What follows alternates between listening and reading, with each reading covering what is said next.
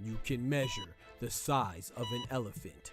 You can clock the speed of a cheetah, but you can't quantify the heart of a kings, queens, and in-betweens. Welcome to Dr. Boxing Talk. Stream starts now. The champ is here! The champ is here! The champ is here! The champ is here! The champ is here! The champ is here! The champ is here! The champ is here! If I tell you I'm good, probably you will say I'm boasting. If I tell you I'm no good, you know one line.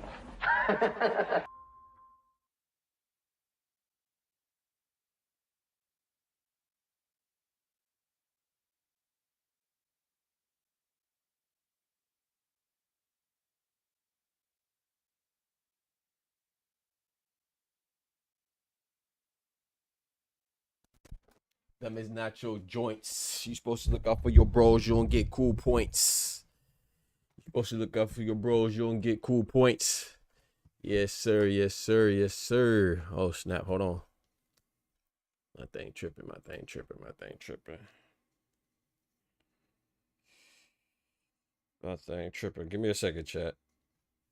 Let me see what's going on, what's going on. All right, we should be good now. Yes, sir. Yes, ma'am. Yes, sir. Yes, ma'am. Y'all know what time it is. Y'all know what time it is, man. On this great grand Monday, man. The doctor's in the house.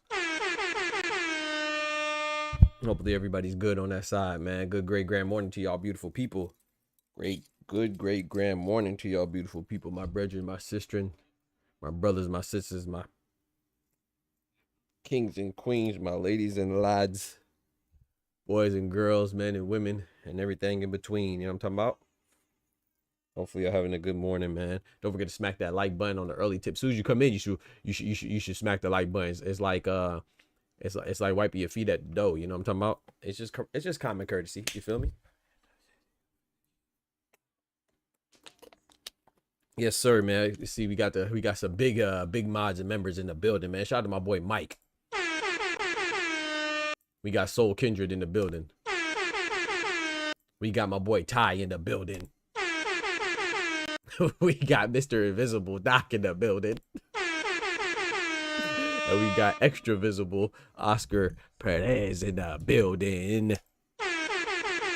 Yes, sir. Yes, sir. Yes, sir, man. Let's get right to it, man. So, hey, chat, I know, you know, I know I had this format, you know, but I'm gonna bring it back. You know, those OGs. I know Ty will remember. I think Oscar will remember. I'm not sure if Mike was here at the time, but I'm gonna bring back my old format, man. We're gonna try to get back how it is, and I'm gonna try to also bring back what's it called, square up. You know what I'm saying? I think that'd be fun. I liked it, man. If people don't like it, that's on them. I know the loyal supporters, they liked it, so we're gonna try to bring that back. We're gonna try to, you know, just get back to how things were, man. And you know what I'm saying, rest in peace Kimba, all day every day, you know what I'm talking about. So before we get started though, let's go ahead and bow our heads and say our prayers. Start off this work week. Dear Heavenly Father, Lord, we thank you for your blessings. We thank you for leading us into this, out of this weekend, and into the weekend and out of the weekend safely. We ask you for your continuous mercies. We thank you for your continuous mercies, and we ask you to continue to bless us and watch over us and keep us strong, not just physically, but also mentally and financially and emotionally as well. And give us a perseverance to overcome any obstacle that we're going through, any hardship, anything that's heartbreaking or mind boggling or anything that we're confused about, Lord, or we're fearful of, or we have doubts of, Lord. Just let's give it to you and allow you to galvanize us, and when we feel a little weak, to re-galvanize us, Lord. Any problem that we have or anything that we encounter, let's look up first and look towards you and ask for your guidance, and let us know that our faith is the strongest part of us, you know, and if we have the strength of a mustard seed, we can move mountains. So all our strength comes from you and our belief in you. So please reinforce that and help us to always remember that with you we can overcome anything. In Jesus' name, amen. All right, let's get it, man. So we're gonna bring back this the topics, man. So we're gonna go back to the old show. We almost sneezed. Whew. Go back to the old show, man. So we're gonna bring back the topics today. We have a lot to talk about, so let's get right to it, man. We got the NTB topics right here. NTB is NahmTalmBout. Y'all know what it is, man. NTB NahmTalmBout is know what I'm talking about, for those of you that don't know the country slang. But yes, sir, we got it right here. So these are all the 6 topics that we're gonna talk about primarily, and then after we're done with that, we'll open it up to the panel and let people join and talk. Also too, man, you know, we have some memberships. I made some updates to the memberships, changed the name, made it more applicable and relevant to this channel and what we go through, man. I've changed the names of the memberships quite a few times. I even added another tier. So yeah, there's little things that you can note, that you'll notice, you know, throughout the day and stuff like that, and throughout your time here. So let's get right to it, man. So the 6 topics that I want to talk about, we're gonna start off with let's start off with Oscar Duarte, man. We're going to start off with Oscar Duarte. I had a little bone to pick, not with Oscar Duarte, but with some of the commentators during the Oscar Duarte fight. You know, I didn't catch the fight with you all. I didn't get to stream it on Saturday because I had some family come through, which I told y'all was going to happen. And I intended to watch the fight on Saturdays with you all, but, you know, I had some family come through, especially with Kimba passing away, so they came by. They just want to chill with me for a little bit and cheer me up, so I appreciate that, you know. But anyway, speaking of the fight though, bro, Oscar Duarte, we saw Oscar Duarte fight Miguel Madueno. Originally he was supposed to be fighting Regis Prograis, right? But Regis Prograis had to pull out late notice. I want to say last minute, but it was pretty much last minute. It was like 10 days out from the fight, maybe like 2 weeks out from the fight. And so as opposed to scrapping the date, which I appreciate, they went and got a replacement. You know what I'm saying? Shout out to Oscar Duarte and shout out to Golden Boy for that.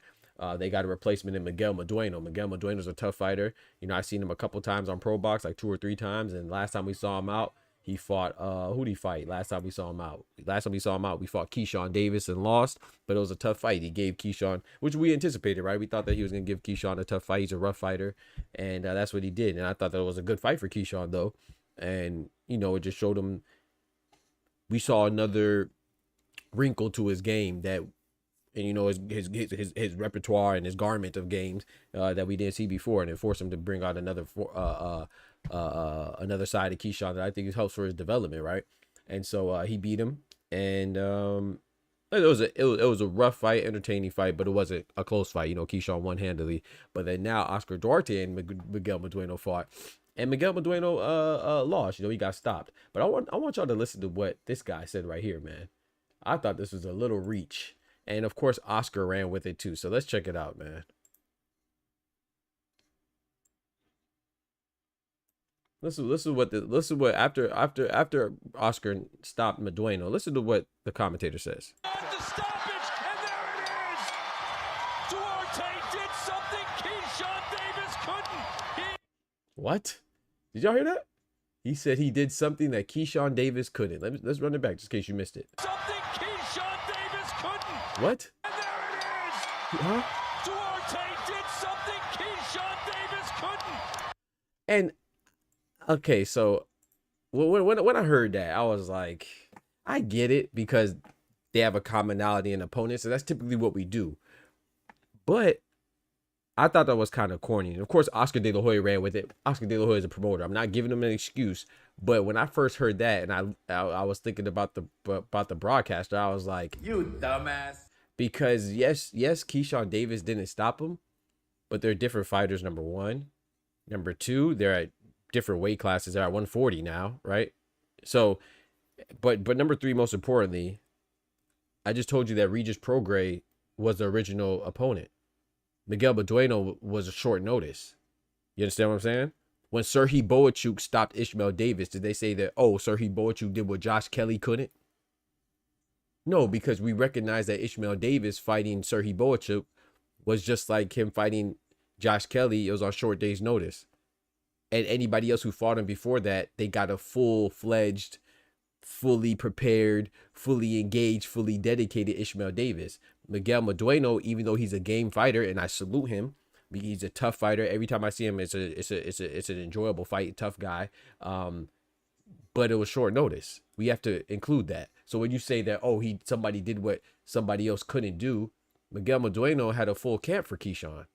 He didn't have a full camp for Oscar Duarte. In fact, he probably wasn't even training full. He probably wasn't even going all the way fully dedicated to his training at that point. But he was like, hey, man, I'll take the fight because he's a tough guy, you know, say he's a warrior. But more importantly than that, you know, it's annoying because, you know, it's like we say stuff like that.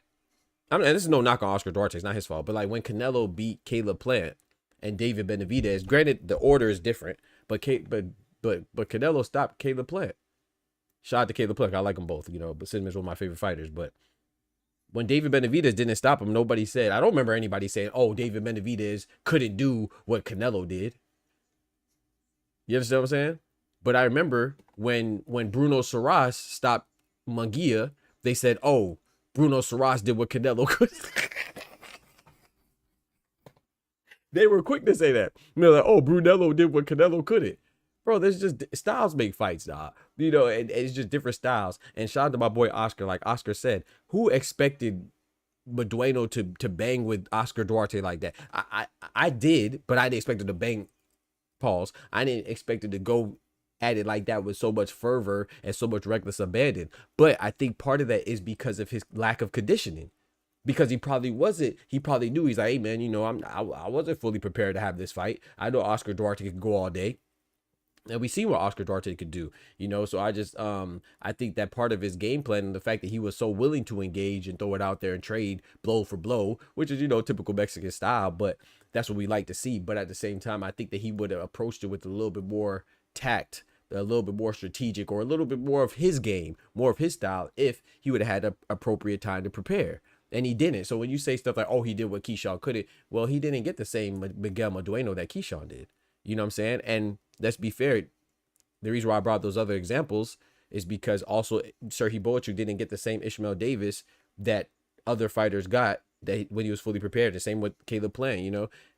Not saying that Caleb Plant wasn't fully prepared for Canelo, but David Benavidez, you know, some people say when you lose, especially when you lose by stoppage, it takes something out of you. So David Benavidez didn't get the same Caleb Plant. He got a diminished Caleb Plant because he got him after Canelo and he still didn't stop him. And I don't think that's a knock, because styles make fights. You see what I'm saying? So I just think to me, it's just annoying how people conveniently say, oh, this person did what this person couldn't do and this person did what this person could do.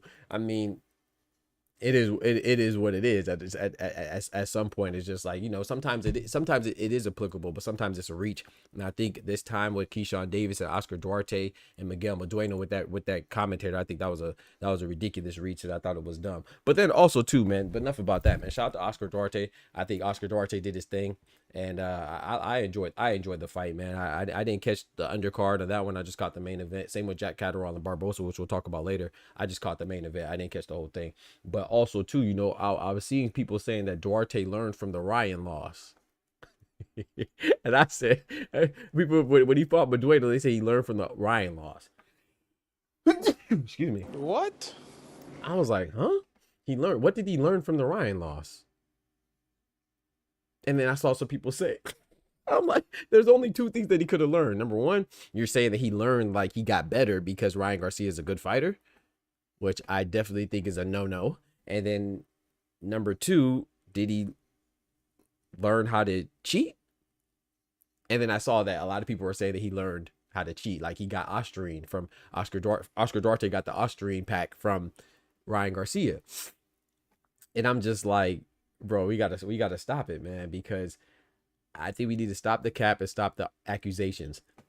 Oscar Duarte didn't learn shit from Ryan Garcia. That's number one. So if you're going in for the angle like he learned how to be a better fighter from Ryan Garcia, no, he didn't. Ryan Garcia is not teaching you nothing. If you watch that fight, there's nothing to learn. Ryan Garcia was just awkward and goofy. I don't know. He got by Oscar Duarte because he is a better fighter. You know, he did enough to stop him. But also Oscar Duarte said that Ryan Garcia was he was the first to accuse him of being on something. If you go back to that fight, he said that he believes that Ryan Garcia was on PEDs, and he said that clearly, right? That doesn't mean that it's true, but he made those accusations. There's such thing as false accusations now, but it's just funny that his next fight, Ryan Garcia got popped for actually cheating, and Oscar Duarte accused him of cheating back when he fought him. You know, people like to sweep that under the rug, you know, when they talk about the Devin Haney and Ryan Garcia situation. They don't like to mention the fact that his fight prior to that, Oscar Duarte actually accused him of it. But anyway, then I saw the majority of people are saying that Oscar Duarte looks like he was on PEDs. And I'm just so tired of that. Now, I understand the Golden Boy stable, you know, Golden Boy Promotions. A lot of people like to say that they're on PEDs and stuff, but Oscar Duarte is trained by Robert Garcia.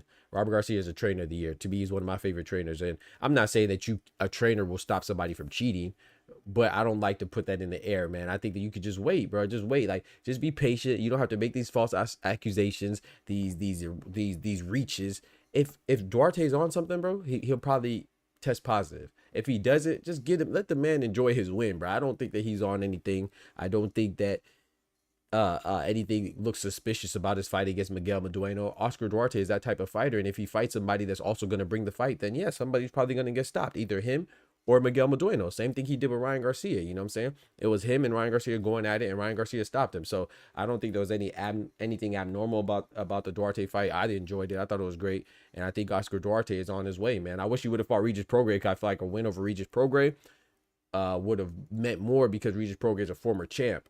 However, I think to say that this win was impressive, but I think it's a reach to say that Keyshawn Davis, this has anything to do with Keyshawn Davis or how far he's going to go, because Keyshawn Davis is not even at that weight class, number one. Number two, you got to fully prepare Miguel Madueno. But it is nice to see that a guy that beat Miguel Madueno has went on to become a champion, and, you know, after Keyshawn beat Dennis Berinchik. But Oscar Duarte, I think it's just a standalone fight, man. I would like to see him in another step-up fight. I'm not sure if he could become a champion at 140, because 140 is kind of... There's a lot of movement at 140. So, but can he beat like Alberto Puello? If Alberto Puello beats Sandor Martin, I don't know. Can he beat? I think him and Sandor Martin would be a terrific fight. That's a stylistic clash right there. I think that's a great fight. I think Oscar Duarte would be a tough out for anybody, but I don't know if he's championship caliber. But I like to see him going. He's going on the right track. You know what I'm saying? I don't know if he beats Rayo Valenzuela. I don't know if he beats Teofimo. And who's the other guy? Richard Sanchez. I don't know if he beats those guys, but I think it's a good one, man. He said Catterall lost me 200. Oh no, Ali. He said, yo, we got pugilism in the building. He said he learned that drunk little Uzi shoulder. You feel me? Like, what did he learn from Ryan? Like, what are we talking about, Ty? Shit, Robert gonna help you. Feel me? Robert Garcia is gonna help you, bro. Like, I don't know what they talk about all this. Oh, he's on PEDs. Oh, he learned from Ryan. Like, stop it, bro. Ryan's not teaching nobody nothing. He's not teaching himself anything. That's why he had to go down. That's why he had to resort to cheating. He's not teaching nobody nothing. So stop it, bro. Like, I don't like just stop knocking the man, bro. Let Oscar Duarte celebrate this win. I thought it was a good fight, a good demonstration, good exhibition of his skills, and he is getting better, man. And I think that the Regis Prograis win could have been better or would have been better if you would have beat him. You know, there's no telling he would have beat him, but with Regis being a former champion, I think that would have looked better. But the win over Miguel Madueno is great because he did stop him, and Miguel Madueno got a beard. You know what I'm saying? Literally and figuratively. He literally has a beard, but figuratively he has a tough chin too. Didn't know you could get secondhand PED for exact. Thank you, Oscar. I'm like, bro, I'm reading this stuff. I'm just shaking my head. We got D Looney in the building. The one American commentator always says the dumbest shit. Hold on, I'm American, but I get your point, and you're right. Hold on, I'll watch your mouth now. You know what I'm talking about? You know, my boy over there across the pond. Hold on now. You're throwing rocks from across the pond now. Hold on now. But you're right, though. I can't disagree. You know what I'm saying? One time for Americans, you know? The good Americans, you know. But yeah, you're right, though. Yeah, they be saying some dumb stuff. I'm like, bro, how you going to compare that to Keyshawn Davis? Like, Keyshawn Davis and Miguel Madueno was a planned, scheduled fight. This was a late replacement, bro. Stop it. But yeah, man, I want to transition. So we just finished the Oscar Duarte stuff, man. Knocking out Miguel off short notice doesn't do much. Thank you, Ty. Thank you. That's what I'm not. I think it does something. So I disagree with you, but it doesn't do enough to make it seem like, oh, you know, Oscar's gonna reach. Oscar De La Hoya is gonna reach. So that's okay. That's his promoter. But these guys, the commentators, talk about, oh yeah, well, you know, I know he's on the zone too, but oh yeah, well, this is he did something that Keyshawn couldn't. It's just so funny we conveniently say things like that, like. You know, when other fighters, I don't know, it's just funny. Like when we, like I said, with the Canelo situation and stuff like that, it's like when some fighters do it, they'll say it, but when other fighters do it, they ignore it. You know, and then even with Duarte fighting Madueno, and I'm not knocking Duarte, but I'm just saying, imagine if that was Tank, right? For example, Miguel Madueno, let's look it up right now. I mean, I'll show you, right? Let's look up Oscar Duarte. And this is no disrespect to Oscar Duarte. I'm just showing you what it is. Because like I said, I thought the performance was good. I do think it means something, but it doesn't mean everything, right? So I want to show you this, right? Because I think Miguel Madueno is a tough fighter. So that's why I think it's a good fight, especially to stop him. But it is short notice. So I understand when someone says it doesn't do much. But to say something like, oh yeah, it does so much. Oh, she did something Keyshawn couldn't do. That's just nonsense. And number two, what I was going to say with Gervonta. Right? Think about what they're saying about Gervonta and Lamont Rose. They're saying he's bringing him up, and that's fine if that's what you want to believe, right? But then Oscar Duarte, he just fought a guy that was at 135 against Justin Paldo, right? That's the fight he won on Pro Box, and then before that was Keyshawn Davis at 135. If this was Tank fighting Miguel Madueno, they would say that he's bringing him up. You see what I'm saying? And that's what I'm talking about. Like when people pick and choose when they highlight something. It's like when Canelo stopped Caleb Plant and David Benavidez didn't. No one says, oh, David Benavidez couldn't do what Canelo did. No one says that.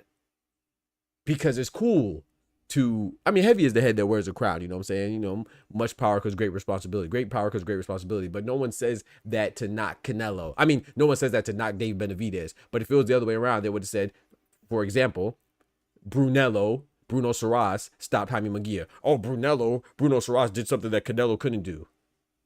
It's not that Canelo couldn't do it. It's just, it didn't happen. Doesn't mean he couldn't do it. Something not transpiring is not the same thing as something not being able to, or him not being capable. Just because he didn't do it doesn't mean he wasn't capable of doing it. Those are two different things. So I'm not saying that Keyshawn Davis could knock out Miguel Madueno, but I like to say on short notice, he probably could have knocked him out too, especially if he was at a lower weight class to fight before.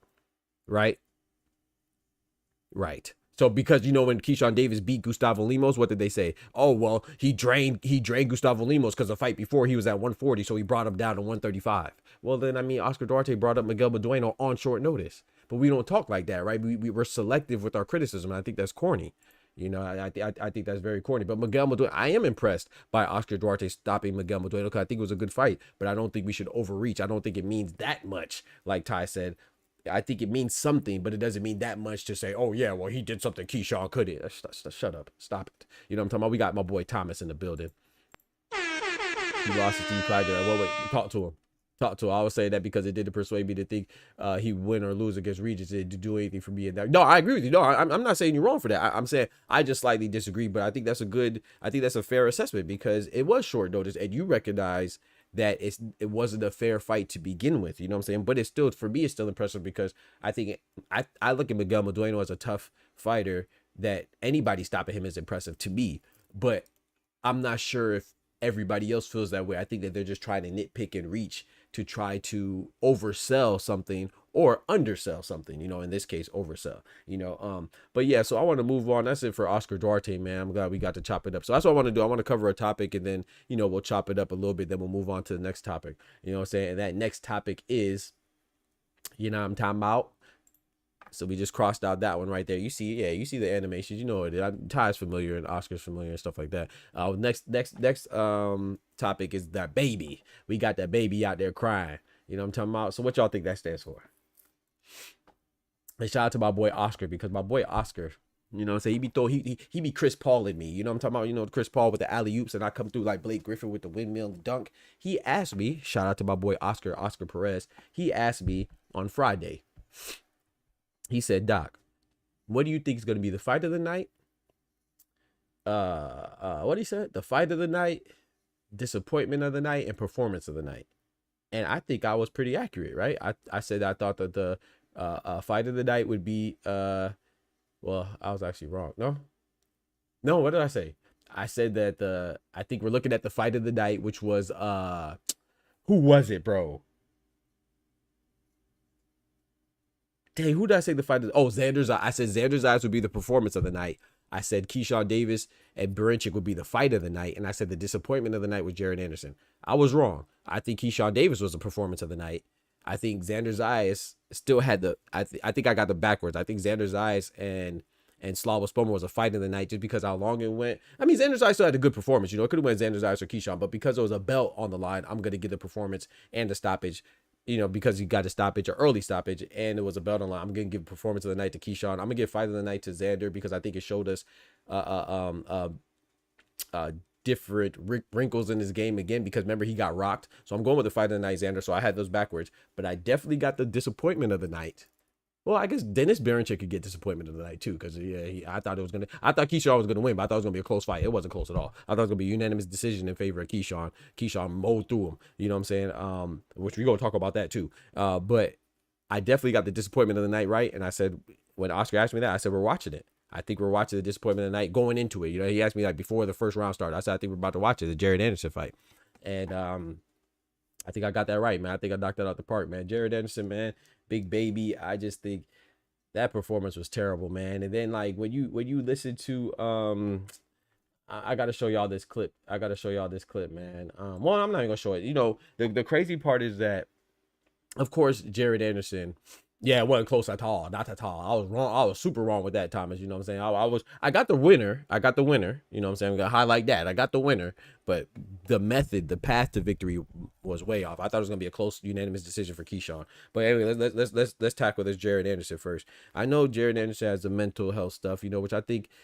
And I'm not talking about Jared Anderson. I'm talking about all of us as a society, from Jared Anderson to Ryan Garcia to Sean Strickland in MMA to, I don't know, John Morant in basketball and Luka Doncic and all of us, you know, me, you. And this is no disrespect to anybody. Mental health is real, but I think sometimes mental health is used as a crutch and an excuse to do dumb shit. I'm not gonna lie to you. I think that there's some of us that are really impacted by it, but I think a lot of us, society now, it's like they try to convince you that you're depressed, or they try to convince you that, you know, you're not right. And, you know, we're all human, right? Of course, nobody is just like this, right? Life is like a roller coaster. So is our emotions. We go up and down. Like Katy Perry says, we're hot, we're cold, we're yes or we're no, we're in and we're out, we're up and we're down. You know what I'm talking about? Something like that with the lyrics. But so it's just like, you got to know how to handle certain things. You got to know how to handle disappointment. You got to know how to handle a compliment. You got to know how to handle a promotion. You got to know how to handle a demotion, a progression, regression, a happiness, sad. Like, you can't do crazy stuff because you're happy. You can't do wicked stuff because you're sad. So you just got to know how to go through the motions. That's an art in itself. I don't think that everybody's depressed. Like, you know, like Jamel Charlo, in my opinion, they're going through something. You know what I'm saying? They'll come out, they'll tell you, and I think that we should be sensitive to that. But when you coming out and you're saying racist things and you're saying hurtful things and then try to hide behind depression, nah, bro, that's not depression. That's just you being an asshole and looking for a way out to fix yourself with public reception. Now with Jared Anderson, to me, I'm not a psychologist, right? So I'm not making a definitive assessment. I'm just saying from my perspective, I can only tell you my perspective. Jared Anderson was going through some mental health stuff, so he says. To me, from what I see, you mean you going through police chases and and doing silly stuff. So what was he like stealing a PlayStation? Like to me, that's just ignorant, dumb stuff. You know what I'm saying? I don't think that's just silly behavior. You know, it's like what Teofimo says, dumb stuff. I don't think he's going through some mental health stuff. And I'm be honest, if he is going through some mental health stuff, even if he has a evaluation, unless he has as an official evaluation and diagnosis, I don't give a fuck. He said what he said, and I'm gonna take it as his word. So when Ryan Garcia comes out and says that crazy stuff and just says, "Oh, I was going through something," I'm not trying to hear that. I'm sorry, I'm not. To me, that's not an excuse to justify your actions. It's something that you're going through. And you go get it fixed. You go to rehab. You go to rehabilitation. Get that shit fixed, like Amy Winehouse, rest in peace. You know what I'm saying? But even when you got to go to rehab, sometimes they'll say no, no, no. And if you say no, no, no, you won't go, then bitch, I'm not going to forgive you. So, you know, Amy Winehouse was going through some stuff. She just got drunk and she was a drug abuser or whatever. I never hear her say no racist stuff or nothing like that. So I'm not giving nobody no pass for nothing. I'm sorry, I'm not. So with Jared Anderson, I think that I'm not sure how much of it is a mental health or is just how much of him wants to be what they say a YN, what they say Ty, a YN, right?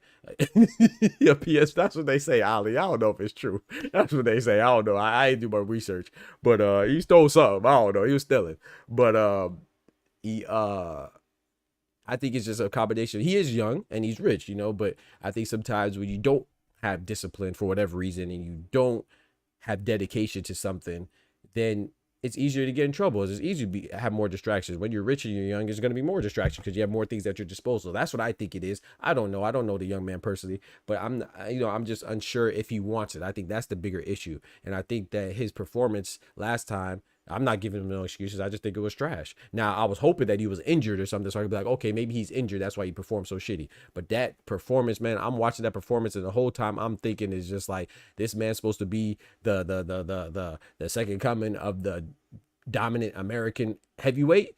Man, that performance was trash. Know your fucking place, trash. So I just think that, you know, if he is going through something, then I wish him the best, and that's okay. But at the same time, I got to call it for what it is. And him against Callias, an unknown Greek fighter, a fighter from Greece, no matter where he's from, but it's just an unknown fighter. He's Greek. That was a terrible performance, man. I think it was disappointment of the night. And I don't know what he's going to do. You know what I'm saying? I don't know what he's going to do. And that's okay if he doesn't want it. Because I don't think he wants it that badly. And if you go to and the crazy part that I was going to say is that, you know it's real when I agree with Tim Bradley. I think Tim Bradley is a great fighter. One of my favorite fights in all of boxing was Tim Bradley versus Ruslan Provodnikov. You never seen that? Go check that out. That fight was great, man. Tim Bradley showed a lot of heart, a lot of courage, and he's a warrior. You know what I'm saying? But as far as his commentary and his analysis, I think it's trash. I think his analysis is terrible. I think his analysis depends on if he likes you or not. Same with Paulie Malignaggi. I think it's good.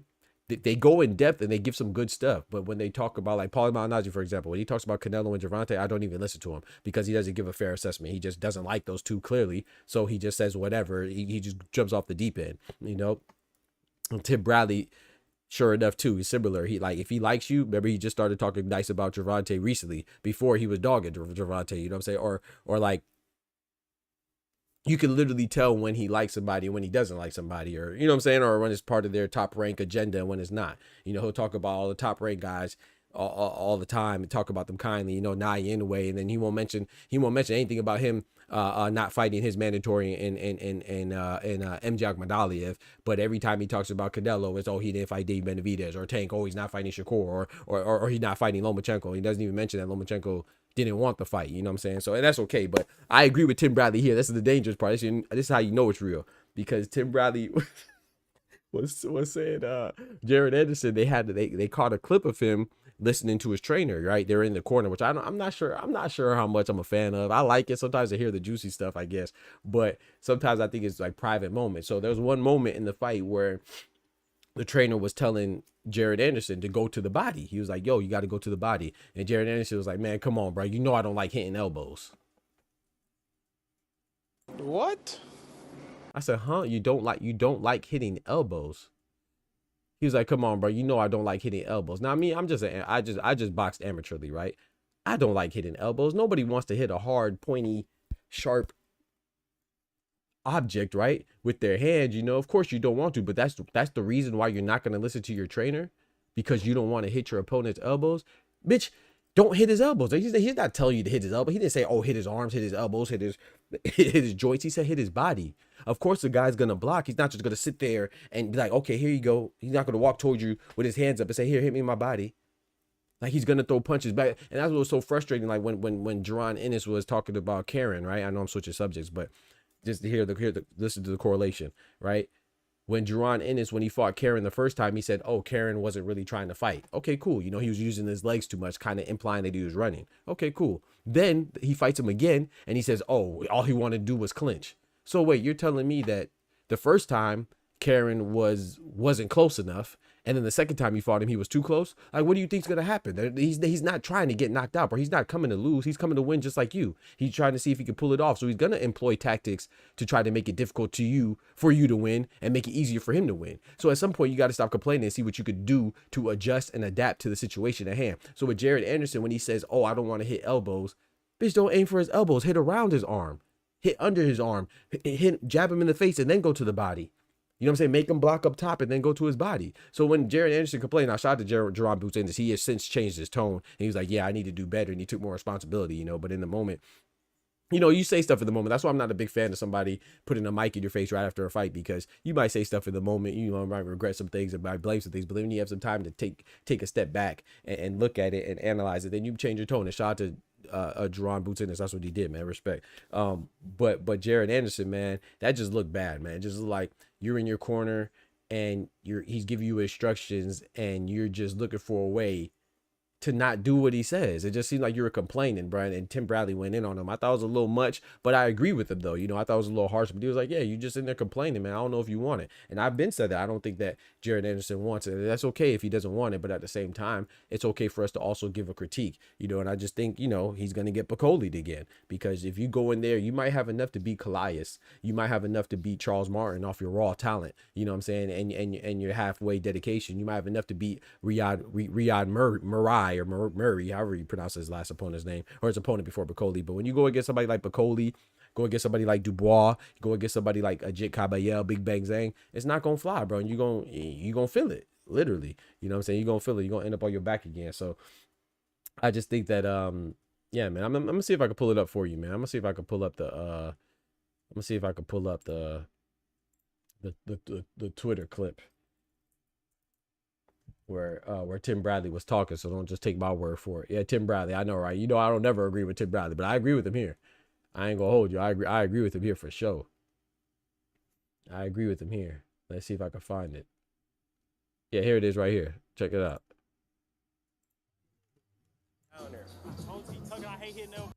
Then you gotta come around, bang, bang, around, under, but you abandoning the body a little bit. We gotta stay down there.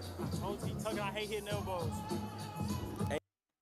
Did you hear what he said? He said, I told you he's tucking. I hate hitting elbows. What are we talking about, bro? Like, that's the thing about Floyd, man. You hear about Floyd. I remember one time when Floyd, the closest thing I could think about with them arguing, off the top of my head, I'm not saying they didn't argue, but Floyd is considered one of the GOATs, right? You know, if not the GOAT, right? Floyd Mayweather, right?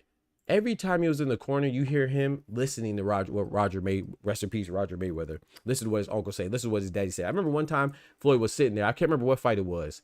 Was it Maidana? I think, don't quote me, but his father was like, Floyd, you got to jab, and then go with the straight right hand. And Floyd just sitting there locked in. And he said, you listen to me, Floyd? You not listening to me. He said, I'm listening to you. You said, jab, then go to the...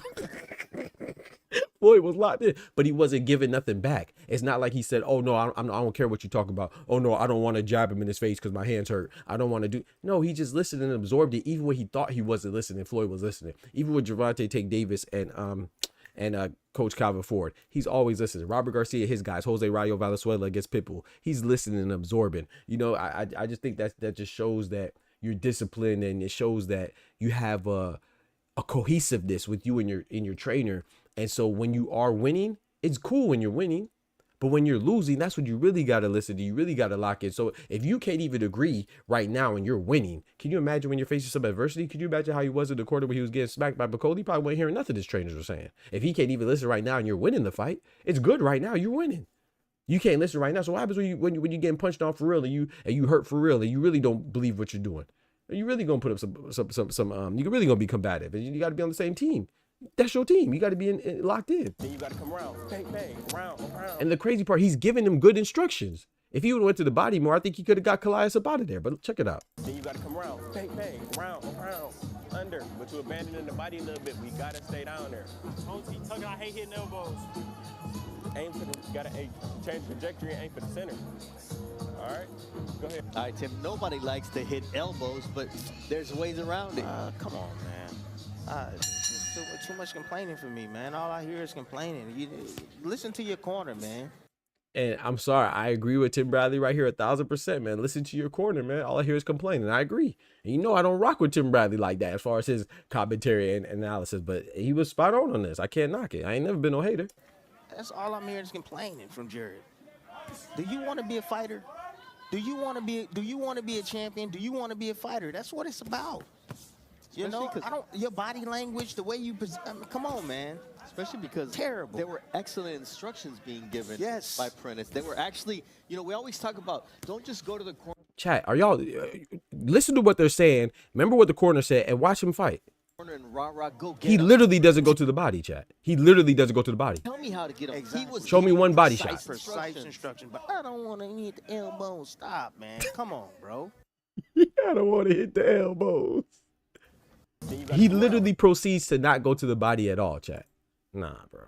I'm sorry, bro. I just never been a Jared Anderson fan because he just doesn't seem like he wants it. If you don't believe yourself, then I ain't gonna believe in you either. You know what I'm saying? So shout out to Tim Bradley. I thought that was spot on and a fair assessment. I thought it was a little much. You know, I'm not gonna say he doesn't want it because of that, but I think he doesn't want it because of what he said before. He's like, yeah, you know, I'm good at boxing. I may not want to do it. He said, you know, and it was in the interview. He was like, they're like, yeah, man, you got a great talent, man. You're chosen for this. He said, yeah, but Jared didn't choose to do this. So maybe you're saying like, I'm only doing it because, you know, I don't want this pressure. I don't want to be this guy, but it is what it is. I can help out my people. So I'm going to do it because I'm good at it. But that'll only take you so far, you know what I'm saying, in boxing. So it is what it is, man. That's how I feel about Jared Anderson. I think he was disappointment of the night, and I don't think he's going to get better. I think, and this is not me being hard on him. I'm just saying this is what I observe. I don't like him to beat even a Philip Hrgovic. You know, I don't like him to beat a Philip Hrgovic, Jit Caballel, Zhale Zhang, Anthony Joshua, Daniel Dubois, Joseph Parker, definitely not Alexander Usyk, Martin Bakole, clearly he already lost to him, Efe Ajagba, you know what I'm saying, Guido Vianello, any other top heavyweights right now, man. I don't Frank Sanchez, I don't think he beats him, you know. But we'll see though. Yeah, I think his ceiling is probably, he might want to try to get a fight with Jared Big Baby Miller, and they could fight to see who the real Big Baby is. And I'll tell you right now, off of that performance, I'm going with Jarrell Big Baby Miller. I ain't gonna hold you. So yeah, I just don't think that he has it, man. It is what it is. Yo, we got Cito in the building. We got my boy Dub in the building. Big member, man. Shout out to the members, man. He said, or Floyd getting rubbed down by Leonard Ellerbe. Come on, bro. Yes, you're right, but getting rubbed down is crazy, bro. Come on, bro. No, did it? I do remember that fight. He was rubbing him down for a show. Come on, you had to say it like you could have said it a whole nother way. That was crazy. He said Jared need to go down to Bridgerweight. Yeah, maybe. I don't know. I don't think it's a weight. Like I said, I think it's a dedication thing, Tay. And when it's a dedication thing, damn the weight. I think it's a dedication thing, and so I don't know what's gonna, you know, because in Bridgerweight is not as much competition. You're right, but let's say he fights a Lawrence Okolie. I think he's better than Lawrence Okolie, but hey, well, I guess didn't Lawrence Okolie say he's going up to heavyweight anyway? But anyway, he's fighting Richard Riakporhe, so he might stay at Bridgerweight. But even if he goes to Bridgerweight, like I said, you're gonna run into somebody good there too. You know, like I said, it's not that he's incapable. It's not that he doesn't have the talent or the skill. It's that he doesn't have the dedication. That's dangerous. You know what I'm saying? Well, they say hard work beats talent when talent doesn't work hard. That's what they say, right? You know what I'm talking about? My boxing trainer, I'm just an amateur. I remember my boxing trainer, he used to say, don't hurt, don't work. You know what I'm saying? If it don't hurt, it don't work. Because that means that you're not working hard enough. Not saying that you want to take unnecessary damage, but you know what I'm saying? When you run a lot, your body going to hurt. Your legs going to hurt. You're going to be sore. When you work out a lot, you're going to be sore. If you're in there sparring, he said every punch, every jab should break a nose, black an eye, or bust a lip. The BBBs, black an eye, bust a lip, break a nose. That's what he said. That doesn't mean that every punch is literally going to do that. But when you throw a punch, that should be your intent. That should be in your mind. You shouldn't just be throwing stuff just to throw it. That's what Jared Anderson was looking like. The man said he don't want to hit him in the body because he might hit his elbow. Huh? Like, do you like? I know that doesn't sound like much. It sounds like you nitpicking, but that's crazy, bro. You don't want to hit his elbow? What? I mean, you might. I mean, you don't want to box then. You don't want to box then, bro. Everybody got elbows. Nobody's gonna sit there and let you hit him to the body for free. You don't like hitting elbows. That's crazy to me, bro. Bro. I don't know what's that. That's almost up there with Devin Alexander. Remember when Devin Alexander was fighting Tim Bradley? I believe it was Tim Bradley. He was like, "Oh, I can't go. I got sweat in my eye." He said, "You got what?" Shout out to Devin Alexander, man. He's a good fighter, bro. That man biceps are crazy, bro. I'm talking about, you think Carmelo Bowen got some crazy biceps. Go look at Devin Alexander. His biceps look like there was something wrong with him. Like he could have been a Marvel. He could have been a Marvel superhero or something. But that man got sweat in his eyes. Like, nah, bro, ain't no sweat in your eye, bro. I mean, it might be sweat in your eye, but that's not why you don't want to fight. You don't want to fight because Tim Bradley punches on your ass. That's what. But he said that was his out. His out was that he got sweat in his eye, you know? And I was like, after that, I was like, okay, yeah, you don't want it, bro. And then, I mean, naturally, then his career, he started losing. He started losing to even more people, you know what I'm saying? And I think Devin Alexander was a good fighter. Yeah, he had a lot of talent, but he just didn't want it, you know? And sometimes it is a matter of who wants it more. And if you don't want to punch somebody, you don't want to go to somebody's elbow and listen to your corner because you don't want to go to somebody's body and listen to your corner because you might hit their elbows, then, I mean, to me, you just don't want it. And on top of already saying you don't want it, man. But anyway, that's enough for breaking down Big Baby, man. I agree as a whole. Anderson was disappointed, very disappointed. My guy just Vito looked just as bad. Yeah, but I don't know, Oscar, man. Jared Anderson, to me, you look worse when you have high expectations. You know what I'm saying? You got to remember Tyson Fury dubbed Jared Anderson as the next best heavyweight. He dubbed him and Moses Atama, which I think is premature for both, but at least Moses Atama is moving like he has that in his destiny, you know what I'm saying, in his future, you know, like he's destined for greatness. And I always hear that he does work in the gym. You don't hear that from Jared Anderson's side, you know what I'm saying? Like I said, that's okay if he doesn't want it, you know, he just want to get paid. There's no crime in that. People are like, that's criminal. No, it's not criminal if he doesn't want to, if he just wants to do it to get as much money as possible. There's nothing, we shouldn't demonize that, but we also should stop putting our expectations on him then because he's showing us that he don't want it. That shit was, not only was that disappointing, I'm gonna go further, Oscar. That wasn't just disappointing, that was trash. Know your fucking place, trash. You talk about Vito Milnicki? Vito didn't look that bad in my opinion. Yeah, Vito Milnicki, I thought he looked kind of pedestrian as well. I don't think he looked as bad as Jared Anderson, because Jared Anderson, to me, I think the guy that Vito was fighting, no disrespect to Callias, but the Irish dude that Vito was fighting, I think he looked a little more formidable, and Vito doesn't have as much expectations, at least for me, as Jared Anderson. So maybe I'm giving him a pass. He didn't look great, but you know, I thought he looked better than Jared Anderson, man. But you're right though, Vito didn't look great either. He looked pedestrian, but I think Jared Anderson looked terrible, man. I think if Jared Anderson looked as Vito looked like he put in effort. At least Jared Anderson didn't look like he put forth effort. Vito just I'm disappointed in Vito because he just kept doing the same thing and he didn't adapt. Like after like you said, I think you gave the perfect analysis to that when you joined the Discord that day. It's like after the 4th round, he just like slows down. You know what I'm saying? He just stops doing what he was doing, or maybe his opponent adapts to him and he doesn't know how to make a counter adaptation. I don't know, but so I don't know, man. I just disappointed Jared Anderson, man. And I know he might be mad that he was on like the undercard. He was on the under of the undercard. But I mean, that's where he belongs. That like it's okay to be disappointed, but he was disappointed and he wasn't even exciting. You see what I'm saying? Like, why would you want to see Jared? Do you want to see Jared Anderson again after that performance? We were excited to see how he would bounce back after losing to Bacoli, right? Because his fight before Bacoli, if you remember, was against Riyad Murray. And he didn't look good against them either. Riyad Murray wasn't throwing no punches. He was in there. You think Deontay Wilder was bad against Joseph Parker? He threw less punches than Deontay Wilder did, the Mariah guy. You know what I'm saying? Deontay Wilder looked like a shell of himself against Joseph Parker. He didn't like he threw any punches back. You know, shout out to Deontay Wilder. I think he's a shell of himself, and I think people are over exaggerating that win for Joseph Parker. I think if you watch that fight objectively speaking and making a fair assessment, you can see that wasn't Deontay Wilder in there. He wasn't throwing no punches. You know what I'm saying? So shout out to Joseph Parker. That's a good name on your resume, but that wasn't impressive because Deontay Wilder didn't throw no punches. Riyad Marai, the guy that Jared Anderson fought before Bacoli, he threw less punches than that. He was in there just looking like a heavy bag. He wasn't throwing no punches.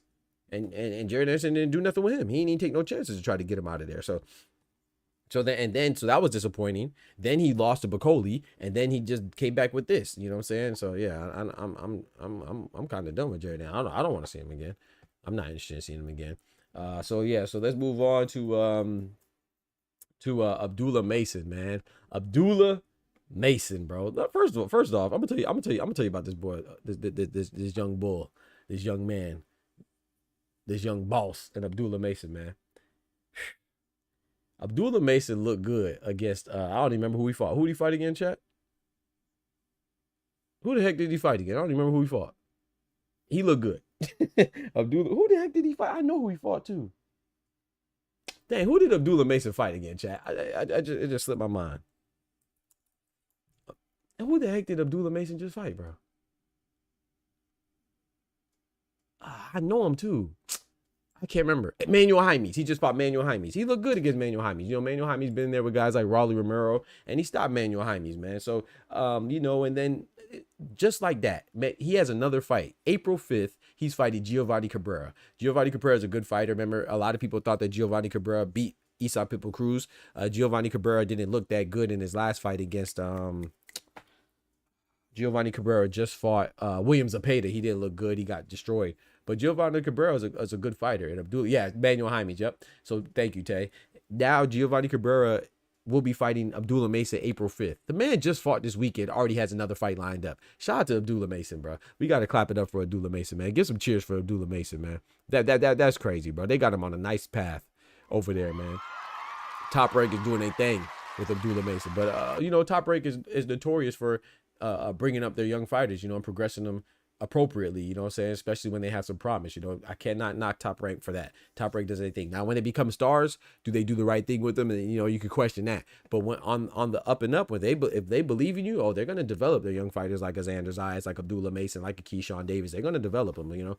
So, shout out to even like Teofimo. They developed Teofimo pretty well. He just dropped the ball when he lost to George Kambosos. But yeah, so Abdullah Mason already has a fight April 5th. Good Lord willing, against Giovanni Cabrera. I think that's another good test, another good step up. And I like that fight, man. But also I want to salute Abdullah Mason, because Abdullah Mason said he wants all the smoke, man. You know, he said he wants all the smoke. They asked him in the interview, they said, oh, you know, your stable mates, Keyshawn Davis and Shakur Stevenson. He said, would you ever fight them? And he was like, hey, man, the only people I wouldn't fight are my blood brothers. He said, I got love for them, but if you have a belt, that's a future fight for me. And I love to hear that, man. Shout out to Abdullah Mason. I think that's dope. That's stuff that you want to hear. However, I want to say this though. You know, I don't like the fact that people are trying to use that as a way to subliminally knock other fighters like a Keyshawn Davis and a Shakur for not fighting each other, right? Because they made a proclamation that they wouldn't fight each other. Well, Shakur Stevenson was there for Keyshawn Davis in a very low point of his life, right? He like went and picked him up out of rehab or something like that. Like he was having suicidal thoughts, if I'm not mistaken. And Shakur kind of talked him off the edge. And anyway, they have a bond. It doesn't even matter to what capacity, right? I don't care. If they don't want to fight, they don't want to fight their friends. I know he say like you know, when I play basketball and stuff, if I'm going for a pickup game, you know what I'm saying? I'm not talking about like when we have games and like organized ball like a school or whatever. But when you have pickup games, and if I'm not on my my homeboy's team or whatever, it feels a little weird. But I'm still gonna go at his neck, you know, because I'm gonna try to win. But I'd rather him be on my team. Now that's just something like basketball or football or soccer. But we talk about boxing where you're punching on somebody. It's more intimate, right? That's why people get in their feelings when you talk about Tank and they like Tank, or you talk about Devin Haney, they like Devin Haney, or you talk about Nadia Inoue or Ryan Garcia or Terrence Crawford or Canelo Alvarez, and they like them. They get in their feelings. They act like you're attacking them or their country or their being, right? Or the fabric of their being. And you're not. You just, well, some people are, but a lot of times you just make it a observation on the fighter, right? You get in fun discussions. But boxing is a little more intimate. So if I fight my friend, I could potentially knock him out. I don't want to do that to my friend. You know what I'm saying? So I understand it now. Would I appreciate if they would fight? Yeah, I appreciate that too. You know, I'm not saying that it's a pass not to fight. But what gets on my nerves is that, shout out to Abdullah Mason, these things aren't mutually exclusive. I could salute Abdullah Mason for wanting all the smoke, and I could also appreciate Keyshawn Davis and Shakur Stevenson saying that they don't want to fight each other. I'm so sick of these people trying to demand Shakur and Keyshawn for what? Now, if you want to demand Shakur and Keyshawn, it makes sense because they're both title holders, right? They are both champions and they could unify. So I understand the demand now, but people were demanding it before. For what? It's like just because they told you that they don't want to fight, now you want to see them fight because you want to disrupt the apple cart. You want to be that throw salt in the wound. You want to be that hater that you are. Like Keyshawn Davis and Shakur weren't even in the same sanctioning body. So Keyshawn wasn't ranked highly in the sanction. He wasn't a threat or an imminent threat or like even somebody that should be up next for Shakur for people to want that fight. Like it's the only thing there. You know, they just want that now because they heard that they wouldn't fight, you know, so we naturally want what we can't have, essentially. But to me, what's even funnier is that where was the demand for Loma and Baranchyk, right? Loma and Baranchyk were both title holders at the same time. Matter of fact, where's the demand for Loma and anybody? Where's the demand for Loma and Tank? Where's the demand for Loma and Shakur? Where's the demand for Loma and Baranchyk? Everybody's like, first of all, so I want to be very clear. First of all, I am sympathetic towards anybody's plight in their country, especially if it's a war-torn country like Ukraine. Big salute to them. I wish them the best. But when people say, oh, Loma and Baranchyk, they're not going to fight because they're countrymen, and we're okay with that. No one says anything. Isn't Shakur and Keyshawn Davis countrymen? Aren't they countrymen? Are they not? Aren't they not both the understudies of Terrence Bud Crawford? So don't they have a natural brotherhood right there already too?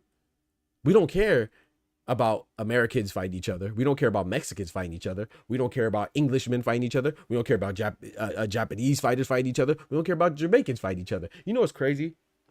You know, speaking of Jamaicans, right? Lennox Lewis and Donovan Razor Ruddock, they fought. Now, I know Lennox Lewis is Jamaican. He Jamaican heritage, parents are Jamaican. He was born in England, but then Donovan Razor Ruddock, he's Jamaican, and so is Lennox Lewis. Did anybody have a problem with them fighting? They're Jamaican. They're both Jamaican. And in fact, that brings that country together because now you have two Jamaicans fighting. So it's like no matter what, you win. So if two Ukrainians fight for a unification, wouldn't that bring Ukraine together? Either way, there's no loss. So why wouldn't you want that? I feel like that would galvanize Ukraine. Or any country, not just Ukraine. I mean, when two Dominicans fought each other, wasn't there Vilamar Fernandez and Arsenio Green? They're both Dominicans. There's not too many Dominican fighters out there, right? As far as at the high level, you know what I'm saying, at the same time together. You know, sometimes there's a top Dominican fighter, top Cuban fighter, top Uzbekistan fighter, top Jamaican fighter, but there's not a lot of those fighters that are at the top at the same time. So that's why when you see them fight, it's like you get excited. Like, for example, like I remember my pops doesn't even watch boxing, but he got excited when I told him Martin Bakoli and Efe Ajagba were fighting. And you can ask anybody in here. I get so happy when I'm so excited that Efe Ajagba and Martin Bakoli fight. I think that's a fight in Africa, right? And that's a whole continent. I'm excited for two. They're not even from the same country. Can you imagine if they're both Nigerian? My pops thought they were both Nigerian, and he was excited to have two relevant heavyweights fighting at the same time, and he thought they were both from Nigeria. I said, no, Martin Bakoli's from the Democratic Republic of Congo. Efe Ajagba's from Nigeria. But if they're both Nigerian, I'd be even more excited. Why are we using that as a crutch and a reason for them not to fight? Because they're both from Ukraine. I'm just very confused. You know what I'm saying? I don't understand where we get that from. But even two Puerto Ricans, Miguel Cotto and Carlos Quintana, they're both Puerto Rican. They fought. No one had a problem with that. It brings the area or the region or the country or the town together.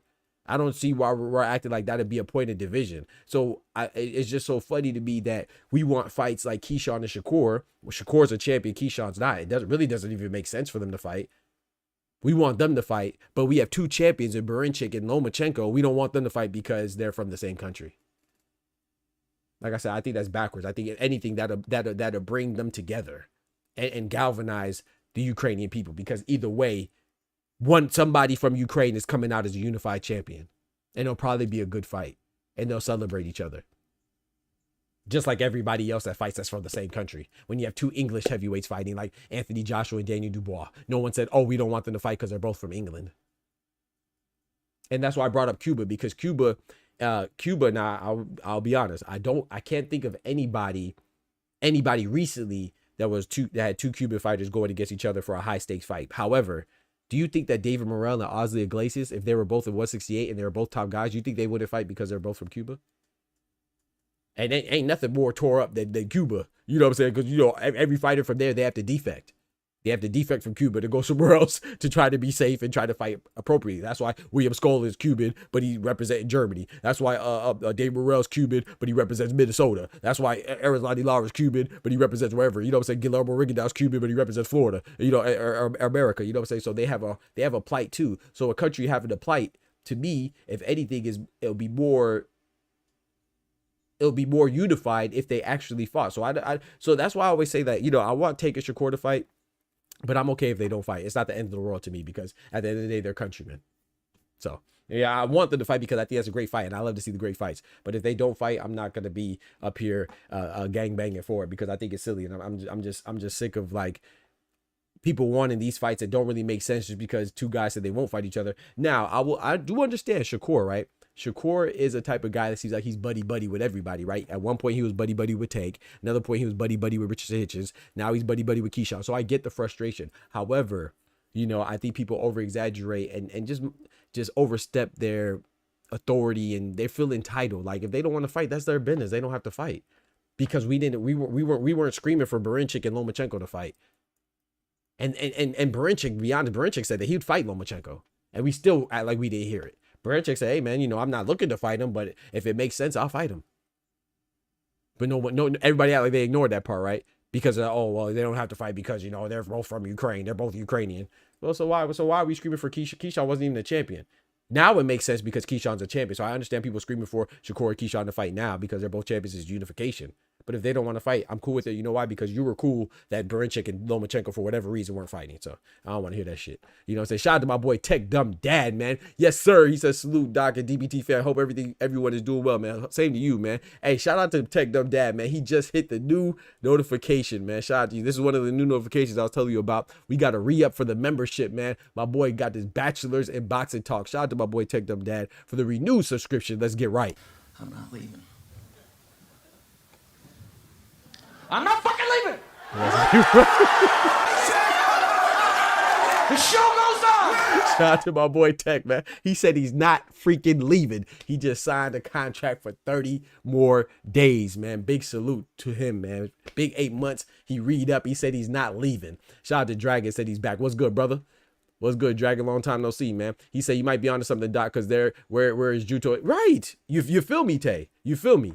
I'm glad you asked that question, but I got an answer from Cuban. Their OGs would ask them to take another route unless it was necessary for them to actually fight. Shout out to my boy Ty, man. Appreciate that, bro. My boy Ty said, hold on. I got to read that again. My boy Ty came with the fact check. No, hey, save that, Ty. Hey, Ty, will you be able to join later? Let me know if you'll be able to join later, man. We gonna hit that with the fact check. You know, Ty got his own segment, man. Shout out to my boy Ty. We gonna bring you up for the fact check if you're available. If not, then you know. Anybody watch that? No, I did watch it. I didn't watch the whole thing. I tried, but I only caught a couple rounds. But shout out to Norm. We're gonna get to that too, man. Please remind me on that too, Dub. But yeah, so yeah, I just think it's crazy, man. I think it's crazy. So yeah, I'm just tired of that. You know, I think that we give certain fighters certain excuses, and like I said, I'm not saying that they have to fight. What I'm saying is if you can understand two guys not fighting because they're from the same country, or they're on the same Olympic team and amateurs, and they probably don't even really rock with each other. Like there's nothing to show that they have a great relationship. I would assume they do, but there's nothing to show that they do, because guess who was on the same Olympic team or same national team? Beterbiev and Bivol. Beterbiev says, I didn't even talk to the little motherfucker.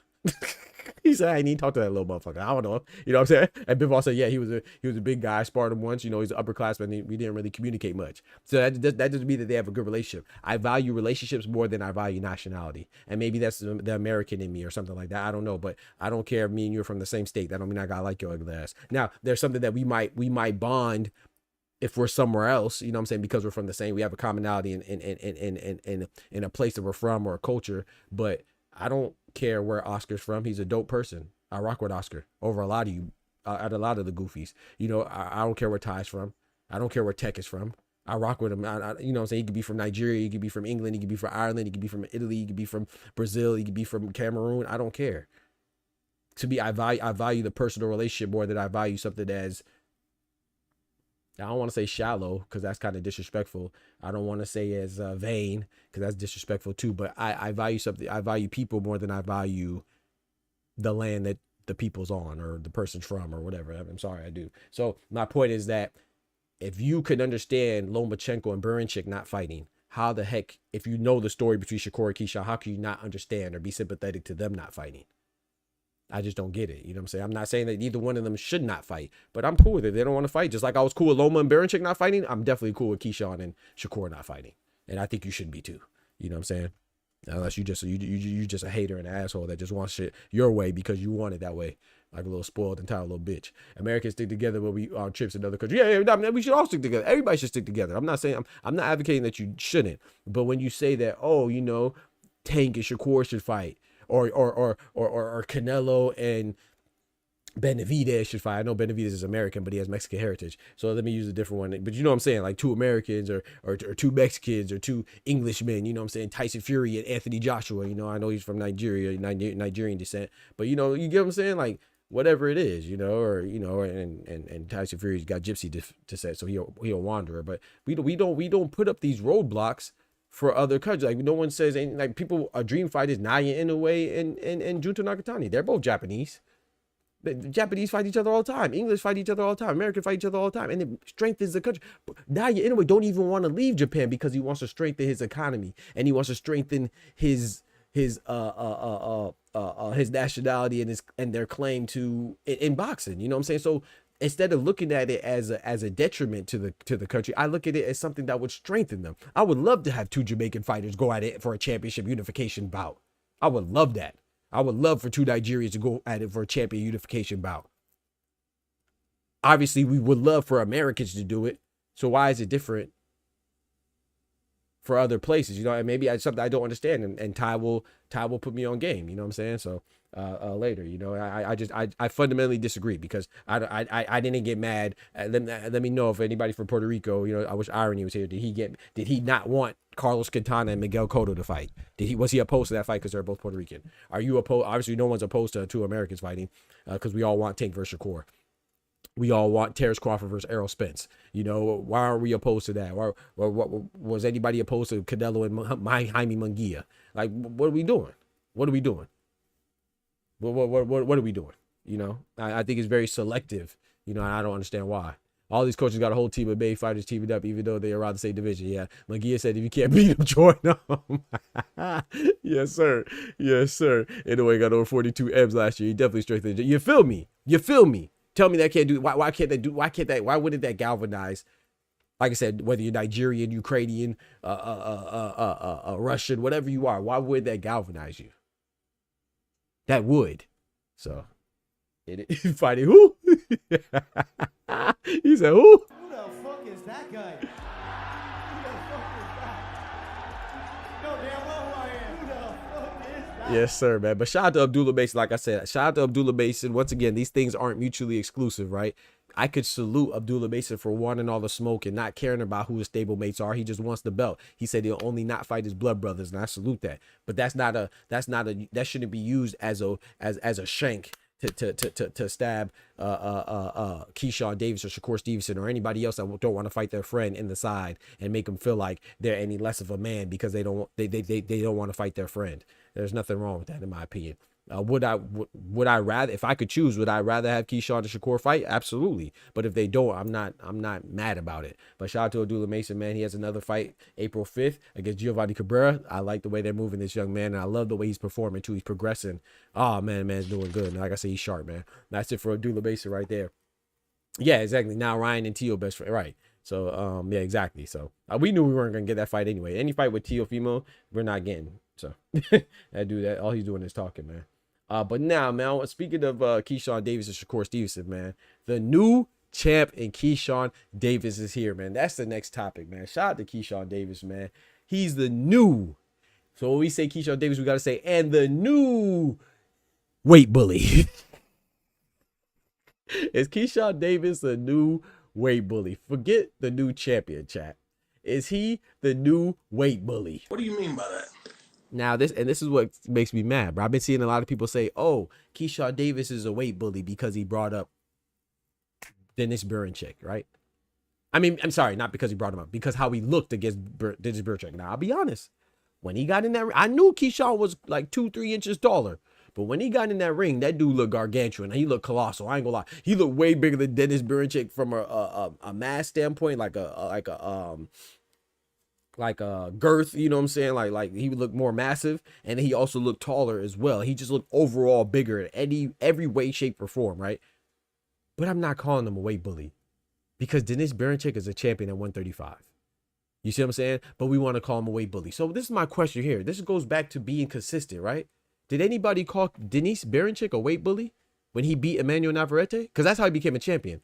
Emmanuel Navarrete, a guy who's a current champion right now, still a champion, he campaigns at 130. He fought Emmanuel Navarrete to claim a 135-pound vacant title. Did anybody call him a weight bully? Did he weight bully Navarrete? No, we just said that was a good win. But Keyshawn Davis is weight bullying Bergkamp because he looks bigger than him in a weight class that they're both in a weight class that Bergkamp is a champion in. That's Bergkamp's fault if he can't make the weight satisfactory in satisfactory fashion. It's like, was Pitbull trying to weight bully Ryo because Ryo moved up to 140 to challenge him? No, that was Ryo's choice to move up. He saw Pitbull cruise in and bring him up. But it's so funny because the same people that are saying Keyshawn is a weight bully are the same people that say somebody like Tank using the rehydration clause is trash. So you don't want people to use rehydration clauses, but you also don't want people to be a weight bully. So you don't want people to do the thing that the other thing would stop. So it just seems like you're just a little bitch that's supposed to talk trash. So one hand, you're saying you don't want people to use rehydration clauses, even though IBF sanctioning body actually has a rehydration clause in their own sanctioning body. They implement it themselves. But then on the other hand, you're saying that what the rehydration clause is used to stop, the other person is cheating because he's weight bullying. Shut up, bitch! He said, nah, that's not even cool words, Eddie. I just don't get it. I have to change my opinion. I just put the night a haircut for Dash Chris. Let's be real. So of course not. Both fighters midweight. Thank you. Let's be real, because it's in your name. Let's be real. All that other stuff is fake stuff, man. People are calling this man Keyshawn a weight bully, bro. They both made weight. They chose, bro. If you can't make weight, move your fat ass up. That's it, bro. I don't believe in this weight bullying stuff. Now, granted, when you talk about Devin Haney and we talk about David Benavidez, y'all know I like David Benavidez. Devin Haney, I don't really care for David Haney, but I don't dislike him. I don't hate him, you know. I don't think anybody should be cheated. But I would say that he's a weight bully in the sense of they shrink themselves down, him and Benavidez, and then they blow up exponentially on fight night. But I don't say that a weight bully. I don't like using that term because a lot of people put an excessive amount of negative connotation on it. Like, to me, the action is what they're doing, right? And maybe Keyshawn Davis is doing it too. He drains himself to make weight, which he didn't look that bad at the weigh-in to me. But Devin Haney be looking bad sometimes, you know, and David Benavidez too. And then they blow up, right? But that's all in the confines of the rules. They're not violating the rules. So I don't say weight bullying as somebody cheating. What Ryan Garcia did when he didn't make weight and he blew up, that's not cheating, because once you agree to have the fight keep going, then it's not cheating, you know. But having peed easy in your system, that's cheating. But when you miss weight, that just shows a lack of dedication, a lack of discipline, and unprofessionalism. You're not professional, you know. And people get banned for that in the JBC. Go ask Japan, right? John Rio Casimiro, he missed weight by 1 pound against Saul Sanchez. He got banned for a year from fighting in Japan. He missed weight by 1 pound. The limit was 122. He came in at 123. He missed weight by 1 pound. He got banned. So some people do take it as a violation of rules and they will ban you for it. But America, it's like the wild, wild west, you know. We just like to have our cake and eat it too. We want to say we don't like rehydration clauses, but then we also don't like weight bullies. Well, one is to stop the other. If you choose to be in a weight class, if you try to drain yourself to make 135 so you can have a physical advantage, then I cannot turn around and say that the opponent is weight draining you. You can't make weight, Ryan Garcia, go to 140. It's coincidence you didn't make 140 either. You know what I'm saying? Janabek, if you're passing out because you can't make 160, it's not your opponent's fault. It's you. Go to 168. Stop being scared of Canelo, because you know Canelo gonna break your back. Pause. He gonna knock your back socket loose. he gonna knock your belly button through your back. That's why you don't want to go up to 168, because you know you can't handle your original your more appropriate weight. There are more appropriate weight classes you should be in. So if you want to kill yourself to be at 160 and be hospitalized, then I think you should be penalized when the fight gets canceled, like it did against Andre Mikhailovich the first time. I think that you should be stripped. But if you're not going to be stripped, you can't then turn around, or the fans, not I'm not saying Janibek did that. I think Janibek's the best at 160, but we can't turn around as a fans and say that his opponent is weight draining him. No, he's choosing to drain himself so he can have a significant advantage during the fight. That's what they're choosing to do. That's why Ryan Garcia wanted to fight at 135 against Javier Fortuna and against Emmanuel Tagbo and against Gervonta Tank Davis, because he wants to go down as low as he can and then blow up the night of the fight. And then Gervonta Davis, who's intelligent and uses his brain, like, hold on, bro, you could blow up, but we're gonna limit how much you could blow up to. But then when we say, oh, rehydration clauses are pussy, then we say, oh, the same people that say they don't like rehydration clauses, when they're the same people that call Ryan Garcia a cheater because he blew up against Devin Haney. Well, Devin Haney blew up against Regis Prograis, but the difference between Devin Haney is that, and Dave Benavidez sometimes, is that they make weight. So to me, there's no problem with that. But when you miss weight like Ryan Garcia, that's when it's a problem. You know, it's a lack of professionalism, and then just don't have the fight. But if you turn around and say, okay, we're still going to have the fight because you're so confident that you'll win, then you can't turn around and complain. The part that I complained about Ryan Garcia is the PEDs part. You never hear me complain about the weight. You never hear me say that, because that'd be contradictory. You see what I'm saying? I think it's a bad look, but I don't think it's cheating. It's not, you know, but if you're in Japan, they wouldn't go for it. They would ban your ass. Ask John Rio Casimiro. Ask Louis Neary, who missed weight and got banned. You know what I'm saying? So in Japan, so it just matters how you look at it. But at the same time, I just don't understand how people are knocking Keyshawn for fighting a champion at 135 and saying he's a weight bully because he looked bigger. That's not his fault. Tell Dennis Berinchyk to go down to 130 if you can't fight at the weight. But it's so crazy that nobody will say that, oh, Dennis Berinchyk weight bullied Emmanuel Navarrete, but we're saying Keyshawn Davis weight bullied Dennis Berinchyk. How does that make sense, bro? Let me read my boy Tech Dub Dad's message real quick. I missed what he said. Let me scroll up real quick. He said, I got the reluctance to fight someone you are friends with, but this is a professional sport, so I am torn because I wouldn't want to fight my friend. But if he has a belt, I'm signing. Right. And I don't think that's the thing, Tech. Like you said, you're reluctant, but you still do it. That's cool. But how could I tell somebody, what if I say, I'm with you, Tech. I think I would fight my friend too if they wanted to, but that's not what I wanted to fight. Like Jarrell Big Baby Miller, right? Big Baby Miller and Andy Ruiz. They didn't want to fight each other, but they fought. And then Jarrell Big Baby Miller, what did he say immediately afterwards? He said, man, I want to fight my friend again. He said, I don't want to fight no more of my friends. I can't knock that, bro. Because it's not like basketball. It's not like me mossing somebody, you know what I'm saying, catching the pass over somebody and I'm laughing at you. Bro, you're literally punching on somebody. Somebody could get hurt. You know what I'm saying? And that's just what boxing is, you know? So the likelihood of that happens is not high, thank God, but it could happen, you know? So I'm not knocking that. If you're reluctant, I'm not knocking it. But what I'm saying is that to me, I value friendship more than us being from the same country. Because me and you could both be from America. I rock with you, Tech. And you rock with me, obviously. Thank you. But just because me and you from America, there's been, matter of fact, almost everybody I got in a fight with in my life is from America. You know what I'm saying? So just because we're from America don't mean we gonna be friends. You feel what I'm saying? So I value personal relationships and friendships more than I value sharing a same territory. But I'd have fought plenty of people for the same projects as me. What would you do? I fought plenty classmates, plenty roommates, plenty neighborhood neighbors, neighborhood neighbors. I was gonna say plenty neighbors. You know what I'm saying? So what are we doing? What are we doing? It's just, but people just have surface level thinking and they hear what people say, so they regurgitate it without actually being a critical thinker. What are we talking about? The majority of people that you don't like are from the same area you're from. That's why you don't like them, because you probably met them in the same area that you're from. So just because you're from the same area doesn't mean you're friends. I value friendship more than I value us being from the same place. I'm sorry, I do. Call it whatever you want. But yeah, but Keyshawn, people say Keyshawn's a weight bully is knocking cat droppers. Nah. But Keyshawn Davis being a weight bully to me is crazy. I just think we should celebrate the fact that he's a new champion. He destroyed Dennis Berinchyk. And like I said, I'm going to give him all the credit in the world. I don't care how easy he made it look, because I'm going to stand on what I said, bro. Like, I don't care about being wrong. I mean, because I wasn't really wrong. You know, I got Keyshawn winning. Keyshawn won. I just didn't think Keyshawn was going to win in that fashion, right? But even still, I thought Dennis Berichick, from what I saw, was going to give Keyshawn Davis some trouble, and I was just wrong. So how dare me turn around and say, oh, well, Dennis Berichick, he got weight bullied, or he wasn't, or he wasn't good, or he looked trash. Then that's diminishing Keyshawn Davis's accomplishment. I still don't think Dennis Berichick is trash. I think he was not as good as I thought he was initially, but more importantly, I think that Keyshawn is outperformed what I thought he would do. So I got to give him kudos, bro.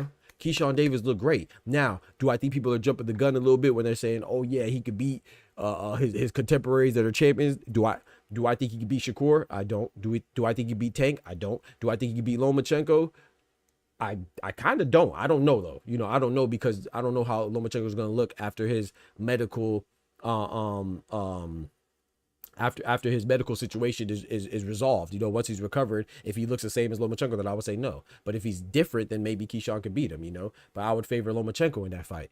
So what I'm saying is that Keyshawn Davis beating Berichick, it didn't do much for me as far as giving me confidence that he could beat the other champions, because I think that the other championships opponents level has been better. You know, I think Shakur has I think Jamel Herring and Oscar Valdez are more quality wins for Shakur than Berichick has been for Keyshawn or Jose Sniper Pedraza. I definitely think Jose Sniper Pedraza was a better quality win for Tank than it was for Keyshawn Davis, right? Because a lot of his hype from Keyshawn Davis is coming from his Pedraza win. Well, Keyshawn Davis wasn't Pedraza's first loss. He was his first stoppage loss, but he wasn't his first loss. He wasn't his second loss, third loss, fourth loss. Well, he might have been his fourth loss. I don't know. But Gervonta Tank Davis, Jose Pedraza was his first loss. Sorry.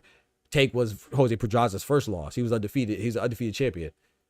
So I don't think Keyshawn Davis has a Leo Santa Cruz on his record, and Jose Pedraza on his record, and Mario Barrios on his record. So yes, that was a good win, even the win against Gustavo Limos. But Gustavo Limos, and I'm not saying this to knock him, because I don't come from a place of hate. I'm just coming from a place of observation. Gustavo Limos did not look like the same Gustavo Limos that Richardson Hitchens fought.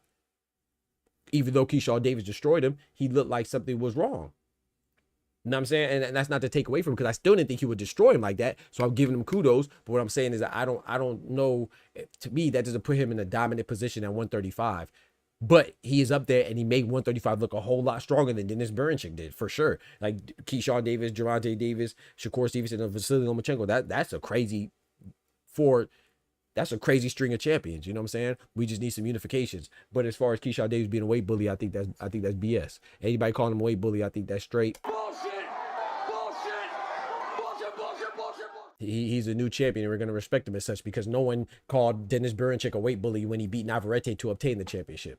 No one's calling Nick Ball a weight bully for fighting TJ Doheny for his first defense. TJ Doheny that just got knocked out at 122 against Nai Inoue. Now he's moving up to 126 immediately after getting stopped by Nai Inoue, the weight class below, and he's getting a title shot at Nick Ball. No one's gangbanging on that or saying that Nick Ball's a weight bully. So Keyshawn Davis is not a weight bully for fighting a champion because he was bigger than him. Sebastian Fedora, weight bully. He's taller than everybody else he fights. He might not be bigger mass wise, but you know he's bigger in a vertical dimension in height. Is he a bully? Is Hamza Shiraz a bully? No. Once you make weight, it is what it is. Unless the fighter or the sanctioned body puts a weight rehydration restriction on it, everything's fair game. Pay attention to the rules. It's like Regis Prograis, Devin Haney. I'm not a big Devin Haney fan, but I wasn't trying to hear that shit from Regis Prograis and all the Devin Haney detractors saying that Devin Haney weight bullied him. Yeah, Devin Haney came in there visibly bigger than him, but he should have known that. Put in a rehydration clause. You can't walk around and act like you're the tough man and then try to use the soft man's excuse. Now, I'm not saying Regis Prograis I'm not accusing him of that, but I did hear him a couple times. People were trying to convince him that Devin Haney somehow did him wrong. No, bro, pay attention to your terms. Pay attention to the contract that you're signing. You don't want to then pay attention to your leverage and your pull. And if you don't want somebody to come in 20 pounds heavier than you, put in a rehydration clause. But then if you don't want to do that, don't turn around and say a rehydration clause is soft, but then turn around and complain because there was a problem, something that was problematic that a rehydration clause could have fixed. That's what it's for. So the same people saying that Keyshawn Davis weight bully Berichick are the same people saying that that Gervonta Tank Davis is a punk for putting in rehydration clauses. Well, I guess the whole IBF sanctioned body is a punk because they automatically implement rehydration clauses, which I think is the right thing to do. Me personally, that's just me. But anyway, Denise was scared as soon as he caught that power. I agree. But shout out to Denise. Like I said, I think Denise, well, I don't know if he could bounce back because, he's 36, 37? 36? No, he's 37? Damn. Something like that, which is not old in life, but that's kind of old to be, especially being an undersized boxer, you know what I'm saying? Unless he goes down to 130, then I think he'll have trouble getting back into title contention at 135. But yeah, I'm just tired of the nonsense, man. I don't think Keyshawn Davis is a weight bully. It is what it is, man. He is visibly bigger, but just because you're bigger doesn't mean you need to move up. There's only 2 reasons why you move up, chat. 1, you can't make the weight anymore. Or 2, there's a more lucrative fight in a weight class above. Or 3, which is kind of tied up with the second reason, you dominated, you got undisputed, and you're just bored and you want to challenge yourself, which is kind of tied in with a more lucrative fight at a weight class above or below. Those are the only reasons why you move. You don't move up because some fan says, oh, you look bigger than your opponent. If that's the case, Rafael Espinosa is 6'1". He needs to go fight at light heavyweight. He's the same height as Artur Beterbiev. He's taller than Beterbiev, I think. I think Beterbiev's like 5'11", 6 foot. Come on, bro. Come on, bro. If you can make weight, you make weight. It is what it is. That's how weight divisions go. It is what it is. Yo, my boy Clone in the building. Big member in the building, man. Shout out to Tech. Big member in the building as well. Exactly, Ty. Exactly what Ty just said. The problem is Regis himself would have never made the reality. So don't complain about it. And like I said, I watched the whole interviews. People are jumping on Regis Ruguru. I like Regis Ruguru program. It wasn't him that brought it up. People brought it up, and he was just engaging in conversation. And then as the conversation went on and progressed, that they were persistent with it, and he would kind of like, okay, bet, maybe he did kind of do me dirty and cheat me, but he didn't originally say that. Regis Ruguru, from what I see, is a stand-up guy. But what I'm saying is his gangster should have kicked in. The same gangster that don't want to let him put in the rehydration clause, his gangster should have kicked in and said, hey man, y'all making excuses. I'm not going. Y'all can make the excuses. I'm not going to say nothing. That's what he should have did, in my personal opinion. Yeah, we ain't no halfway crooks, man. You either on the poach or you outside. One of the two. You can't be both. Ain't no front yard. You in the front yard, you off the poach. You gonna get treated like you in the street, and you can't ain't no halfway crooks, man. You either a crook or you not. It is what it is. So you either gangster, you don't want a rehydration clause and you want to let people blow up however they want, or you want to stop people from taking advantage of the situation and taking advantage of you, and you want to implement a rehydration clause. But you can't say rehydration clause is soft, but they complain that somebody weight bullied you. You can't do it, bro. You can't do it, bro. It's contradictory. And frankly, you look dumb. I'm gonna be honest. You look dumb. It is what it is, man. But shout out to Keyshawn Davis, man. Now, I will say this, though. I will say this about Keyshawn. Like I said, the way he looked in that fight, him dominating Berinchik like that, to me, was more indicative of his size than his skill, to me, in that fight. I'm not saying he's not skilled. So I'm not flip-flopping. I'm just saying that Keyshawn Davis, I'm giving him all the credit because he made Dennis Berinchik like he didn't belong in a ring with him. But I got to slow down because I do also notice the huge physical advantage that he had over Berinchik, which I underestimated, and it looked crazy. But at the same time, even having an advantage like that, I think Berinchik is so good and crafty, the former Olympian silver medalist, that I can't call him trash or a tomato can, because he was able to beat Navarrete, and that is something, even though he was bigger than, quote unquote, bigger than Navarrete too. So I think these things can exist, and I give Keyshawn Davis credit, but I didn't think he gained any momentum to convince me that he'll beat Tank or Shakur or Lomachenko. You know what I'm saying? I think him and Lomachenko would be a good fight. I always thought that. But to me, Keyshawn Davis is his current, his trajectory is great, but his current path of opponents with Gustavo Lemos, Jose Pedraza, and Dennis Berinchik, I'm not gonna lie, outside of the title being for Berinchik, to me, I was most impressed with Miguel Madueno, because Lemos, like I said, Lemos didn't look healthy.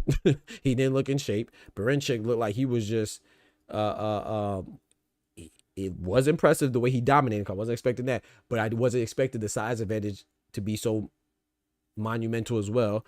And then also with Jose Sniper Pedraza, he doesn't look like himself anymore. To me, Pedraza is kind of like Deontay Wilder. It's like he's just a good resume builder right now. You know, there's no disrespect to him, but I think he's fighting way past his prime into where it might be dangerous for him. You know, he just got knocked out by Ernesto Mercado, which again, to me, that didn't move the needle for Ernesto Mercado, in my opinion, because him beating Pedraza, that's Pedraza's like 4th loss in a row, literally consecutively, and then his 2nd loss in a row by stoppage. So I can't get too impressed by that. So with Keyshawn Davis, he looked good to stop Barinchyk and beat him so dominantly, but to me, it was skill, but it wasn't so much skill to where I think, oh yeah, he would outskill or outclass Shakur or Tank or Loma. I just don't feel that way. And there's no hate, it just is what it is. But he's definitely not no freaking weight bully. He's a new champ, not a new weight bully. Stop it. So we're gonna move on to Keyshawn. We just left Keyshawn. Yo, shout out to my boy Candy Slim dropping that bread, that cheese, that butter.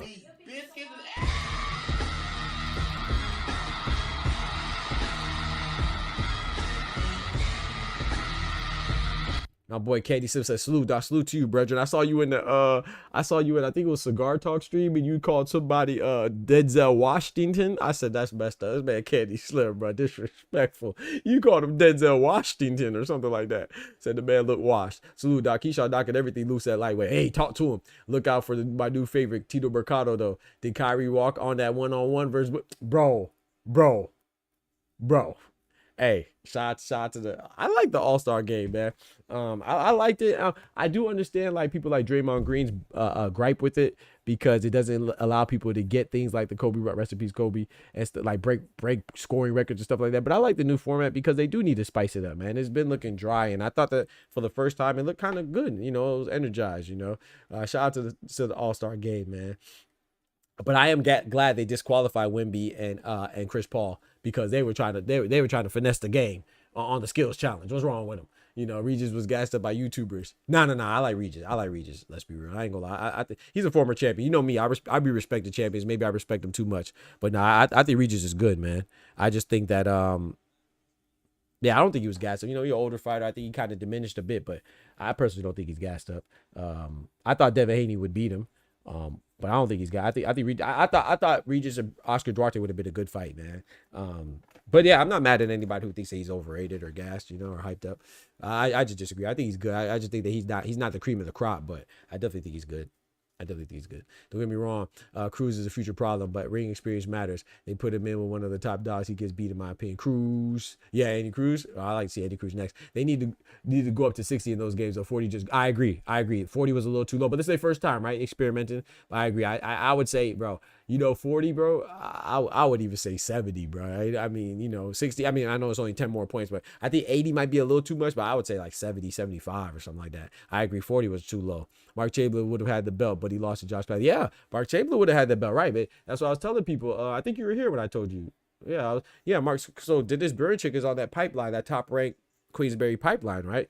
So the initial plan was for Mark Thunder Chamberlain to fight Dennis Burichick, but Mark Thunder Chamberlain lost to Josh Paddy, you know, and that derailed that. And then so Keyshawn was the next man up, because Thunder Chamberlain is Queensberry, top rank. You know, Frank Warren and Bob Arum, they work together a lot. So that's why it's no shocker that Barinchyk was next. Now, but that does pose the question: why did Lomachenko and Barinchyk go for a unification? Like I said before, you know, Lomachenko. How many fighters did Lomachenko? And I'm not knocking Lomachenko, whatever, but it's just the truth. You know, I gotta tell the truth. And Lomachenko been on top rank for a while. People talk about Tank and Shakur not fighting. You know, and all like I'm saying, this is what annoys me, because we focus on people not fighting, but then we don't keep the same energy for everybody else and consistency, right?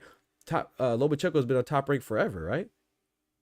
So was Shakur. That Lomachenko is one of the reasons why Shakur left, because Bob Arum wasn't making that fight, or Lomachenko wasn't making that fight, whatever it is. Lomachenko didn't fight Shakur, who's on top rank. Lomachenko didn't fight Barinchyk, who's on top rank for unification. Lomachenko doesn't fight Keyshawn, who's, you know what I'm saying, who's on top rank. Now, I know he's hurt right now, and Keyshawn wasn't a viable threat back then, but it's still like Lomachenko hasn't really fought he hasn't fought Tank either, you know, so and who just wanted the fight. And so it's just funny because people would scream things like, oh, this person's ducking this person and this person's ducking this person.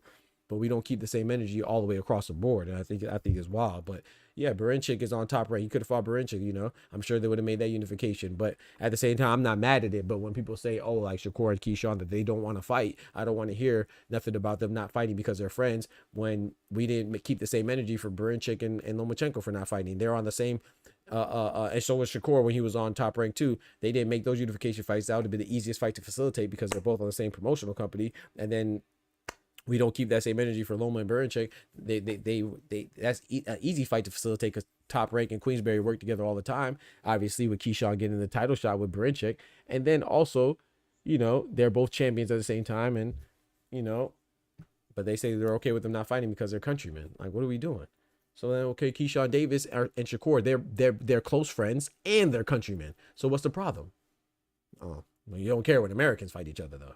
Okay, that's not a sufficient excuse for countrymen not to fight when they're both American, or they're both Mexican, or they're both English, or they're both Jamaican, or they're both Nigerian, or they're both Japanese, you know, or Puerto Rican, you know. But when they're both Ukrainian, you know, they can't fight. Fuck out of here, man. Like I said, if Barinchyk and Lomachenko fought, that would galvanize the country, in my opinion. That would bring them together, you know, because now either way you cut it, a Ukrainian would win, as opposed to looking at it as a Ukrainian losing. They would look at it, oh, a Ukrainian's winning, so a Ukrainian's at top, on top. So that would galvanize the country and galvanize the people. That's how it works for everybody else.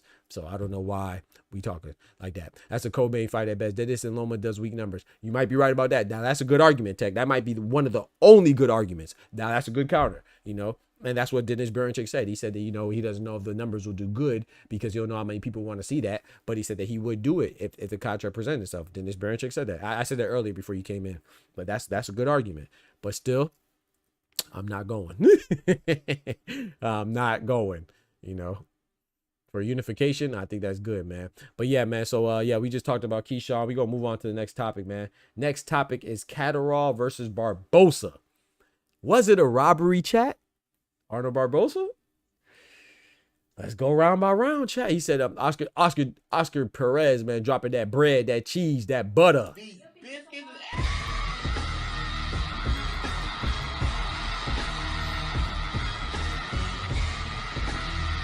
Appreciate that, bro. Appreciate that. My boy coming through with the hello yellow with the graffiti on the chat walls. I appreciate that, man.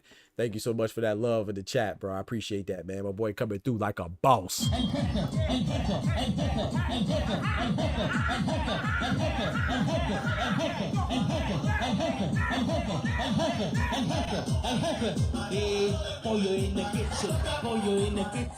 He said, bro, El Gato got dogged out.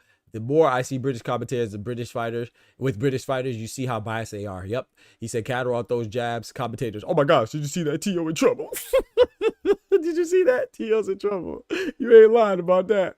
Yeah. You ain't lying about that. But I will say this, though. I will say this. So that's crazy that you said that, man. Because we just got to it, right? That's the topic we're on next. So you see the cat, right? So shout out to my boy Oscar. He picked it up right there, man. Shout out to my boy Oscar. We be here with it. So you see I have the cat burglar right there, right? On the topics of today. We got the cat burglar. That's what I have that for. El Gato, man. Jack El Gato CATTERALL, man. His name is El Gato, and it was a cat burglar. But he was the one that got robbed, right? That's what people are saying. I disagree. I think the cat burglar robbed himself. And I'm going to tell you why. I honestly had CATTERALL winning. I'm going to bring up my scorecard because you know we be scoring things around here. Well, ain't no fake in our game. Ain't no cap in our rap. We actually, when we complain, it's legitimate because we actually score fights. We don't just say, oh, we think this person won. No, I actually go round by round. And I personally had Jack CATTERALL winning 7 rounds to 5, 115, 113. I had Jack CATTERALL winning. Do I think it was a robbery? Hell, freak no. People saying that it's a robbery, that's straight. And I'm going to tell you why. I think it wasn't a robbery. First, I'm going to break down. I gave CATTERALL the first round, the second round. The third round, I gave to BARBOZA. The fourth round, I gave to CATTERALL. The fifth round, I thought was a swing round. It was very close. Could have went either way, but I went with CATTERALL. Sixth round was close, but I thought it was a clear for CATTERALL. The seventh round, I gave to BARBOZA. Eighth round, I gave to CATTERALL. Ninth round, I gave to BARBOZA. The 10th round, I gave to CATTERALL. And in my opinion, it should have been a knockdown. It should have been a knockdown. I know y'all gonna say, oh, Doc, you tripping. He tripped. But I think if you take that put there, it's an orthodox and a southpaw fighter. First of all, the feet are going to tangle up. If I, once again, just say I keep the same energy, same with David Morrell and David Benavidez. I call that a knockdown because, yes, they did trip. Yes, the feet clash. But if you take the punch out of the equation, does he still remain standing? That's how I always look at it. It's the same with Caleb Plant, right? Trevor McCumbee hit Caleb Plant like in the arm and he fell. That was called a knockdown. The key part of that, it's up to the referee's discretion. So I'm not mad if, just like I said with David Morrell, if the referee did not call it a knockdown, I'm cool. But he did, and I'm cool because I think it could have been called a knockdown. With Catterall, I'm cool with it being called a knockdown. I think it was a knockdown. If it wasn't, I'm also cool with it not being a knockdown because the feet did trip. The feet did clash. So I'm cool. I'm not mad. It's up to the discretion of the ref. Same with Caleb Plant. Y'all know I like Caleb Sweethands Plant, one of my favorite fighters. Trevor McCumbee knocked him down. I was cool. But if the referee would have said it was a slip, I would have been cool. So it's like we have to realize that these things are up to the discretion of the ref and that it's human error in judge, and it's based on judgment, based on their discretion. Same with Usyk and Dubois. When Dubois hit Usyk and they called a low blow, I thought it was a fair blow, but it was called a low blow. It's up to the discretion of the ref. I'm cool because I seen low blows get called clean, and I seen clean shots get called low. Sometimes they make a mistake. The majority of times they get it right. The refereeing is a hard job. Number one, I would have called it a knockdown. It wasn't called a knockdown. I scored it 10-9 for Catterall. Round 11, I called it for Barboza. Round 12, I called it for Barboza. I thought Barboza won the most important rounds, the championship rounds, 11 and 12. Now, so I scored it 115, 113 in favor of Catterall. 7 rounds to 5 in favor of Catterall, El Gato. However, I will say this. A lot of times when I'm watching the fight, I thought that Catterall could have did more. I saw Catterall would make Barboza miss, and he didn't counter. He didn't make him pay. Remember Oshiki Foster, right? When he lost to Robson Casesa, that was a robbery. That was a robbery. He shouldn't have lost. But there was a couple of times when he made him miss and he didn't capitalize and punish him for it. Whiff punt. When you make him whiff, you got to punish him. Or else it goes for nothing.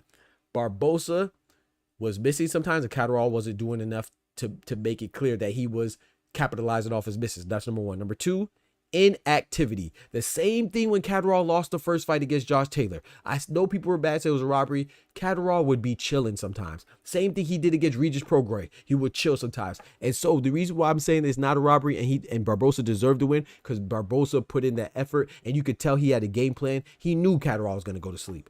He knew it. You could tell he was just more active. And then even I think it was like the 5th round, he started lifting his hand up after the end of the round. Bro, all these things are subtle little moves that I got to salute to Barboza. And it's very intelligent, bro. Even if he lose, he throws a couple punches at the end, throws a little light flurry, and puts his hand up at the end and walks to his corner. That's putting in the crowd's mind. Forget the crowd. F the crowd. It's putting in the judge's mind that he won that round. He feels like he won. Okay, but he's not just sulking to the corner. He's not just walking with his head down. He's not just limping to the corner. He's not just walking nonchalantly to the corner. He's walking back to his corner with his hands up like he a Black Panther. You feel what I'm talking about? You know, he giving the Black Panther salute. You feel me?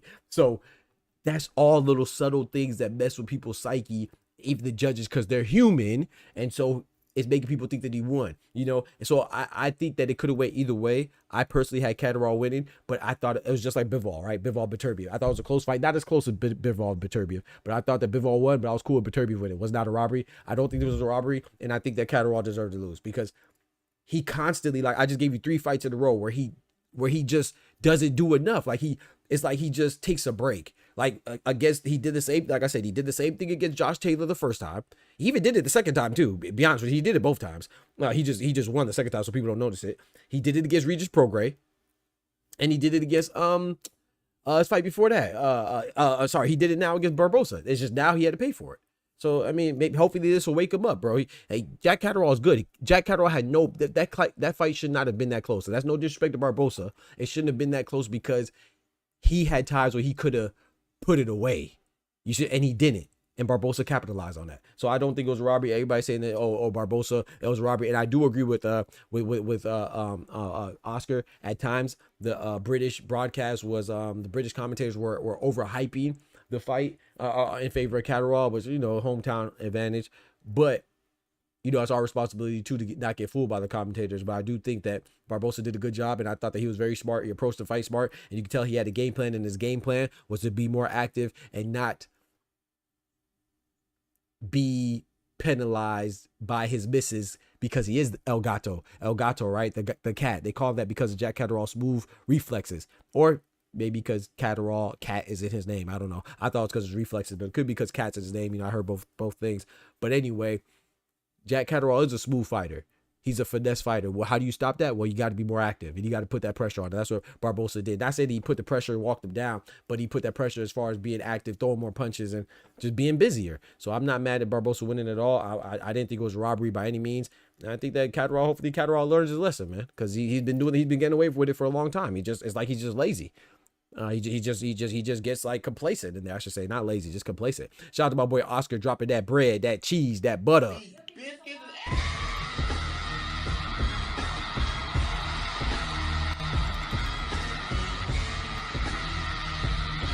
Yes, sir. But I thought that Barboza was well deserved. He said Barboza, shout out Oscar, had me rolling on the floor. And I agree, it wasn't knocked out, but UK has pretty bad. Yeah, I agree. He too safe, Doc. He too safe, Tay. He is too, Catterall is too safe. And that's the thing. It's not even, is it really safe or is it just complacency? I don't know. Like, you're right. It could be safe. I think that's a very courteous way to classify it. I think it's just him thinking that, I think it's kind of arrogance, bro. I'm not gonna lie to you. I think it's, and let me know what you think about that, Tay, and Oscar, and pugilism and everybody. What do y'all think about? I think it's kind of arrogance. What do you think, Tech? Dub, anybody, bro? He said most boring still fight Robert Easter versus Rancis Bartholomew. Yeah, hey, shout out to Rancis Bartholomew. I like him. But yeah, Robert Easter Jr., man, shout out to him too. Hopefully he gets over what he's going through. I think he's going through something. I don't know. Neither one of those guys beat Tio. Yeah, I ain't gonna lie to you. I thought that they both could beat Tio. Well, I thought Catterall could. Barboza, I never thought he could. But I think Barboza gives him a good fight. I think Catterall still stylistically a better matchup for Tio. But I don't know if he beats him because he gets lazy. Like I said, I don't want to say lazy. I think that's a little bit too harsh. But I want to say complacent. He gets complacent. But I think he does that out of, maybe it's a little bit of arrogance. Like, and I'm not saying arrogance like, I don't know, like a Conor McGregor arrogance or like a Adrian Broner arrogance, but like an arrogance, like, yeah, man, I'm better than him, man. I got this in the bag, bro. I'm in London. They got me, you know what I'm saying? I'm just gonna throw one jab, you know what I'm saying? Oh, he missed me. I ain't gotta hit him again, you know? It's like, I don't know. I don't want to say it's too safe because I don't think that he's worried about being safe. I think he could take a pretty good, I think he could take a punch, and I think that he's willing to mix it up. I just think it's just like arrogant. I feel like he's too comfortable. Like, Catterall is a natural counterpuncher. He is a counterpuncher, right? But that doesn't mean you don't throw any punches besides counter. That, you know what I'm saying? Juan Manuel Marquez is a counterpuncher. You see what he did to gosh dang Manny Pacquiao that last fight. Manuel Marquez would knows when to bring the fight too, and that's why he's a great. You know what I'm saying? Shout out to Juan Manuel Marquez. There's plenty of counter punches out there that know when to step on the gas too. Pretty boy Floyd's a counter puncher. You know, he knew when to step on the gas too. I'm not saying Floyd Money Mayweather did that as much, but he knew.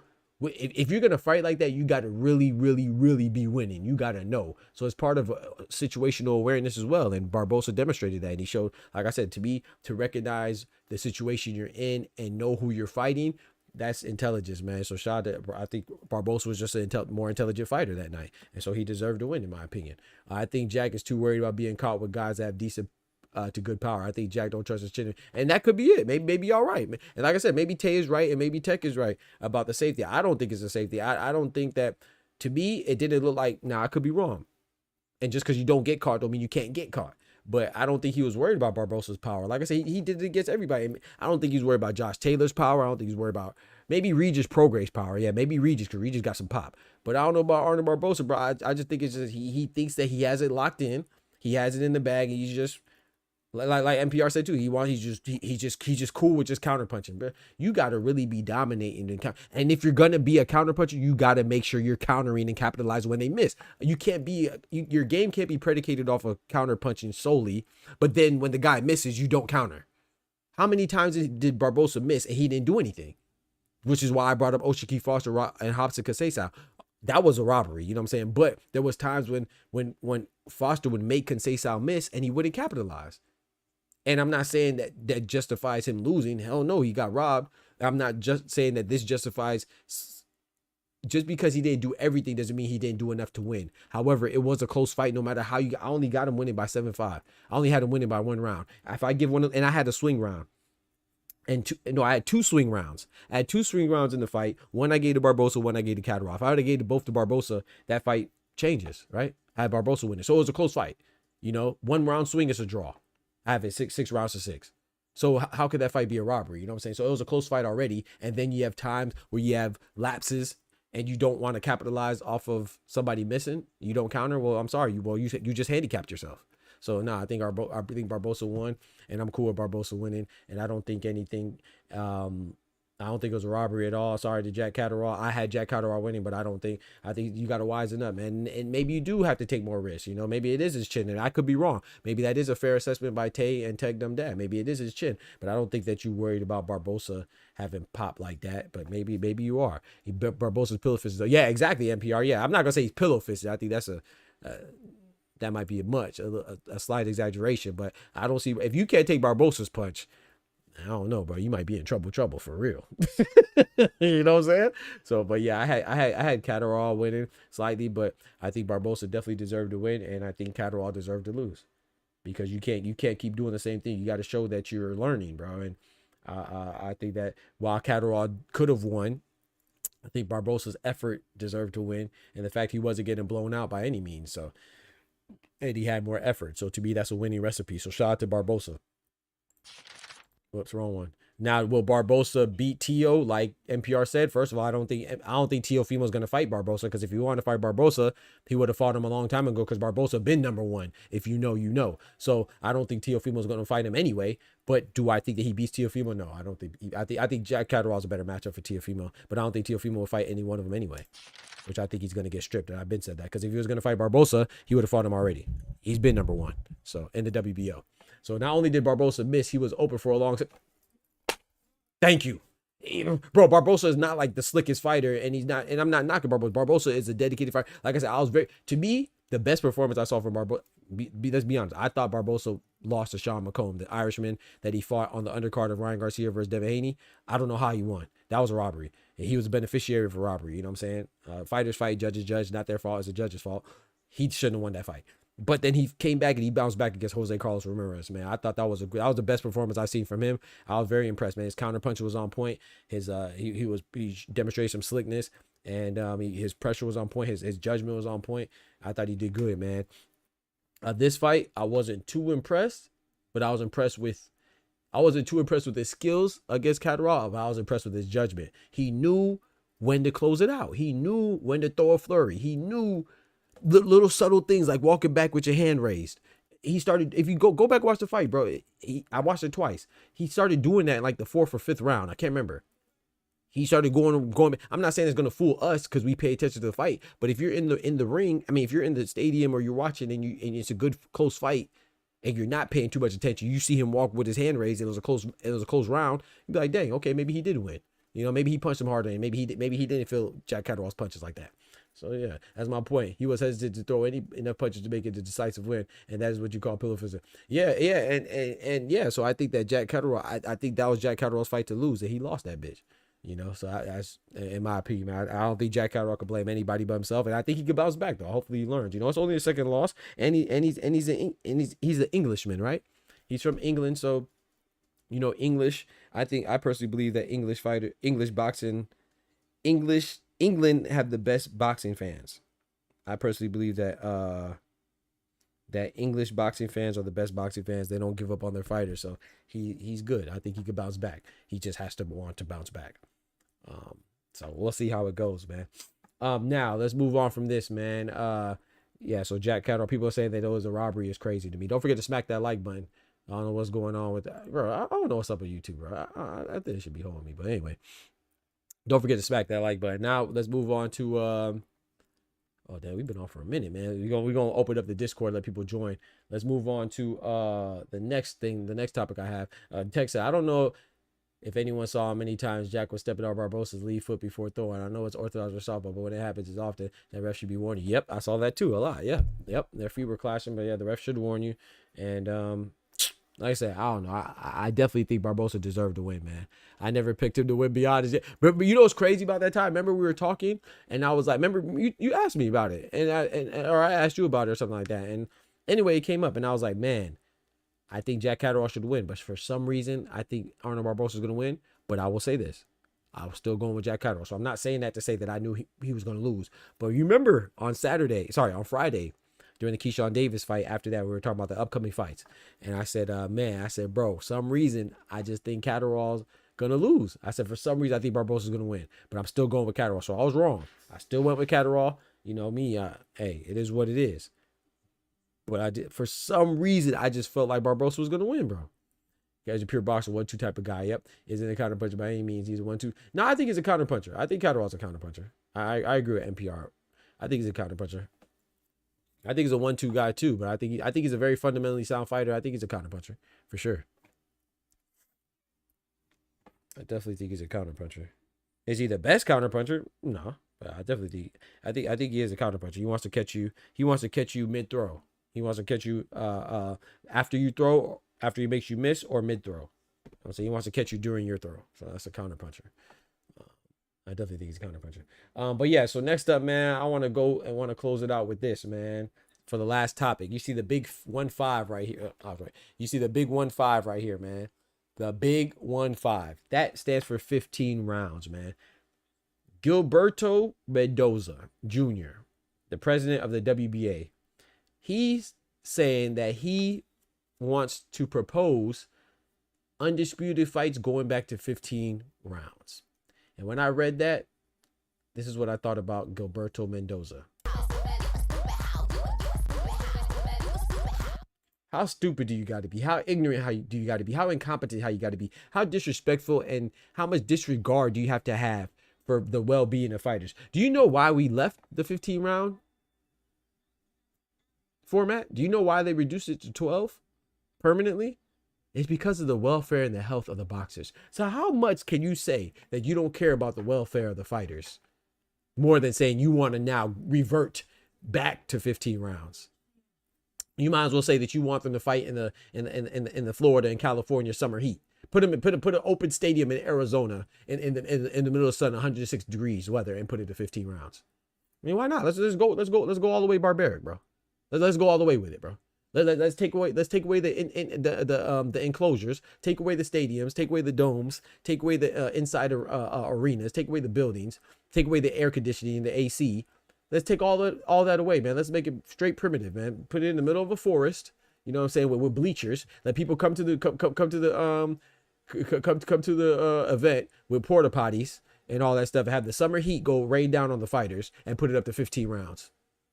Matter of fact, take away the stools too. No sit down breaks during the intermissions. Matter of fact, no water bottles either. So, you know, it just makes me mad because you know why he said this? Because he was piggybacking off of what Teofimo said. He is piggybacking off of what Teofimo Lopez said. You dumbass.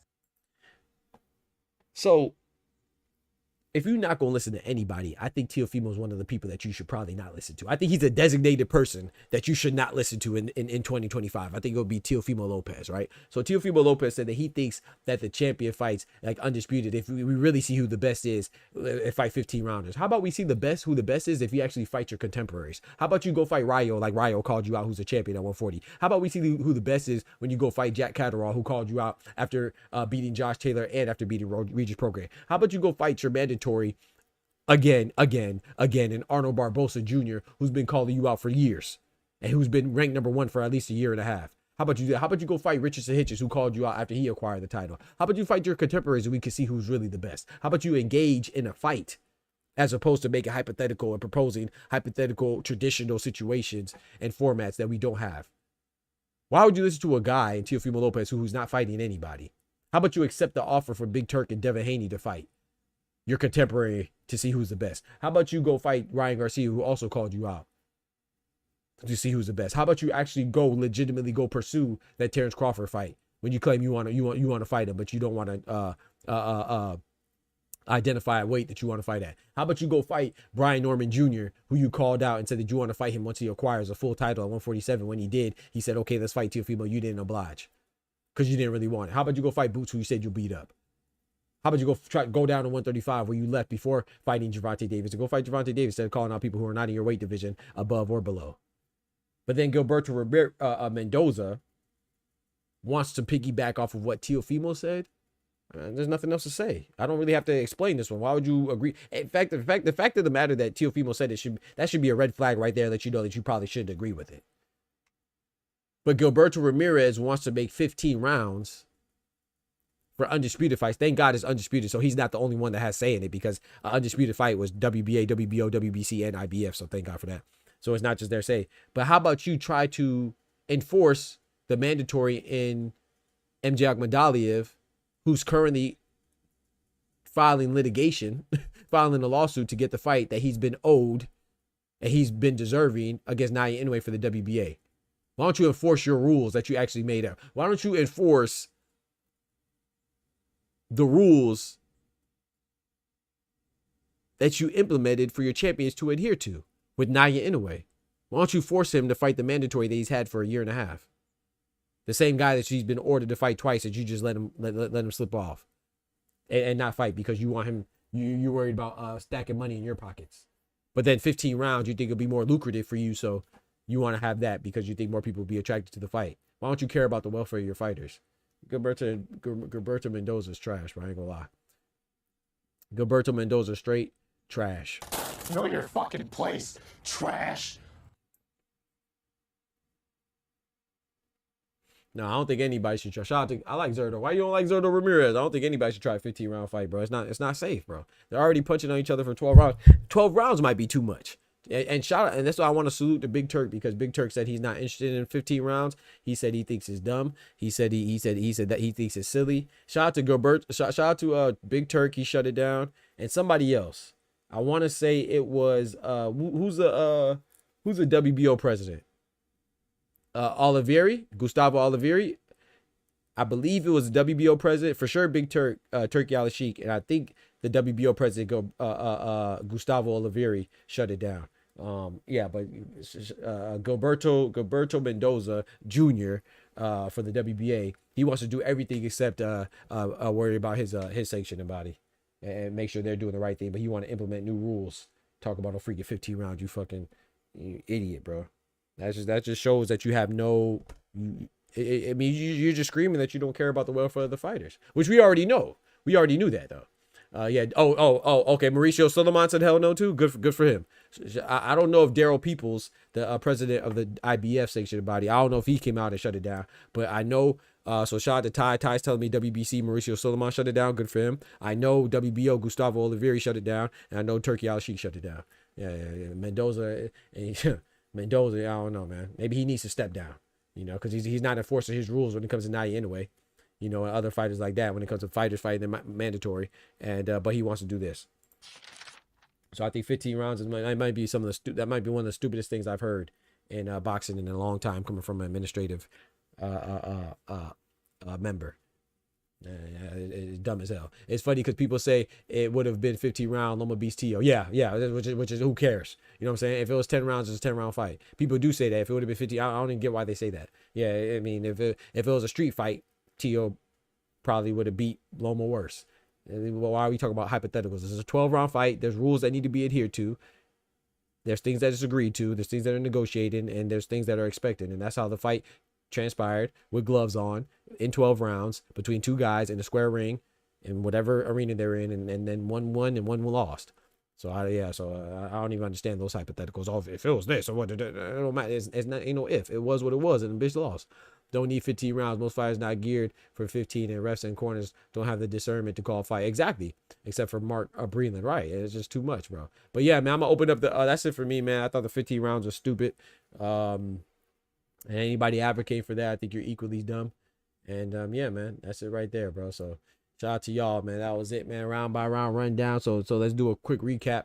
I think that Keyshawn Davis is not a weight bully. I think he deserves that win. He did a great job. But do I think that win catapulted him to a status? Yeah, it catapulted him to a status that he deserves. Definitely formidable fighter. But do I think that performance lets me believe that he's capable of beating Tank, Shakur, and Loma? Not really. It didn't really move the needle for me. But he definitely did his thing, and it was an impressive win, and he should not be knocked because he made Burincic look easy. I just thought Burincic was going to put up a better fight than that. And he just didn't, you know what I'm saying? But I think it's because of Keyshawn, Jack Catterall. He robbed himself. He did not get robbed by the judges. Arnold Barboza did his thing. He deserved to win. CATTERALL deserved to lose because Barboza did his thing. 15 rounds by Gilberto Mendoza, the president of WBA. He said that. I think he's dumb. You know what I'm saying? I think he just needs to be quiet and do something else. You dumbass. That's what I think about the 15 rounds. Oscar Duarte, do I think he's cheating? Did I think he get anything from? Did I think he acquired anything from Ryan Garcia? No, I don't think Oscar. I think Oscar Duarte is a clean fighter, and I think that he put on a great performance against Miguel Madueno.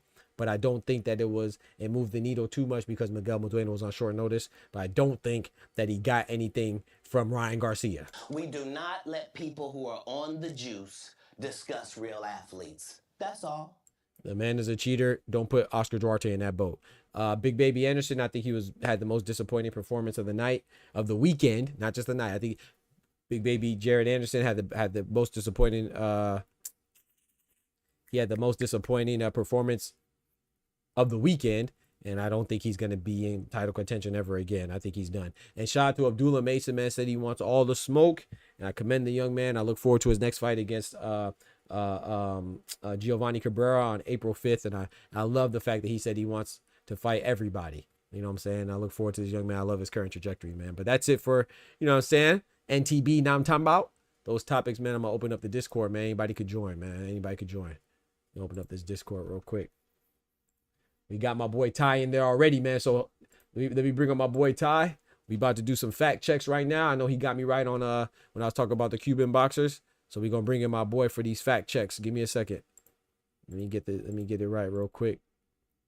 Also, too, I do have a new rule. So if you pay attention to the memberships, I do require that everybody has a camera. The only people that don't need where a camera is not required is if you're a member. If you are a member, I think at the second tier level, which is a bachelor's in boxing talk, you don't need a camera. So so that's one of the perks of becoming a member. If you don't have a face cam, I'm sorry, you just can't join the show. 'Cause I think it's more engaging when the guests have a camera. So if you're a member already, you don't need a camera. If you're Oscar, you don't need a camera, and if you're Ty, you don't need a camera. But I would prefer everybody to have a camera. So if you're a non-member, sometimes I'll open up the panel on special occasions for anybody to join. But from now on, I know I said this before, but I'm trying to be more. I'm trying to be more serious with it now. I would let people slide with it, but now on, if you don't have a camera, you can't join. And also, too, I'm gonna limit the panel to 3 people, maybe 2. I'm thinking about 2 or 3. I don't know. In addition to myself, so 3 people, including myself, because I think that because I don't like to tell people to be quiet. You know what I'm saying? I don't want to be rude, so I think when it's 3 people or less, it's a little bit more. How could I say? People move on. It's a little bit more smooth. You know what I'm saying? It's smoother as far as the conversation, and people are just more civilized. You know, not talking over each other as much. It's just, you know what I'm saying, move forward amicably, and you know what I'm saying. People are just more civilized and with each other. So I think more than 3 gets a little bit too much. You know, and I don't like telling people shut. Maybe I should just be more aggressive, but I don't like it. I like to, you know, be cool. But shout out to my boy Ty, man. We about to bring up my boy Ty, man. My boy said we got a couple things he has to check a little bit. Not that we got it wrong, but he said he wants to let us know some stuff that we got wrong. I don't mind getting stuff wrong, you know what I'm saying? So if I get something wrong, or if I'm mistaken about something, let me know, man. So we about to bring in my boy Bodega Ty with the fact check. Fact check. Fact checks from the Bodega featuring Ty Morissette. Yes, sir. What's good, my boy? Yes, sir. We got my boy in the building, man. Big Ty Morissette in the building. What's good, brethren? Not much. I heard you being nice to the folks. Yeah, man. I'm trying to be, bro. I'll try to be nice, bro. Sound like you've been reading the analytics. You know my team. Yes, sir. You know I be paying attention, man. Yes, sir. Well, yeah, I just think it's more engaging, man. Yeah.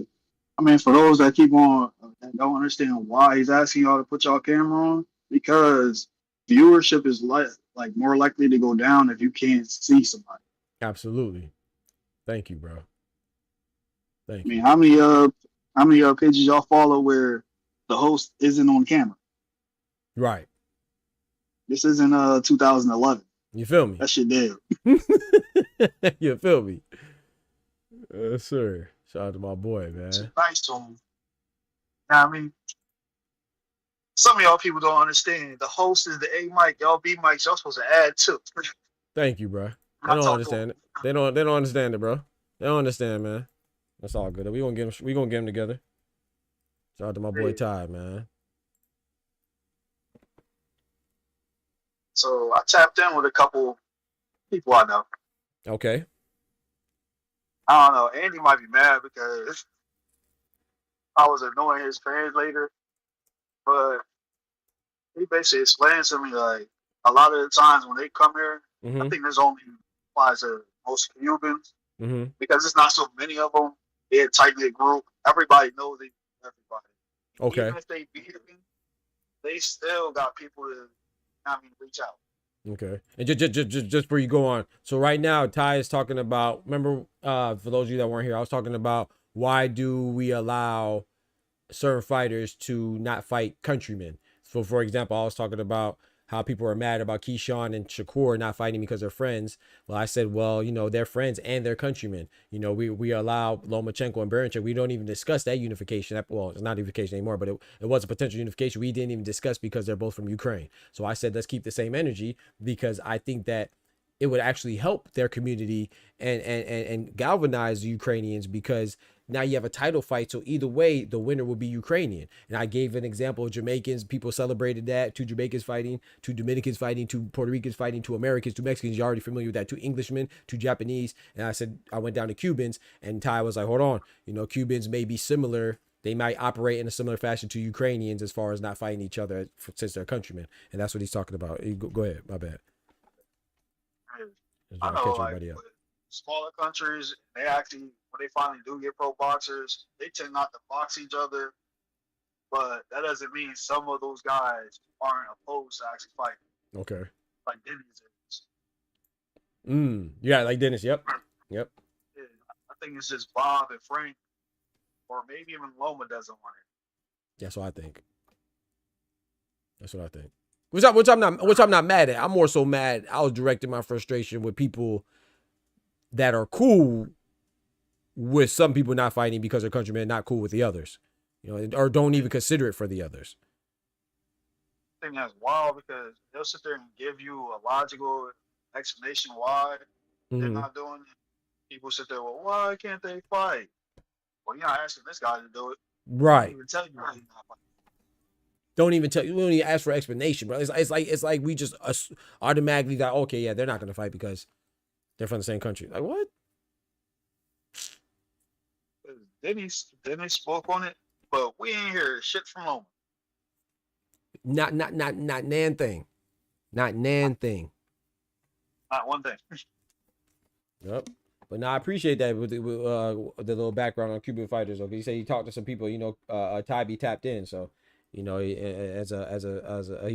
active in boxing gyms as well, so, shout out to him for tapping in with some of his Cuban brethren, and they explained that, yeah. And that makes sense, that makes sense. You might see it as you tearing down the dreams of a fellow countryman and y'all going for the same cause. Like I said, it can make sense. I'm not saying I'm completely oblivious to it, but yeah, I wasn't aware that that they're opposed to fighting each other, generally speaking, not impossible, but generally speaking.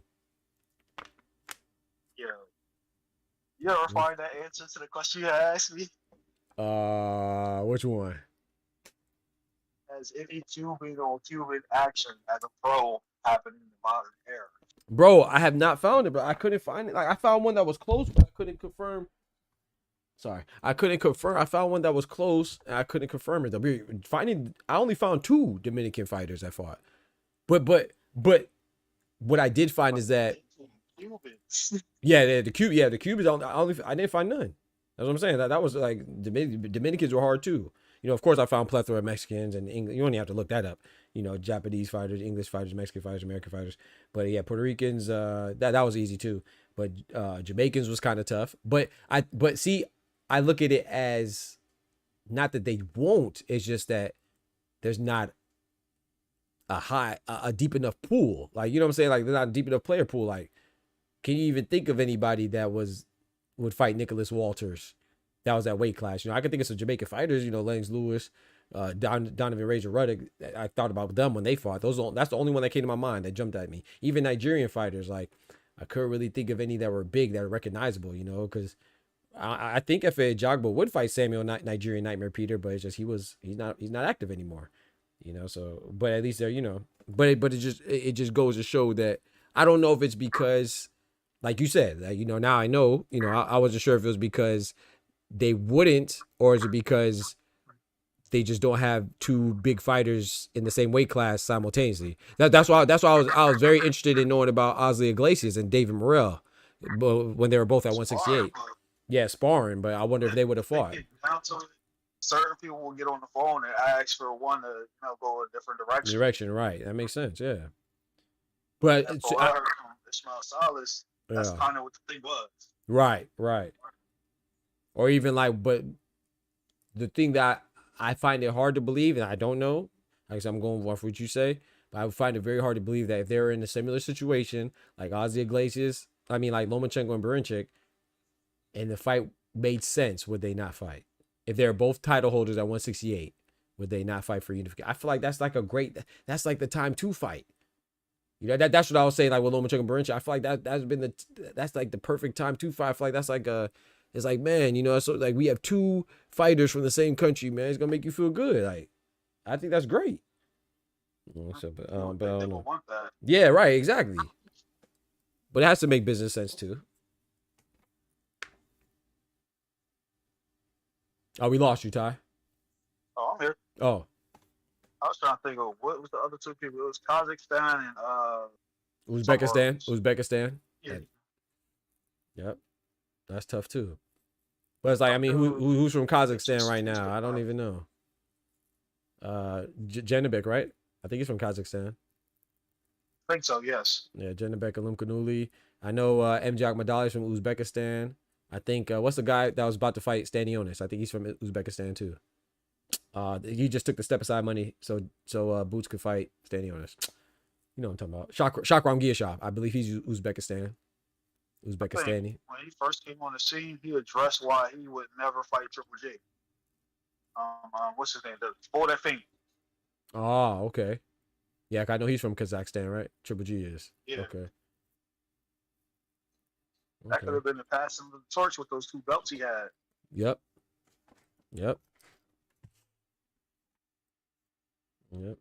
So, I know, and to be fair, you know, it's different economics, different situations. You know, smaller countries too. So it does make sense. I'm not saying it's impossible. It's not understandable. I just give.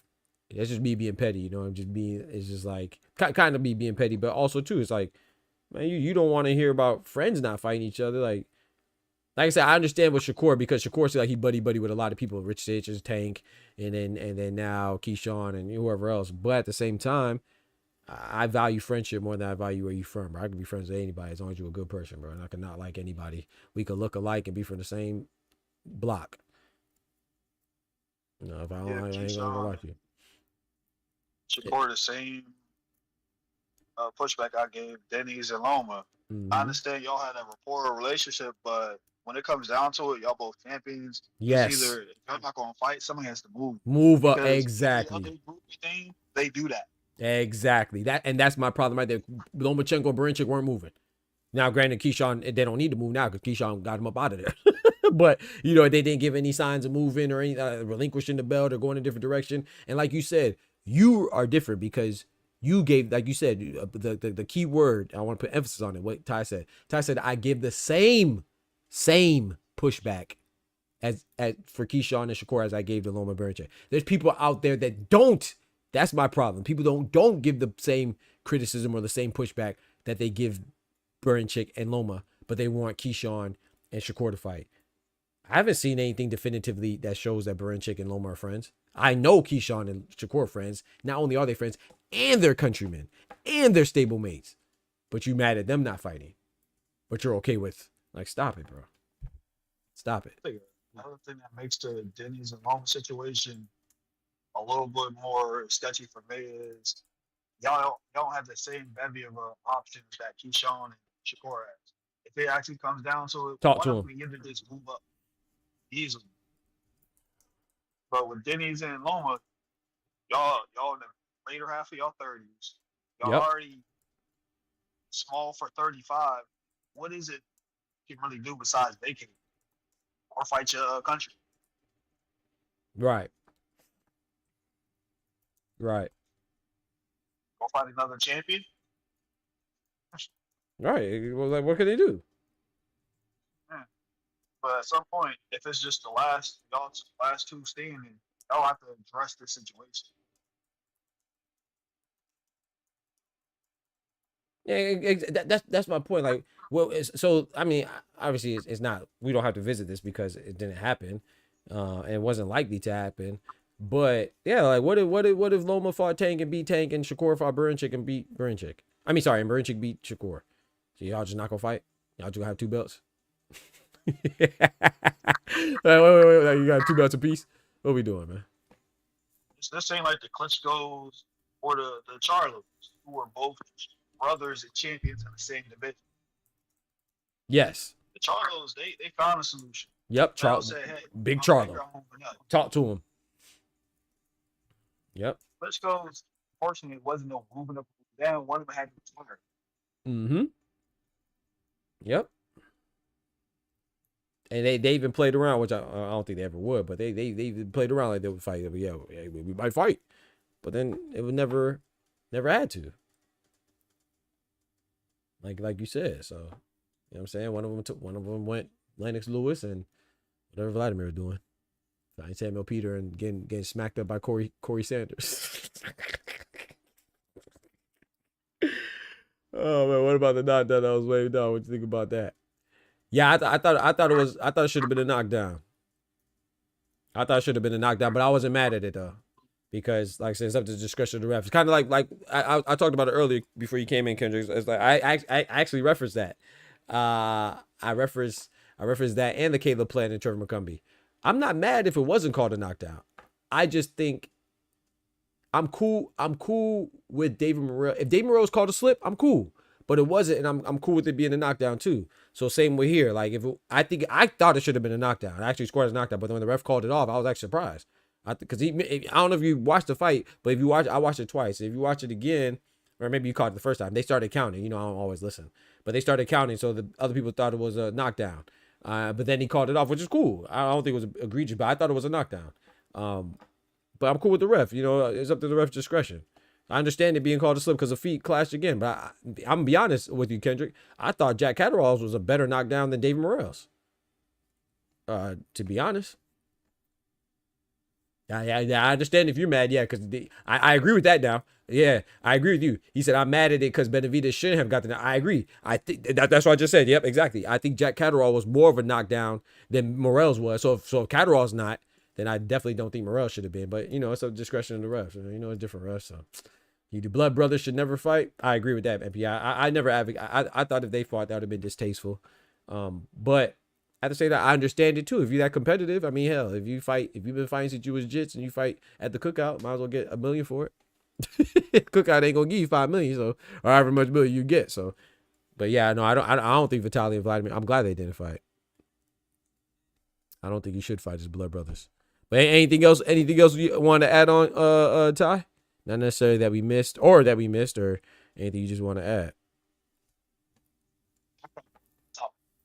Dang, you skipped out. I didn't hear you. Oh, I said I can't think of anything off the top of my head. Okay. All right, no problem. So I'm gonna keep it going there. He just started. I was confused on the scorecards. Yeah, I actually had Catterall winning. Kendrick, I had so I didn't get to elaborate. I said this earlier. I had Catterall winning, 115-113, but I don't think it was a robbery because it was a close fight, and I thought Barboza fought with more urgency, bro. Like that's my same knock on Catterall that I've always had. It's like Catterall just gets.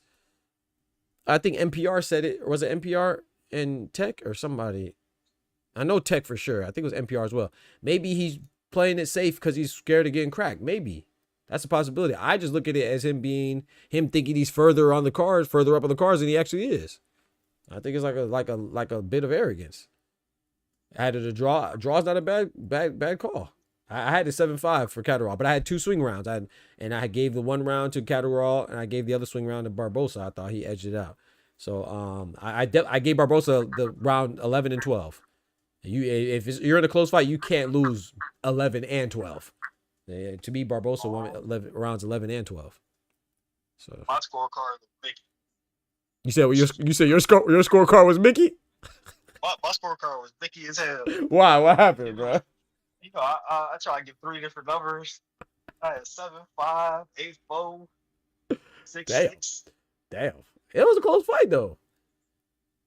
It was a close fight, man. 8-4. I feel like I could maybe see 8-4 for Catterall. I don't think I could see 8-4 for Barboza though. Catterall wasn't capitalizing on No. anything, which wasn't Agreed. something that judges were looking for. I agree. I was Barboza surprised. was getting some shit off and rallying up the troops. Exactly. Rocking with his hand raised at the end of rounds. Like I said, I thought that was a very intelligent thing to do, man. I thought that was very smart.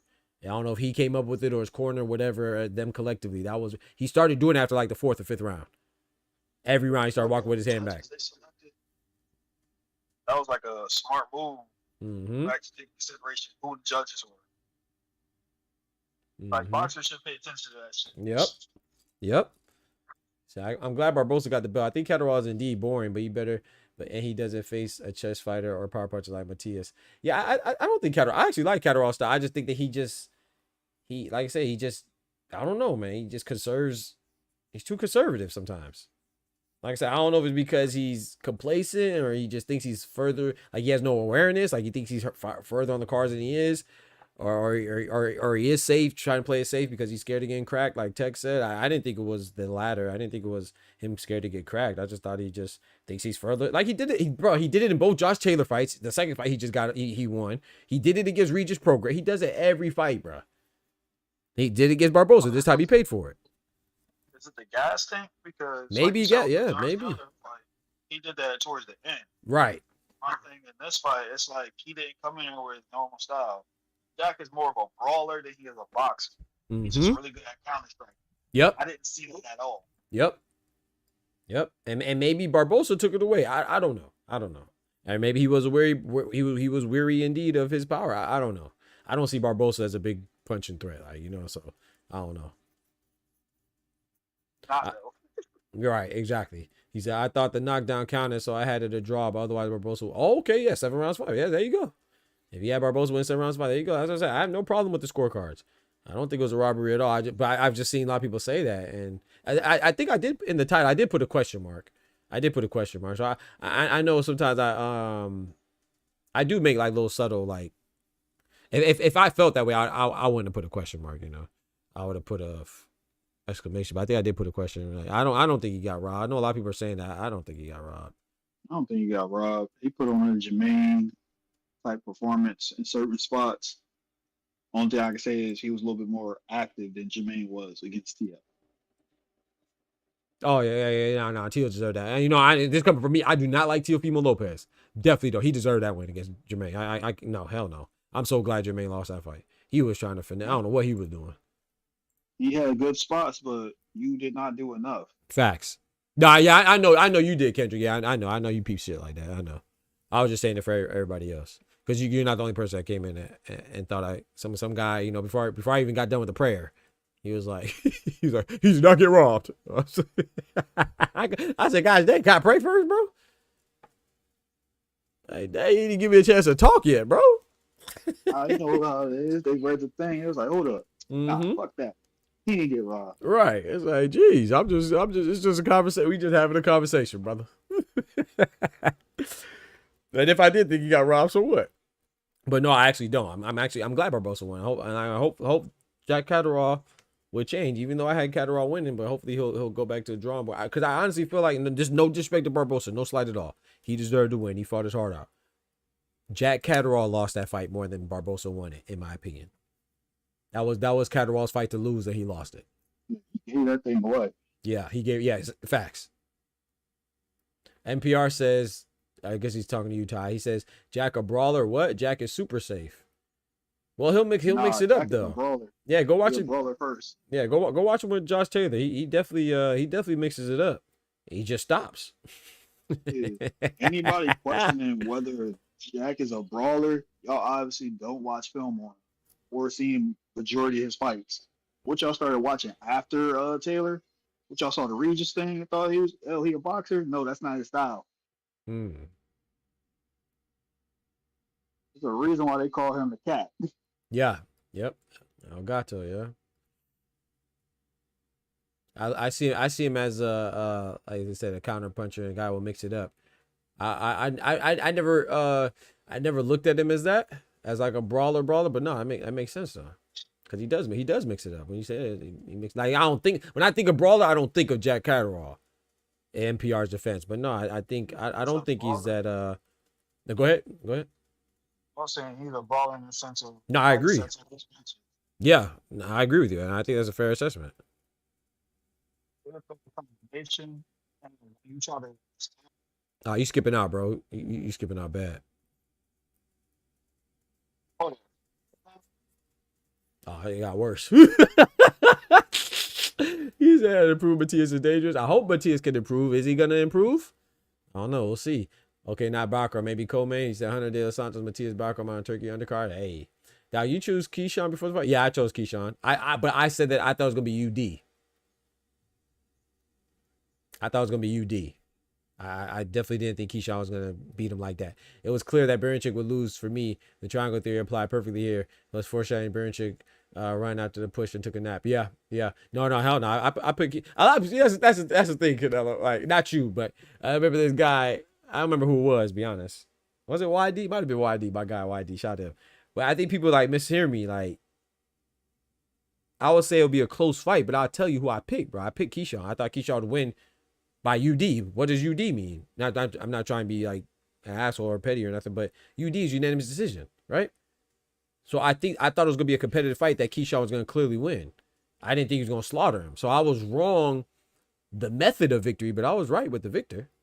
But people like to nitpick, Well, I mean, it's not nitpicking, because I'll tell you, yeah, bro, I got that wrong. I did not think Keyshawn was gonna blow through him like that. He ran through him like shit through draws. That was crazy, But I don't take away Barinchyks. I don't take away Keyshawn. I don't take away anything for Keyshawn. In fact, I give him more credit because I think that Keyshawn was just more dominant. I'm not gonna take away, what I'm saying? I refuse to be one of those people who say, "Oh yeah, man, I think it's gonna be a good fight." Then when it's not a good fight, oh, Barinchyks trash. I don't think Barinchyks trash. I still don't think he's trash. I don't think he's as good as I thought he was. But I also, more importantly, I think that Keyshawn just looked way better than I thought he was gonna look against Barinchyk. But however, I will also say that I did not think that weight difference was going to be like that either, or the size difference. Sorry, not weight.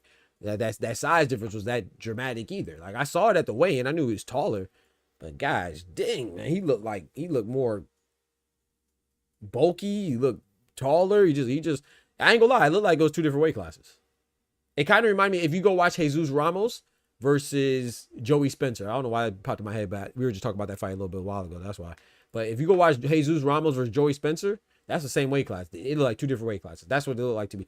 To me, what Barinchyk and Keyshawn look like is what a lot of us think Canelo and Crawford is gonna look like. But it's not, because they're similar height. They're closer to height. So it's not gonna look like that. But in our minds, because you just think about the weight class difference, that's how it should look like, as far as the size difference. What's next for Barinchyk? Limos, Barboza, Catterall, Johnson. I ain't gonna lie. The Barinchyk that I saw, that'd be a good fight. Well, Limos, I think he beats Limos 135. Barboza, remember they're at 140, so they're out of his weight class. Josh Taylor just moved to 147, Canelo, so that's definitely out the picture. Josh Taylor not only moved to 147, he also left Top Rank the same week that Top Rank dropped their deal with ESPN. Anybody saying that Top Rank is dying? Oh, okay. Where's Rick Glaser at, right? Let that be PBC, right? Let that have been PBC, lost their deal and lost one of their biggest fighters. Everybody said PBC's dead, right? Right.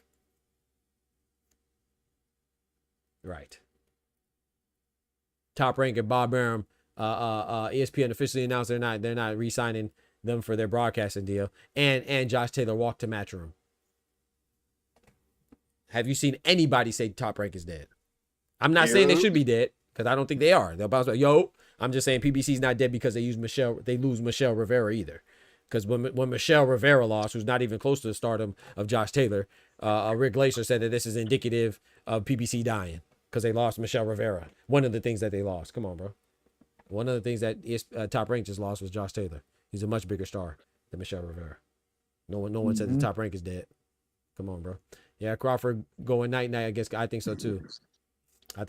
But I think the more I think about that fight, bro, it's like I flip-flop, right? Not with my result. I think Canelo's gonna win. But I remember when it was first called, because I give Terrence Crawford so much credit. Like if he thinks he could do it, he is a phenomenal fighter. I think he could do it. But I'm gonna give him a good chance to do it. But I don't think he can do it. I think Canelo will win. But just the more I think about it, bro, the more I think it's gonna be easy money for Canelo. I'm just thinking about Crawford, his first time being at 168, first time. I'm thinking about what I saw his first time at 154. I'm thinking about the fact that he's 37. I'm thinking about his legs. Man, like even if that is his game plan to fight like a Floyd fight. Number one, we never seen him fight like Floyd before. They're both great fighters. They just have different methods. But number two, is he gonna have the legs to do that at a new weight class with the added weight against a guy like Canelo? We're not against Canelo. Like I said, but if he does, if anybody can do it, it's Bud. And if he does it, boy. I got a question. Yes, sir. So will it be the size and skill combination that gets him? That's what I think. Not, and that's the thing. I think that's what happened with Keyshawn. Say it again. I said I think that's what happened with Keyshawn and Denny's. Agreed. Because Navarrete was big as fuck in front of him. Agreed. But I think with Navarrete, correct me if I'm wrong, I think, was that his first or second time at 135? But Keyshawn, first time, right? So I think that even though he's bigger, and this is what I talk about with Bud, it's like even though you could make the weight, just because you could get somewhere, like when he showed his weight at 186, just because he could get to 186, that don't mean he could box at 186 or be the same boxer at that big. You know what I'm saying? The Navarrete, I'm not taking anything from Dennis Berinchik when he beat Navarrete. That was a good win. But was Emmanuel Navarrete the same? Like he made it look the same, but he was internally, was he the same? Did he feel the same? Was his energy? I don't know. I mean, only he knows. He had the skill for that. Yeah, he definitely don't have the skills. And that was a rude awakening for me because I thought Navarrete was more skilled than that. His whole style is predicated on him being bigger than the other guy. Absolutely. Girth bully. Hey, come on. Come on, bro. Who the fuck said that? Yeah, come on. You know it's Dub, bro. Come on, Dub. No, did he? Come on, bro. Girth bully is crazy, bro. Come on, bro. You know what you're doing, bro. He even put the no Diddy there too. That's crazy. Kendrick Daily, a fight could be a co-main to be honest, unless you go to something or else it messes the whole flow up. I'm getting excited for first of all, I woke up excited, thank God. That's good news. But I didn't realize it was this weekend, Riyadh season. But number two, I don't know. I have a good feeling about Floyd Kid Austin Schofield too. Not saying he's gonna win, but I remember last week I was like, man, I'm not sure if he's gonna even gonna put on a good performance. I just wanted to put on a good performance. And this morning I woke up thinking that it was gonna, for some reason, I don't know. I can't tell you why. Because I don't know. I just have a good feeling that he's gonna put a good performance. Well, I got some pictures for you then. Oh Lord. You must have seen him. I did it. I ain't seen nothing, bro. Oh Lord, what happened, bro? First off, Arthur Better was out there looking like Marshawn Lynch. Oh no, beast mode. I'm just here so I don't get fined. I don't fuck with none of these dudes. I'm just here. Oh man, yeah.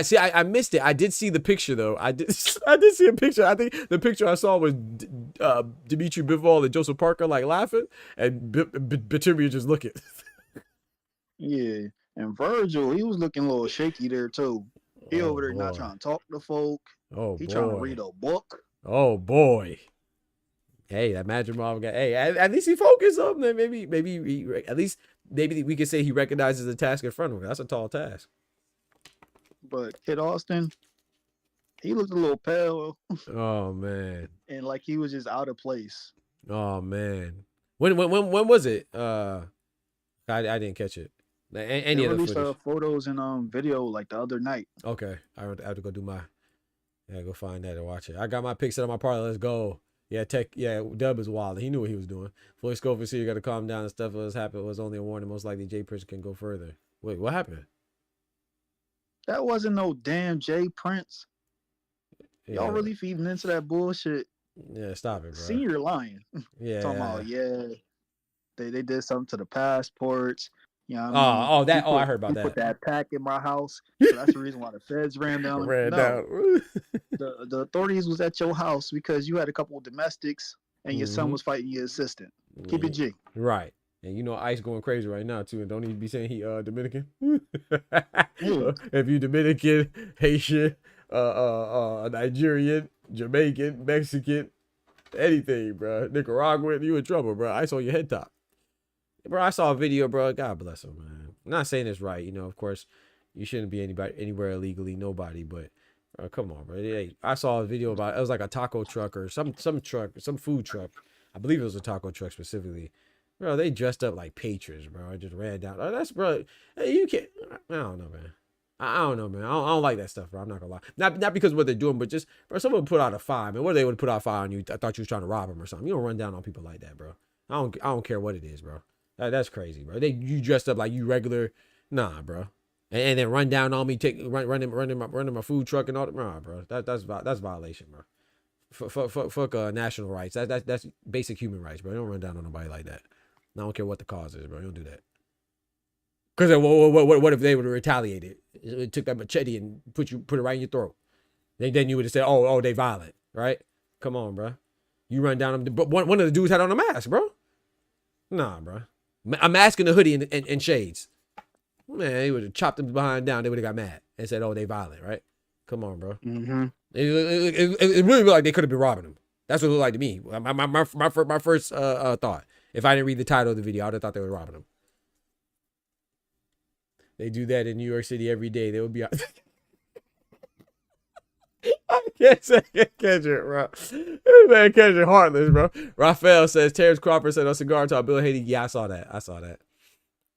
I'm not mad at that either. I mean, sometimes you got to get a good idea. You never know where you get a good idea from. I think it's a good idea. I'm not saying it's a good idea for him to win. Like I said, I think he's gonna lose, but it's a good idea, man. You're 37 years old. Hey, man, it's your last fight. Go for greatness. Go for greatness, bro. As long as Canelo accepts, bro. Why am I mad? Why is anybody mad? Canelo accepts it. You accept it. Oh, I'm glad you brought that up. Whoever brought that up. Whoever got us on this Terrence Crawford Canelo topic. I think it was Ty. Shout out to you. You know what? Me and Ty were talking about Alicia Baumgartner and Clarissa Shields and stuff like that. And you know me, I always get annoyed when people say, oh, Clarissa Shields should fight this person, that person. It's like, you know what's crazy though, bro? We don't give women not just women, we don't give fighters we don't like they respect. Obviously, we don't give the women they respect, obviously. But the fighters we don't like, bro. I want y'all to realize that, right? Everybody is talking about how big of a size difference Terrence Crawford and Canelo is. What the freak do you think Clarissa Shields and Alicia Baumgartner is? What do you think Clarissa Shields and Katie Taylor is? What do you think Clarissa Shields and Amanda Serrano is? And then the disrespectful part, what I'm about to get into, is that no one's telling Canelo to come down to 154. No one's telling Canelo to go down to 147. They telling Terrence Crawford to bring your little ass up. But when we talk about Clarissa, though, we say, oh, Clarissa should go down to 140. Mind you, she never, as a professional, she's never been below 154. But Clarissa should come down. Who's telling Canelo to go down? Okay. Who told John Ruiz to go down to fight Roy Jones? Oh, okay. But we telling Clarissa Shields, who's the equivalent of Canelo in the women's division, she is the woman of the of not just the division. I mean, she is the face of women boxing, whether you like her or not. I know it's fun not to like her, but she's the face of women boxing. She's the Canelo of women's boxing. And she's even bigger from an accomplishment standpoint because she's a Canelo from of women boxing from a face standpoint, and then she's the Terrence Crawford Usyk in a way, damn near combined. If they did Captain Planet and combined their powers, that's what they would be. Clarissa Shields of the women's division, because she's undisputed, 4-time undisputed, 3 different divisions. Come on now. So we're telling that person to go down to fight Alicia Baumgartner, telling her to go down to fight Katie Taylor, telling her to go down to fight Amanda Serrano. No, you bring your ass up. Hell, you talking about? Wherever she at, that's where you gotta go. She is to go talk to him, Raphael. But people don't say that. They say, oh yeah, she needs to go fight Alicia Baumgartner because Alicia Baumgartner called her. No, that's actually worse than Terrence Crawford calling out Canelo. And if she did, Alicia Baumgartner needs to go up. Katie Taylor needs to go up. Amanda Serrano needs to go. Whoever wants to fight needs to go up. The big dog don't go down. What are we doing? Take them that they got a captain plan or some shit to be. Yeah, form like Voltron. Talk to him. Yes, sir. They got to get all these little line mechs and combine. Yes. Yeah, you got to form like Voltron, man. She's 4 times. Put some respect on that young lady's name, bro. You know what I'm saying? Respect all of them. You know, Seniesa Estrada too. You know, she's retired. She's inactive. But respect all of them. Gabriela Fondora too. She's undisputed. Youngest undisputed in boxing, period. Not the youngest undisputed in the females boxing. Not the youngest undisputed in male, but she's the youngest, period, in boxing. Put some respect on their name, man. Especially Clarissa Shields, man. People always talking about, oh, she need to fight this person. She needs to fight this person. No, bro, she's never been below 154. Alicia if she goes down to 147 or 140, that's the lowest she has been in her career ever.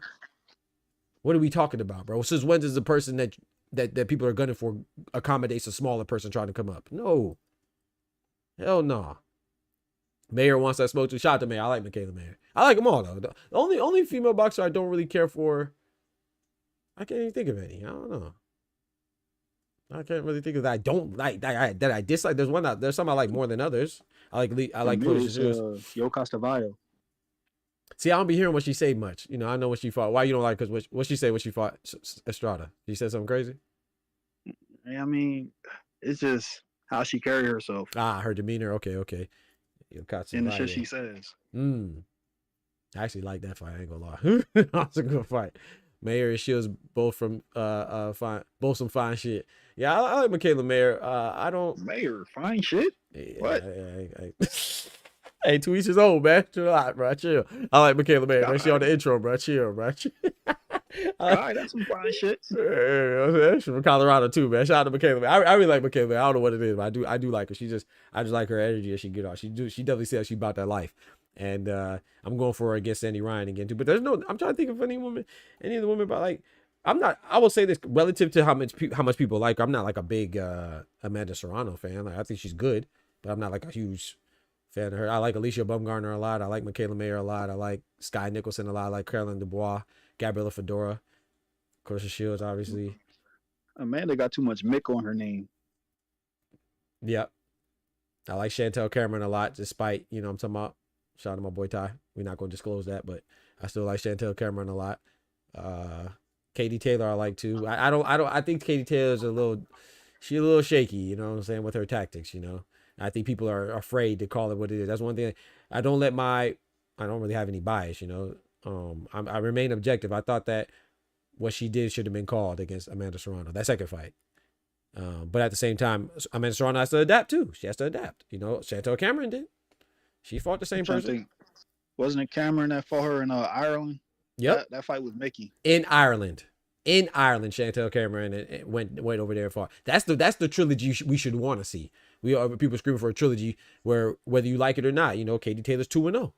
Amanda Serrano, Chantel Cameron and Katie Taylor are 1-1. Chantel Cameron won the first fight in Ireland. I think they tried to make her. Yeah, that was the first. The first fight was in Ireland, right? Yeah. I think that's the one that Conor McGregor helped promote. Yep. She went to her hometown in Ireland. She pulled some what's his name? Australian buddy. Liam Paro stuff against Subra Matias. Went to the backyard, took that belt. That's what she did. That's what Chantel Cameron did. Did some Brian Norman Jr. stuff. Went to San Diego and took Giovanni Santilla's belt. But that's not the one that we want the trilogy. We want the trilogy because popularity sells, man. Amanda Serrano and Katie Taylor is more popular than a Katie Taylor and Chantel Cameron matchup. Yo, D1 in the building. What's good, Bredger? He said Cat wasn't robbed, and you don't give him pity rounds because he's an A side. Good morning to you too. Yeah, I don't think he was robbed either, bro. I thought the right person won.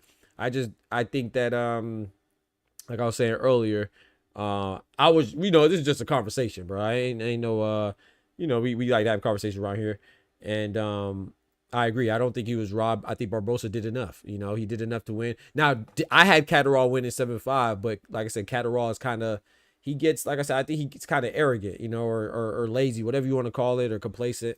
I think he's kind of arrogant. I think it's a lack of awareness. I think that he repeatedly consistently, frequently thinks that he's further up on the cards than than he is. It's a close fight. You have no business losing the 11th and 12th round. He those were like he definitely lost those. Well, I think the 11th round was close. I have to look at my scorecard. But he definitely lost the 12th round. Nonetheless, I gave Barboza the 11th and 12th round, and Barboza was just doing little subtle things, bro. And he was just having more energy, putting more effort, and he seemed like he had an intelligent approach about his game plan. You know, could CATTERALL won? I thought he won, but I don't think it was a robbery by any means. I think it was a close fight. I had 2 swing rounds. I had it 115, 113 in favor of CATTERALL. I had 2 swings rounds. If I give both those swing rounds to Barboza, it's a different story. So yeah, I definitely don't think it was a robbery. No, I'm just asking. Nah, you good, bro? You good, bro? D1 trying to pull up. Oh, trying to pull up. Oh, bet. I got you. Yes, sir. It's Discord. I got you. Because I'm telling him now. Because he's asking what service you use. Oh, He's talking about bro. StreamYard. I don't think he know about the Discord. Oh yeah, it's Discord, please, bro. I use Discord because I could bring you up and keep my my format. I'm just accustomed to using Discord from my Twitch days and stuff. You know, his kid Austin Pop's not there bro. I don't know what he got going on, man. You know, I ain't gonna lie. I be trying to root for the fathers. You know, my 2 favorite fathers though is Angel Garcia, Danny Garcia's father, and I ain't gonna say I like Kenny Porter a lot too. I don't know who my 2 favorite. I should say my 2 favorites, but I like them a lot. His dad is there though. His dad is there. Okay. The one that's asking. Okay. His dad is there. The problem is he wanted his girl and the baby to come, just like with the London incident. That's what him and his dad beefing over. Yeah, I don't think I try my best not to pay attention to him because he be having some issues that I don't be trying to highlight because you know what I'm saying. he be doing some things I don't be trying to highlight, man, with the domestic stuff. Like, so he got I try to leave him alone. He made Ronnie Shields kicked him out the fucking gym. You feel me? You feel me? Not one day, a couple days. Yeah, so I just whenever people try, I don't be trying to highlight the negative, man, and it's hard to talk about him and not talk about the negative. Yo, there goes the Discord. They do so much good for the boy, and then it's like he counteractive at the same time. Yeah, so that's why I try my best not to pay attention too much, unless I'm for sure it's boxing related. I'll be trying to highlight. I ain't none of my business. Kenny Porter is a good dude entry. Yeah, I like Kenny Porter. I like Angel Garcia. I like there's a lot of fathers I like. It's just, you know, I like Bill Haney. I'm not a big Haney fan, but I always like Bill Haney. He's funny, you know. But I think as far as, to me, in my opinion, the best trainer dads, I would have to go with Floyd Sr. and Roger Mayweather, rest in peace. Dad, uncles, you know what I'm saying? Kenny Porter, Angel Garcia, and I like Robert Garcia. I know that's a big brother, but I like Robert Garcia and Mikey Garcia a lot too.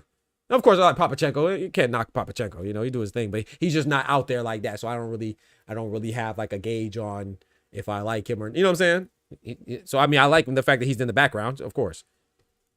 But then again, I also like John Fury too. So take that how you will. I like John. Now with John Fury asshole now, and what he did to headbutting that young bull was wrong. You know what I'm saying? That was messed up. But I do like him, man. I ain't gonna lie.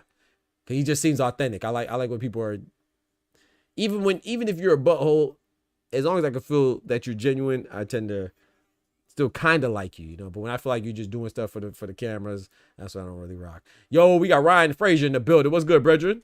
I ain't even see you in here, bro. I don't like Schofield. I don't blame you. NPR, he makes it hard to like him. He be talking crazy. It's one thing to talk crazy. He be doing too much sometimes. They had a face-off record. I see it. No, I see. Big John is entertaining. Yeah, he's entertaining, bro. That's why I like it. You know, not saying that when I say I like somebody, y'all know me better than that now. So I'm not saying that I'm an apologist for all their antics or I defend what they do. No, I could still say objectively that what he did was crazy. But oh shoot, did you see that Bivol news? No, what happened with Bivol? People are trying to allege that he is still suffering injuries from the first fight. Oh, Lord. I don't see any concrete evidence on it, but of course, you know, the usual suspects is yapping it up. Crazy.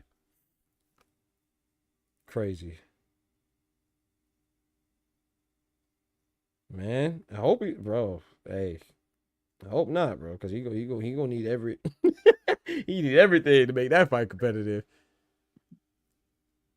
I think it's his ex-wife snitching again. Always. So is she really a credible source? Is she even with the man now? Like, right.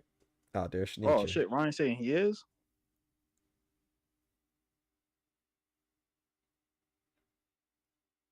Nah, Ryan, you gotta pull up. What he said? What? My bad. Ryan just said in the chat he is. He's hurt. Oh Lord. Damn. He got cut.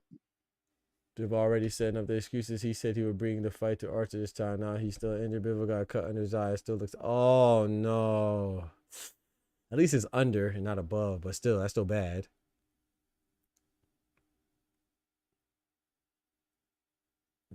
Trent, what's good, bro? He said Neri going back to Japan this weekend, right? He fights can't remember the dude's name. He swung on him in the press conference. Who was he fighting again? I don't know what's his name again, Trent. I don't remember who he's fighting. He said Naya's father. Oh, Shingo Inoue. Yeah, shout out to him. He's doing a good job with him. Not just Naya Inoue. He's doing a good job with what's the brother's name again? Takuma Inoue and the cousin too. Koki Inoue.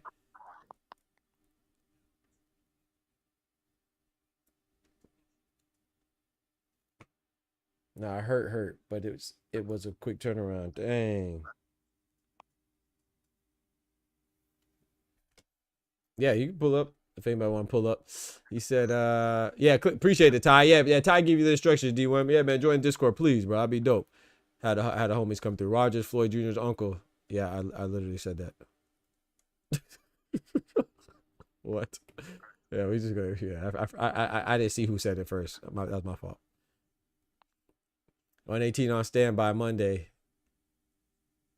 Hey, Oscar, you said that you gonna miss the fights on Saturday? That's crazy. Do you know what you dislike about StreamYard? Oh, you don't like StreamYard? Good. So, okay, bet. Yeah, try the Discord then, bro. Nah, StreamYard, in my opinion, I don't like it because anybody that comes on there, they can actually record your shit without you knowing. Oh, I didn't know that. Yeah. Especially if you like on your computer, it says in the corner, recording. You actually keep segments yourself. Yep, I did see that. The one time I used so it. It's bad for content creators because it's like, yo, you stealing my shit. True. Yep, and duplicated themselves. Oh, I use Stream Elements. Okay, my fault. I just saw what you're asking now. He said I like StreamYard to reach you because I don't want to find a new service. StreamYard. I use excuse me. I use Stream Elements. I'll type it in the chat. Oh, I know that one. Yeah, Stream Elements with OBS.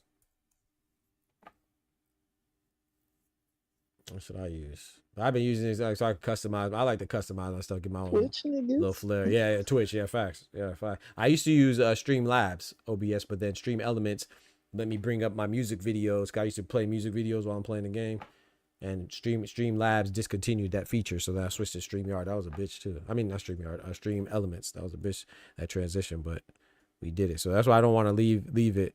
Now I will say StreamYard is easier though because, you know, people don't want to download. I think more people on YouTube are accustomed to StreamYard, and you know, it automatically makes the screens the appropriate size when people join. So it's less stuff that I have to do. You know, it's more user friendly, I guess you could say. But then the more user friendly the interface is, the less freedom you have with it too. So I could customize here more. Yeah, I missed a Saturday card, but I'm locked in for a Junto card on Monday. Let's go. Oh, that's what you said, 118 on Monday. Okay, I didn't understand that. Oh, okay, let's go. Yeah, we going to be on there, man. That's crazy you're going to miss it, but you ain't going to miss that. You know we going to be live, man. I'm going to try to give the breakdown, play-by-play. I'm sure people pull up, too. So we going to tie in Kendrick, usual suspects. Oh, no, first loss is not the end for anyone. That's crazy. Who's first loss? Man, Shakur not losing. Yeah, I don't think Shakur losing. I just hope it's a good fight, but man, you know, bro, what would that rank on upsets, Ty? In chat? For I guess for y'all, Bakram. Ooh, I think it might be more than Bakram, bro. I ain't gonna lie, because Bakram is at least a champ. Schofield? No, okay, now if Schofield do him like that, now if Schofield do him, if Schofield do him like Bakram did Tim Tszyu, Oh no, that might be upset of the year of the century, bro. I ain't gonna lie. It might beat Buster, bro.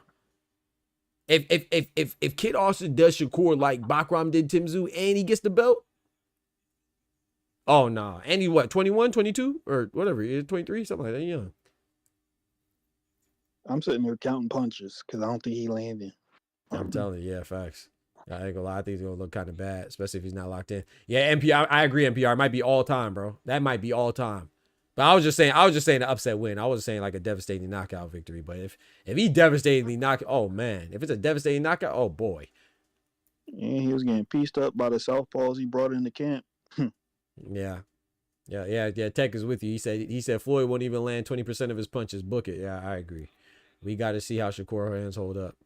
I think people over exaggerating, man. I ain't gonna lie, Ryan. I think people just be reaching, man. Going off of pictures and stuff. You skip it out, Ty. I said he getting stopped like Jamel Herring. I was just watching Jamel. What fight I just watched with Jamel Herring recently? Oh, I'll right back and watch the Lamont Roach, Jamel Herring.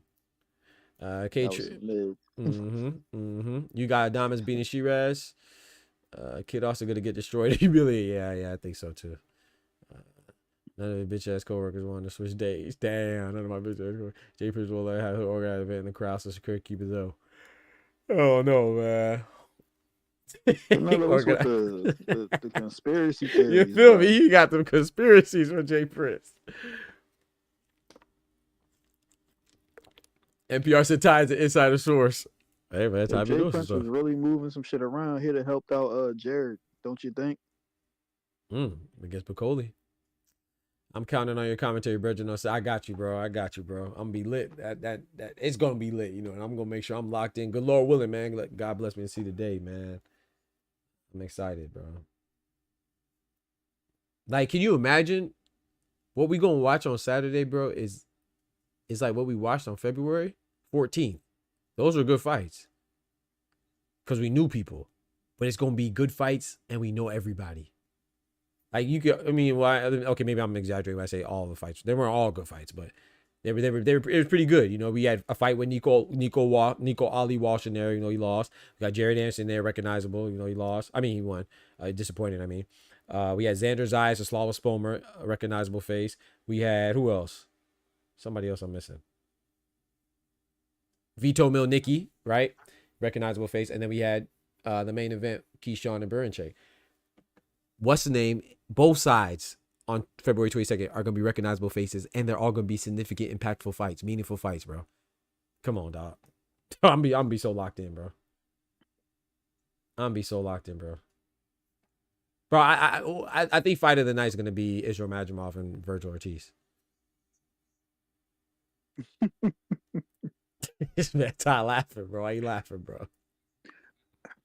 It's either him and Robert got a plan up their sleeve, or I don't know. It's just the whole aesthetic he had there. Yeah. Even when Majimov, little translator, tried to speak to the men, yeah, he tried to ignore him, read his book. I don't get the angle. Yeah, I don't know. I don't know, man. You think it's nervous energy or what? You locked in or nervous? It's hard to really tell with Virgil, but I know when he's excited, you can't tell him, you can't get the man to shut the fuck up. So that's true. That's a sign for me. That's true. You're right, because that's definitely abnormal. Virgil be talking now. He said all the fights on Saturday could headline. There were absolutely even the least popular one in Boatsy and Callum Smith. That's definitely a headliner in Britain, for sure. We just had Adam Azim headline in England. Get Sergey Lipinets. Boatsy and Smith will be a headliner. Only footage of Burinchik after the loss was him going to the back. Yeah, Burinchik got destroyed. I ain't gonna lie. Like I said, I give Keyshawn credit for that, because That's not the only footage of him though. Oh, Canelo in there. Him and Alex went to congratulate Bomac and Keyshawn after the fight. That's what's up. So that's what's up. Y'all think he's done, or y'all think he's gonna keep fighting? I feel like he about to get used as a layup for other guys. Think so? I was thinking he might go back to BKFC. Oh no. I don't know. So all the fights on Saturday, I read that already. Yeah, I'm just it's February 22nd is gonna be an outstanding card, man. I don't even know where to start. Like, I'm excited. Who's on the undercard? I mean, like, sorry, not the undercard, the preliminary joints. I think that one guy. What's it? I can't remember his name. Is it Saudi Arabian guy? You know what I'm talking about? I think he's on the prelims. What's his name, bro? Ziza. I don't remember. I know you're talking about. You know what I'm talking about? Yeah, him. I think he's on the prelims. I think I only seen him fight twice. Me too. Only seen him fight twice. Once on that little Floyd card where he had that ring built in the sky over in Saudi, and I think it was on like a Misfits card too. Oh, okay. Two times I saw him fight was on the Riyadh season joints. I think. Yeah, I don't even remember which ones. I wanted to say he was on Riyadh. I ain't watch. Yeah, I want to say I saw him when he fought. I think one of them he fought on. Was a 5v5, I think. Same night that Bivol fought Malik Zanad when he was originally supposed to fight Beterbiev.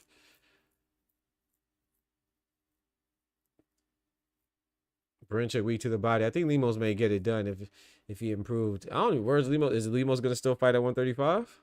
Hell, what if Barinchak goes down to 130? I think it might behoove him to do that. I'm not saying he'll be any more successful, but I don't know if he can. At least he'll look the part. Yeah, that's true. Yeah, I don't know if he can either. That's true. But he looked. Soggy body. Yeah, he definitely looked a little soggy. Bitch ass coworkers. I could watch it at work, but I want to watch the whole fights without. Yeah, shout out to them. He real quick on putting them out the next day. Yeah, facts. Yeah, shout out to Turk. Yep. Yeah, man. I think we're in for a treat. This one, man. So this is definitely a treat, man. I'm still looking forward to April. What's April? April. Atlantic City. Oh yeah, yep. April 12th, right? Yep. That's gonna be a good one too. Ring Magazine belt on the line, unification, WBA, IBF, Stanionis boots, respectively. I'm snitching. Put some money on that. Bet the knockout. Stop it! He gonna knock him out. Put that bread down. I might have to bet on that one, man. I might have to bet on that knockout then. Stanionis say, "Hey, man," he said he gonna knock out Boots, bro. He said he gonna stop him, bro. I was watching the interview the other day, maybe like a week ago or a couple days ago. I don't know. Time be flying.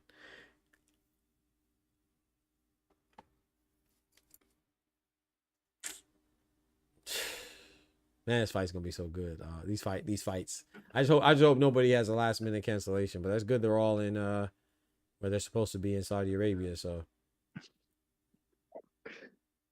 I'm laughing at the things in the comment section. People trying to give Oscar advice on how to watch the fight.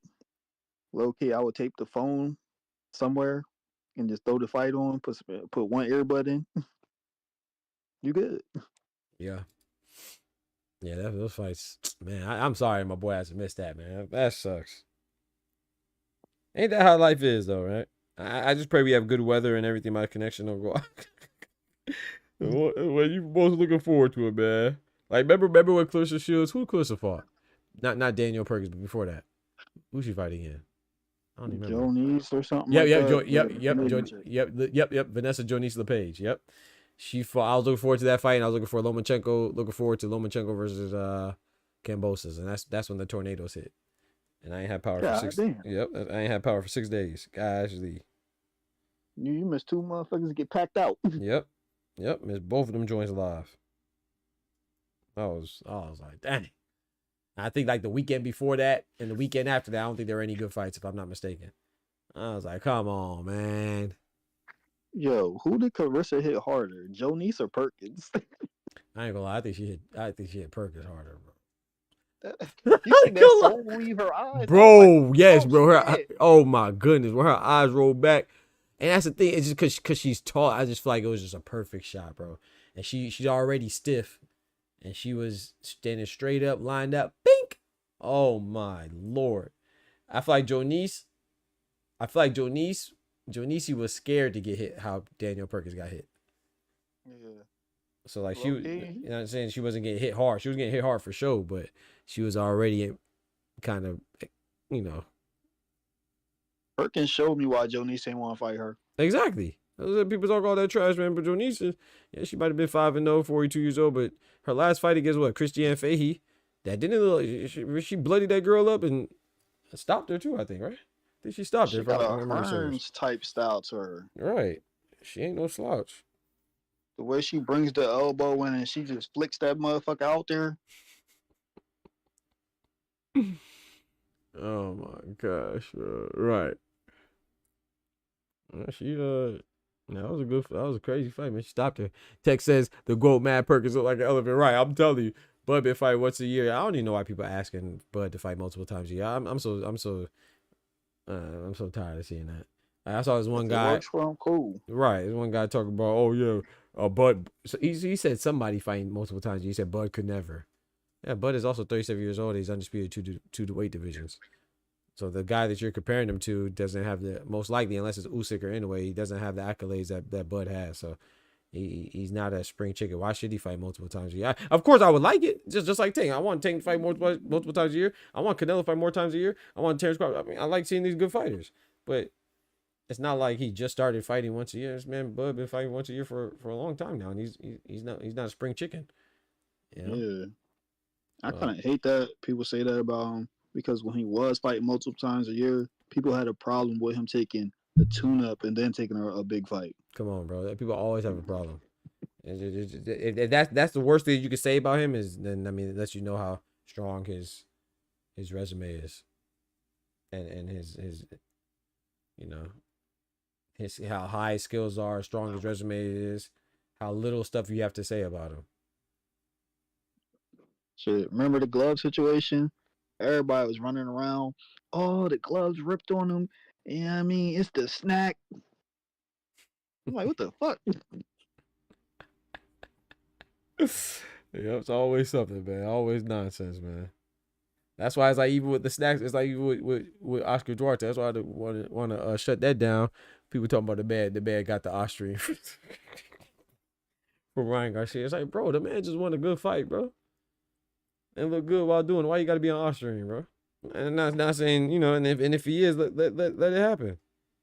He knocked out a dude on short notice that was there to be hit. Exactly. He did what he was supposed to do. Right. Y'all say a puncher, right? So why is that changed now? You just wanna say something, bro. I mean, never mind. People crazy, bro. I like snacks. But that's just my opinion. Crazy, bro. I was impressed with the win though. I wasn't expecting a stoppage. I was expecting a decision. A tough decision.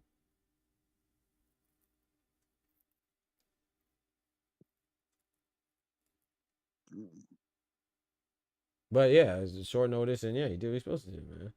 He didn't bust the gloves open because of snack. It was the manufacturer default.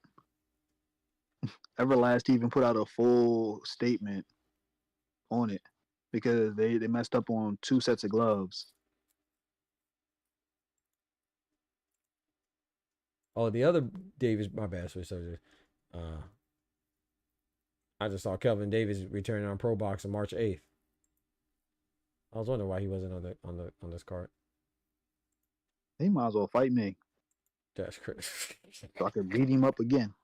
That's crazy. Man out here snitching on himself. Ask Bomac. Fuck you. All right. I'm putting cases on all you bitches. That nigga Bomac licked his finger and said, "Put your hands up, boy. Fuck." Why you lick his fingers, bro? Why you lick his finger? Yeah, the Cheeto bat. Yeah, he got that. Nah, put your hands up, what? Got your hands up, what? Bomac got the Cheetos. Hey, yo, like, come on, bro. Bozy with the black and mild. Come on, bro. Oh, yeah, Bozy definitely look like a black and mild head ass. He definitely look like he'd be on the black and mild. I already know. I the side of his lip, too, like a mechanic. You don't even like the motherfucker. He just sit there and like, you know what I mean? He do this, boom, bang, bang. But you know what that mean, though. Facts. Oh, man. Everlast said, my bad. Those would never last. Right. Got cut, probably. You got cut? Give me a second, chat. I'll be right back. Yeah, I think we should do some research on some of the terminology these trainers be saying in the gym. Y'all be surprised at some of the shit they be saying. I think Angel, Bozy, Mac, and Robert and DJ the funniest trainers when it come to gym life.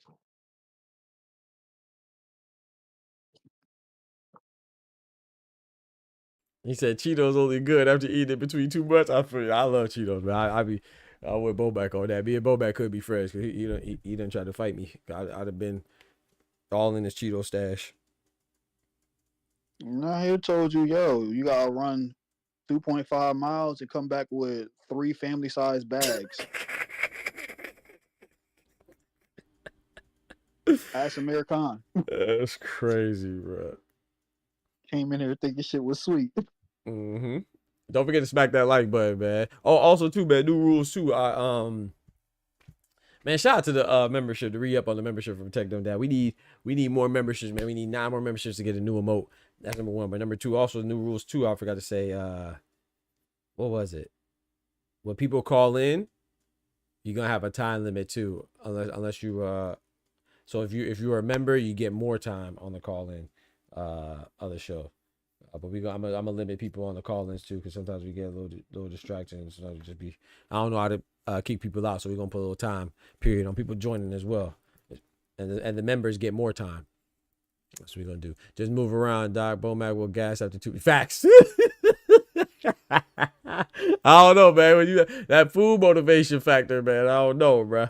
You get motivated by food, boy. You never know, man. You ever see the like a crackhead with the crack? Hey, anything you addicted to, man, that bring out extra energy, man. I don't know. You might go in that bag. You may not be able to recover afterwards. It might be your last time giving it all you got. But that one time they gonna give it all they got. Bomac and Butterbean, they went the distance for that chicken. For that chicken. Oh my gosh. Oh my Lord, bro. That's it was what, 4 3-minute rounds, or was it 6? I don't remember. That's crazy. Nah, you good, Oscar. I told you the exception, bro. I said the exceptions. I said mods and members. You are honorary member. Oh, Bud talked about that again in the new interview. He did? About what? When he was going to smack up Trey Songz at that 50 party or the party at 50 the was billionaire party he had out in Houston. Yeah, I heard about that. I never heard him. I never heard his story, or his side, but I heard about. I think I heard 50 talking about, man, you better be careful. That's a boxer. Trey Songz funny. Go back bringing that Butterbean. But yeah, facts, Tech. Yes, sir. Bud should have still stole off on him because of what he was doing. I bet. I mean, Trey Songz seems like somebody that need to get stole on. Like I told you, I didn't like him from when I went to a concert, homecoming concert at my school, and he was around the time he was first coming out, and he was inviting girls on stage, and I think I shared this story before, and then a big girl got on, and he kicked her off. I was like, come on, bro. Not you, big him. Yeah, not you, big, exactly. I was like, bro, it's just a song, bro. It's not like you're marrying the girl, making love to the girl, bro. It's just a song, bro. And if you're gonna do that, then you should have been more specific about who you bringing up. That's just embarrassing, bro. My God. You was present at that concert? Yeah, I was there. Oh, you heard about it? You know they made clips about that? Oh, no, I didn't know that. They made clips about it? Yeah, I was there. Yeah, exactly. Not you big and kicked her off the stage. I was like, yeah, I can't. That's messed up, bro. Like, to me, that's just corny, bro. It's a 2-minute song, 3-minute song, bro. Let it be on the stage, bro. That's embarrassing for that poor girl. I didn't know they made clips with her. Yeah, I never liked them since that. Yep, facts. Jeopardy song for the Discord. Facts, dub. Facts.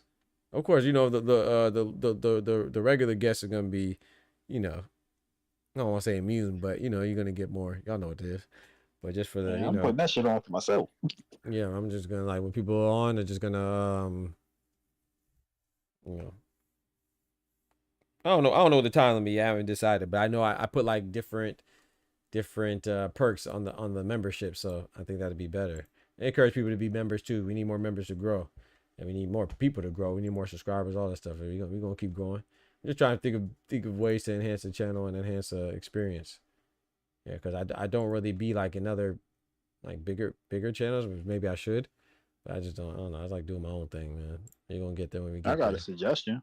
Yes, sir. For the new folk, give them a round per subject. Yeah, 3 minutes, right? I think that's what I was thinking. I think that's a good one. Well, per subject, my ass. They better speed round that shit. They start yapping. Yeah, you They feel start me? yapping. It's a TKO. Yes, sir. Yes, sir. We gonna put on that time. Hold on. I'm trying to find it for Doug. I can't find it though. Oh yeah, here you go.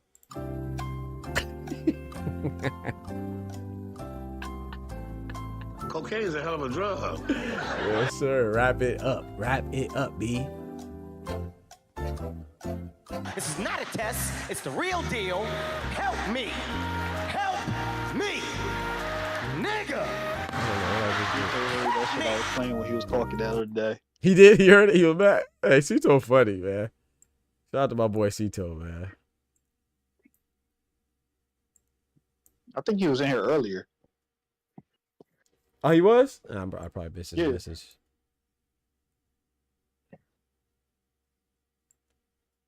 I just accidentally rearranged my stuff. I don't know what I did. Actually, I like it down there, though. I'll keep that down there. I didn't mean to do that, though. Rear the face of boxing 2024. I'll sleep. 147 million. Oh, yeah, I saw that. The earnings. Yeah, that's heavy. That's heavy on the Big Turk influence, though. Kelvin, a big kid, too. Yeah, he's a big guy. I don't know if I believe in him, man. No disrespect. I believe in Keyshawn and was it the youngest one, Keon? I'm not sure about Kelvin though.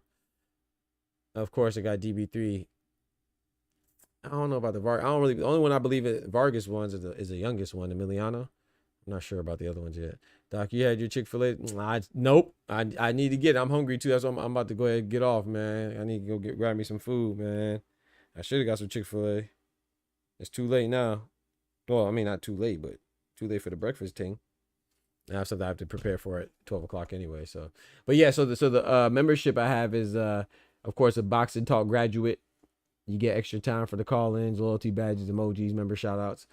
Bachelor's in Boxing Talk is $5 per month. You get no cam. You get all those perks that you get connected on social media, members only polls, members only live chats. We don't really do that much right now because when we get big, we will. Then we have no cam, no problem. So if you have a membership at $5, like my boy Tech, if you don't have a camera, he's fine.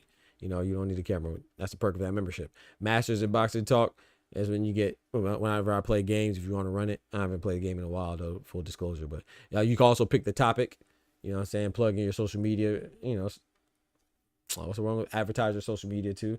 And then the PhD is a new tier in Boxing Talk. Doctor's orders means that if we have like 2 people in the panel and you want to join the panel, or 3 people, if the panel's full, you can kick somebody off. And it's called Doctor's Orders. You have a PhD in Boxing Talk. That's a big tier, and you get What's the highest one? 20 PhD in Boxing Talk. So if we have a panel, you can kick somebody off the panel if you want to join, or if you want somebody else to join. And priority reply to comments, so people can't get mad at me anymore for missing comments. I try my best not to, but instead of people being happy that I miss, well, some people are happy that I make everybody's top comments, but some people try to get attitude and not realize that you rock with me because I get your comments. And the reason why you expect me to read your comments because I always make sure I read your comments. But instead, people, they get mad at the few times that you miss their comments. When they go to another channel, they'll never get their comments read. So that's why I put that to you. I will never miss the $20 member comments. But that's my fault, that's when people you give somebody an inch, they take a mile. They feel entitled and stuff.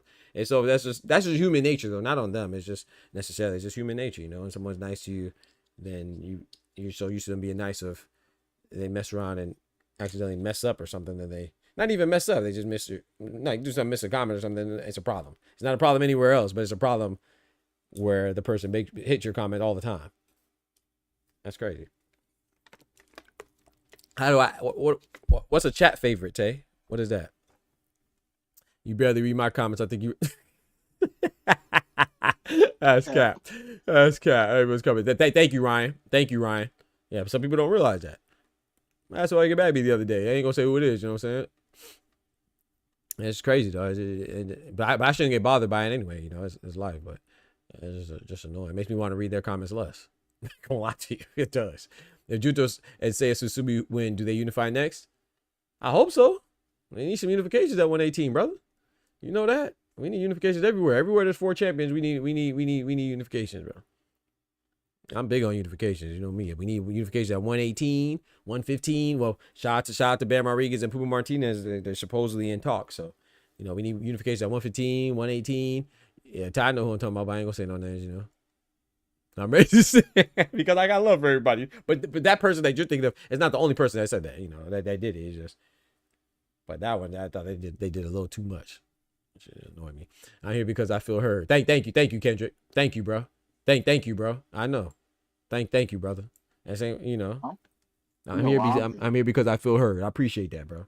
I literally try my best to get every comment. Even when I was on Twitch, I had 40 people in the stream. People would, I would try to make sure I get the comments while playing the game, while having conversations. And people still, if I don't mention, oh man, Doc is missing my messages. Doc's missing my messages. Ish. What about all? Do I go and knock on your door when I drop a video and be like, oh, you didn't watch the video, or if I drop a message, I say, oh, you missed my message because you didn't reply? I don't do that. No, you need to. You gotta be like, I should. Yeah, I should do that though. Yeah, I should. Fuck is my liking you at? Right. Where am I like? Where am I liking you at? Where my comment in my video at? Come on, bro. And you should be heard. You know what I'm saying? Your time is precious, and the fact that you're spending it with me is much appreciated. But don't think that you know, it's not a one-sided thing. You know, I add value too, just like I recognize your value, and I try to demonstrate that by making sure I catch people's messages. You know, but sometimes there are some messages I gotta ignore for some people because sometimes, no disrespect to Tran, but there's like, Tran probably did like 4 comments that I saw, and all 4 of them were different topics. One topic was something about Shingo anyway. Well, that was on topic though, because we were talking about the dads and Tran. But then he talked about Canelo and somebody else. Then he talked about Tyson Fury and somebody else. I was like, bro, you understand? We trying to. There's nothing wrong with that. But then don't you know? There's also nothing wrong with me missing your message if it's not on topic, because you know it's gonna maybe knock me off track. And then also, if there's ways that YouTube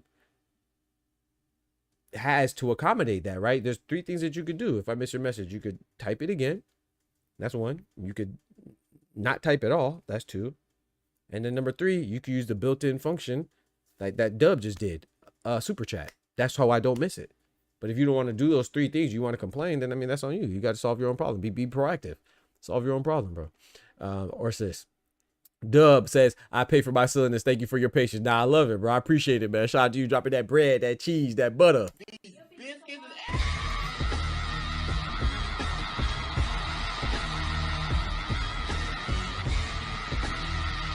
Nah, hell no, bro. Yeah, I love it, bro, and I appreciate it, bro.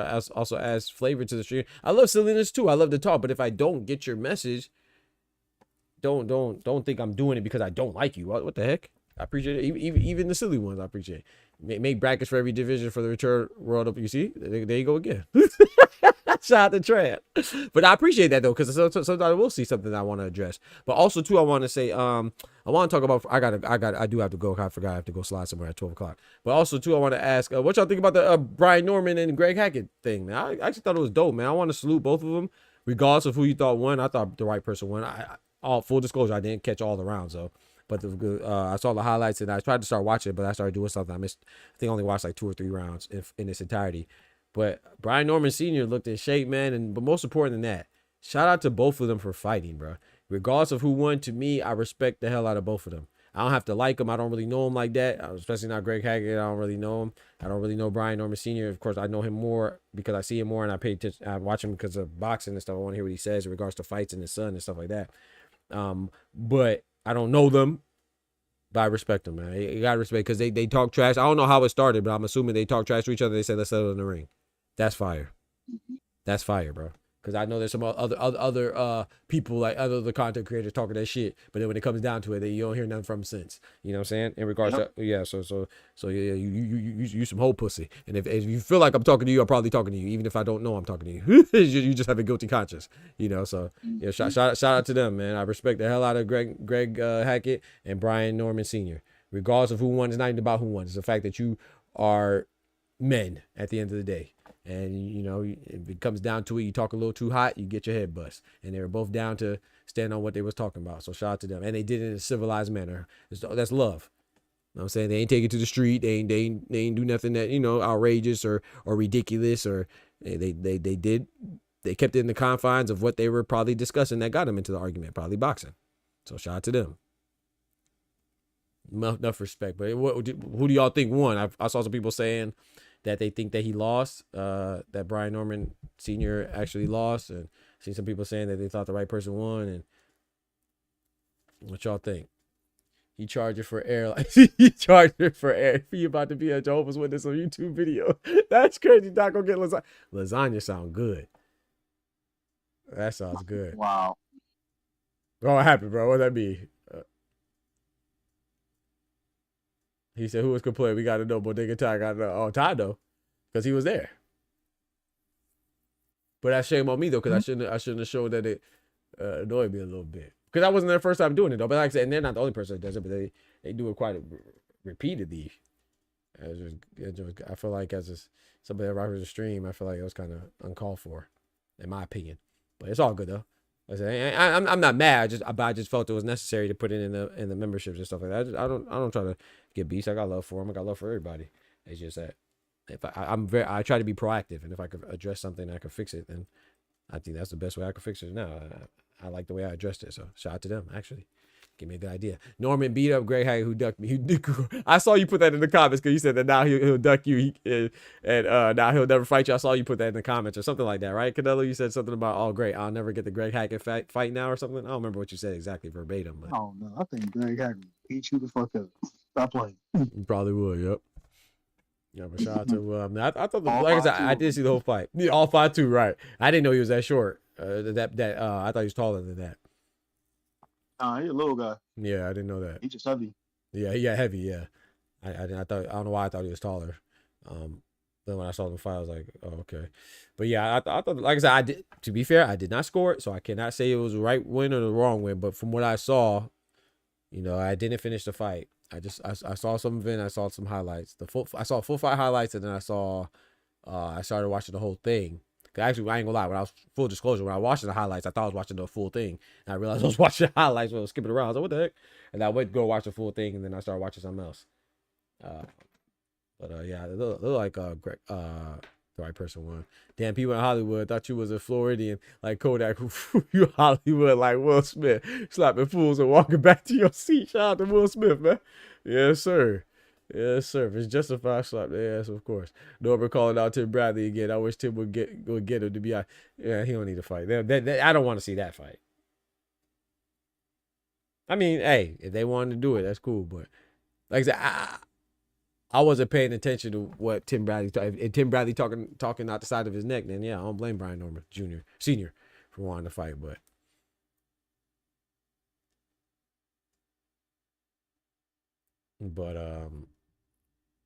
like this fight, no disrespect to them both, but I wasn't really interested in this fight either. I just was happy to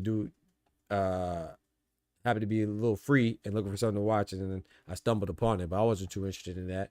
But like I said, but the most thing that I take from it is respect to both of them, man. Like them actually standing on what they said they was going to do, man. I love that. A lot of people on the internet, they be talking and don't really be about that life. He said, Greg Hackett said he would KO me. I'm 6'4", 220. Hey, man, he might get to that chin, bro. He just got to get to that chin one good time. I read that and I was like, what the fuck that's supposed to mean? Like, are you active? You in the gym? Yeah, exactly. Slap. Keep Canelo's name out your mouth. Right. Slap. Keep Canelo. Facts. That's how I run down on him, Tech. Oh, you talking about Canelo again? Fact. Facts. You sound better than the Tank fans doing when they run down. Yeah, that's crazy. Shooting people is crazy. No, that's ridiculous, bro. I told you that shit happened right after the Rolly fight. Yeah, no, that's we was trying to go get food. We heard buddy get clapped up. Yeah, that's crazy. But that's the thing. Like, see, unfortunately for me, somebody like me, who I think I value relationships more than like me and you. If I argue with you, I'm only gonna go so far with you not liking Canelo or you not liking Tank or me not liking Devin Haney. I'm like, yeah, it's not even worth it. Like, but it's entertaining though, and I think that's conducive for growth. You know, that's why I say unfortunately for me, because I don't get that emotional. Don't get me wrong, I get like you said. Who you said? He said don't argue with me with what was it? MJ. But he said I jumped off. He said I jumped off the cliff when it came to MJ. I get passionate, but I don't really. I'm not finna be talking about your mama and run it down, right? Nah, bro. That's cap. But I will get, and I like those conversations because it's fun to me. I like to argue like that. But at the same time, if it makes somebody uncomfortable, then I'd rather not make nobody uncomfortable because I rock with Clone or whoever it is. Rather like arguing with Karma. Spun the block and gave Clone a noogie. He said I went crazy. No, I didn't. You capping, bro. Y'all just exaggerating, man. Rather like arguing with Karma about Gerard Boots in this or whoever, or Anthony Joshua, I should say. That's her favorite fighter. I'm gonna argue with you, but I ain't gonna try to hurt my dog feelings. For what? I don't know him like that. Yeah, come on, bro. You take out a pistol on somebody, bro. Like, I don't get it, bro. Say it again. I can see Karma doing that because somebody said I can see that too. I heard somebody rack up something. Yeah, I can see that too. Shout out to Karma in the building. Said, oh shit, she in here too? Yeah, she in here. She owe me a what to call, man. What she said she wanted to fight me. She owed me a fade. He said Joe Calzaghe. But that's the thing, bro. I'll argue with Joe. Okay, so I ain't gonna lie. I have different type of energy for somebody I don't know. That's why sometimes I jump on somebody because I feel like people would just come in and they see me and Oscar talking, me and Dub talking, and how our rapport that we build, but they just disregard that. They just think that they can say anything slick. Nah, bro. You know what I'm saying? You call a stranger calling me stupid and Ty calling me stupid. Those are two different things. You know what I'm saying? That's the homie. You know what I'm saying? Or Clone calling me dumb or Kendrick or something like that. That's different. Or saying something like, oh, you such a glazing or something. You don't just hop in here talking about somebody glazing. I'm gonna take it to as disrespectful I can take it. I don't know you. And I probably don't like you. Probably wouldn't like you. It's different. You gotta know you. But we could all talk, have a conversation, but keep it respectful. I wouldn't approach you like that. But, oh yeah, you glazing. What you mean? You telling me I'm on dick? Nah, bro. I'm not going. It's something we casually say. I'm not gonna get mad. I'm not gonna jump out the window. But at the same time, when I approach some people more aggressively, that's good because I don't know them, and I'm gonna take it as disrespectful as I can because I am a little bit confrontational. Not like in a bad way. I think I just don't really take kindly to people talking crazy. Anderson fight was a mess. That was trash, man. Anderson was. Hate to say it, but yeah, he's trash. The crowd started booing because dude shorts. Yeah, it started booing because in his performance. I wouldn't call you stupid, but I'll call you ass biased and crazy. Yeah, but I'll just use that as an example. Like we might talk. I could be like, ha, you stupid. I mean, like I don't mean like you literally unintelligent. I just be like, you stupid, like you silly. All right, with tech or something. We talk trash or get into a discussion, but it's not like it's not malicious. That's what I was looking for. It's not malicious in intent. Some people that come here crazy, don't even know what side of the fence I'm on. Just say something. Pull his shorts up, chance. Ass is cooked. He didn't even want to be. Yeah, he didn't want to be there. I agree. I'm done with it. I want to be mad if I don't see Jared Anderson fight again. I mean, it's same with Dalton Smith looked good in his last fight, but I don't really care to see him. See those some certain guys fight again. I don't care to see Jared Anderson fight again. I don't care to see Chris Billion Smith. I didn't care to see him fight again, but he stepped up when he fought Gilberto Ramirez. I'm talking about his effort, But like his last fight before that against Richard Riakporhe, I don't care if I don't see Richard Riakporhe and Chris Billion Smith fight ever again individually. I'm okay. Trust me, I'm happy. But Chris Billion Smith, he looked. I liked his effort against Gilberto Ramirez. That's why I'm like. Richard Riakporhe and Lawrence Okoli, I'm not really too excited about that fight. I should be, but Richard Riakporhe, last time I saw him, man, that was one of the worst fights I've seen in my life. He was 50% of it. Last time I saw him when he was against Chris Billion Smith, that fight was trash on both sides. That fight was garbage. And Anderson, like that fight against Calais, man, was it Petro Calais, whatever his name is, Patrick Calais, or I don't know. That fight was trash. Wait. Dalton looked. All right. Yeah. You're right. He looked all right. You're right. Thank you. Appreciate the correction. Yeah, he looked all right. Yeah, some fighters once I see like you, And you don't have to get a knockout. You don't have to wash them, but you gotta look like you want to be there. Like who said that? Like Kendrick said, Jared Anderson didn't like he want to be there. Hell, nah, I don't want to waste my time watching that shit. I could watch another guy or girl that wants to be there that's upcoming and putting forth that effort and you know.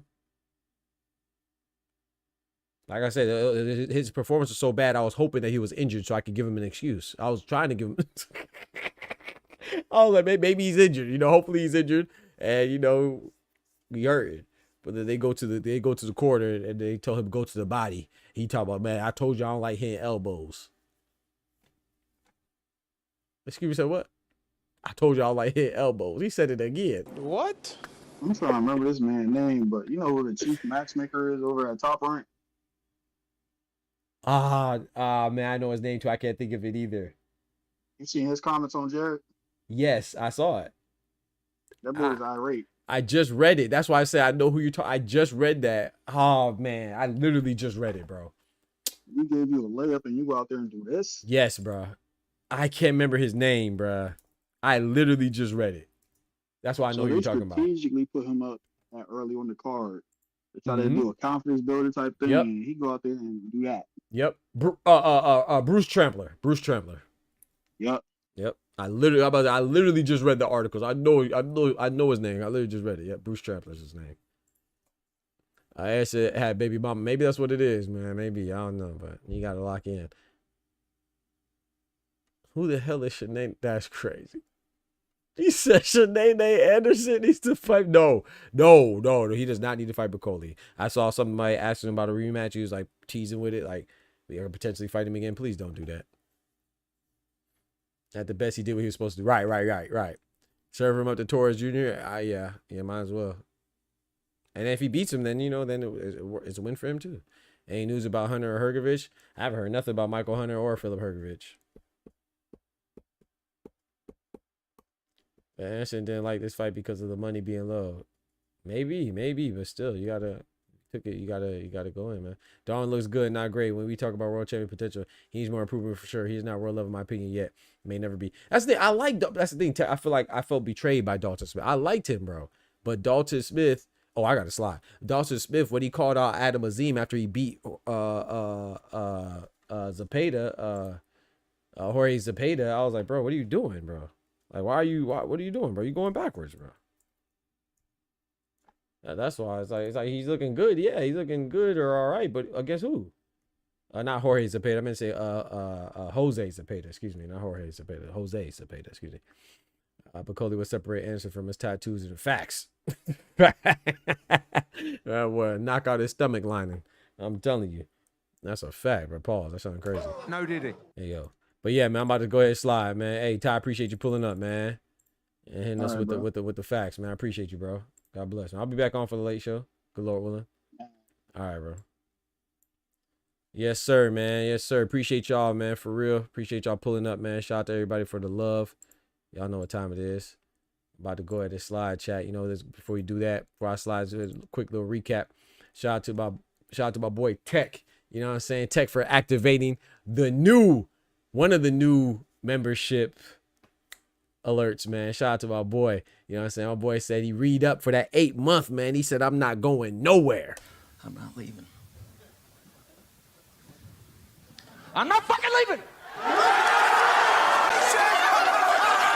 The show goes on. Shout out to my boy, man, with that re-up on that subscription, man.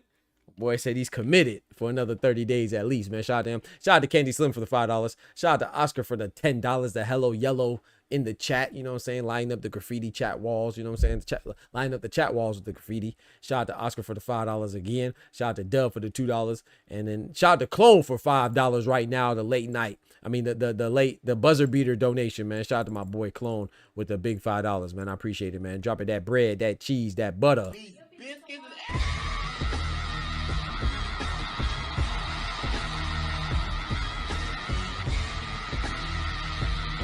Yes, sir. Appreciate that, brethren. Yes, sir. God bless y'all, man. I'm gonna go ahead and slide, man. I'll be back on for the late show, good Lord willing, man. We trying to get back to our normal timing, man. Our normal schedule, man. It's been a little busy, man. So shout out to y'all, man. All right, Tech. I appreciate that. God bless you too, Dub. I'll be back on later. Good Lord willing for the late show. Have a good one, fam. Until the late show. Yes, sir. Membership gifted starts tomorrow night. Hey, I appreciate that, Tech. Shout out to my boy Tech with the gifts. With the gifted, man. We got one for that too, bro. You know what I'm saying? I want to tell y'all. I want to just let it come naturally, man. But I appreciate it. Alexander's snuck in here at the end. He said, Anderson don't need Bacoli rematch because the first fight was a miss. Facts. Yeah, he does not. That's the last thing he needs. Unless, like Tech said, man, that'd be a career. That'll be yeah. I think I can say suicidal to his career. You know, I wasn't sure if I could say that word. That's why I hesitated. But yeah, that would be very detrimental and counterproductive for his career longevity. Yeah, have a good one, fam. Yes, sir. Until the late show. Yes, sir, man. I appreciate y'all, man. God bless. I'll be back on for the later show. Don't forget to smack that like button and subscribe if you haven't done so already, man. You know what I'm talking about? But yeah, y'all be easy. Take care of yourselves. Remember, with God, we can do anything. Without God, we're nothing. The doctor's out. Peace. Rest in peace, Kimba. My Kimberly. From the hood to college, both worlds they had to meet. 6 degrees between us, so cold, we're about to freeze. But we're Florida boys, hot takes, we bring the heat. We're moving the culture, the engineers to the streets.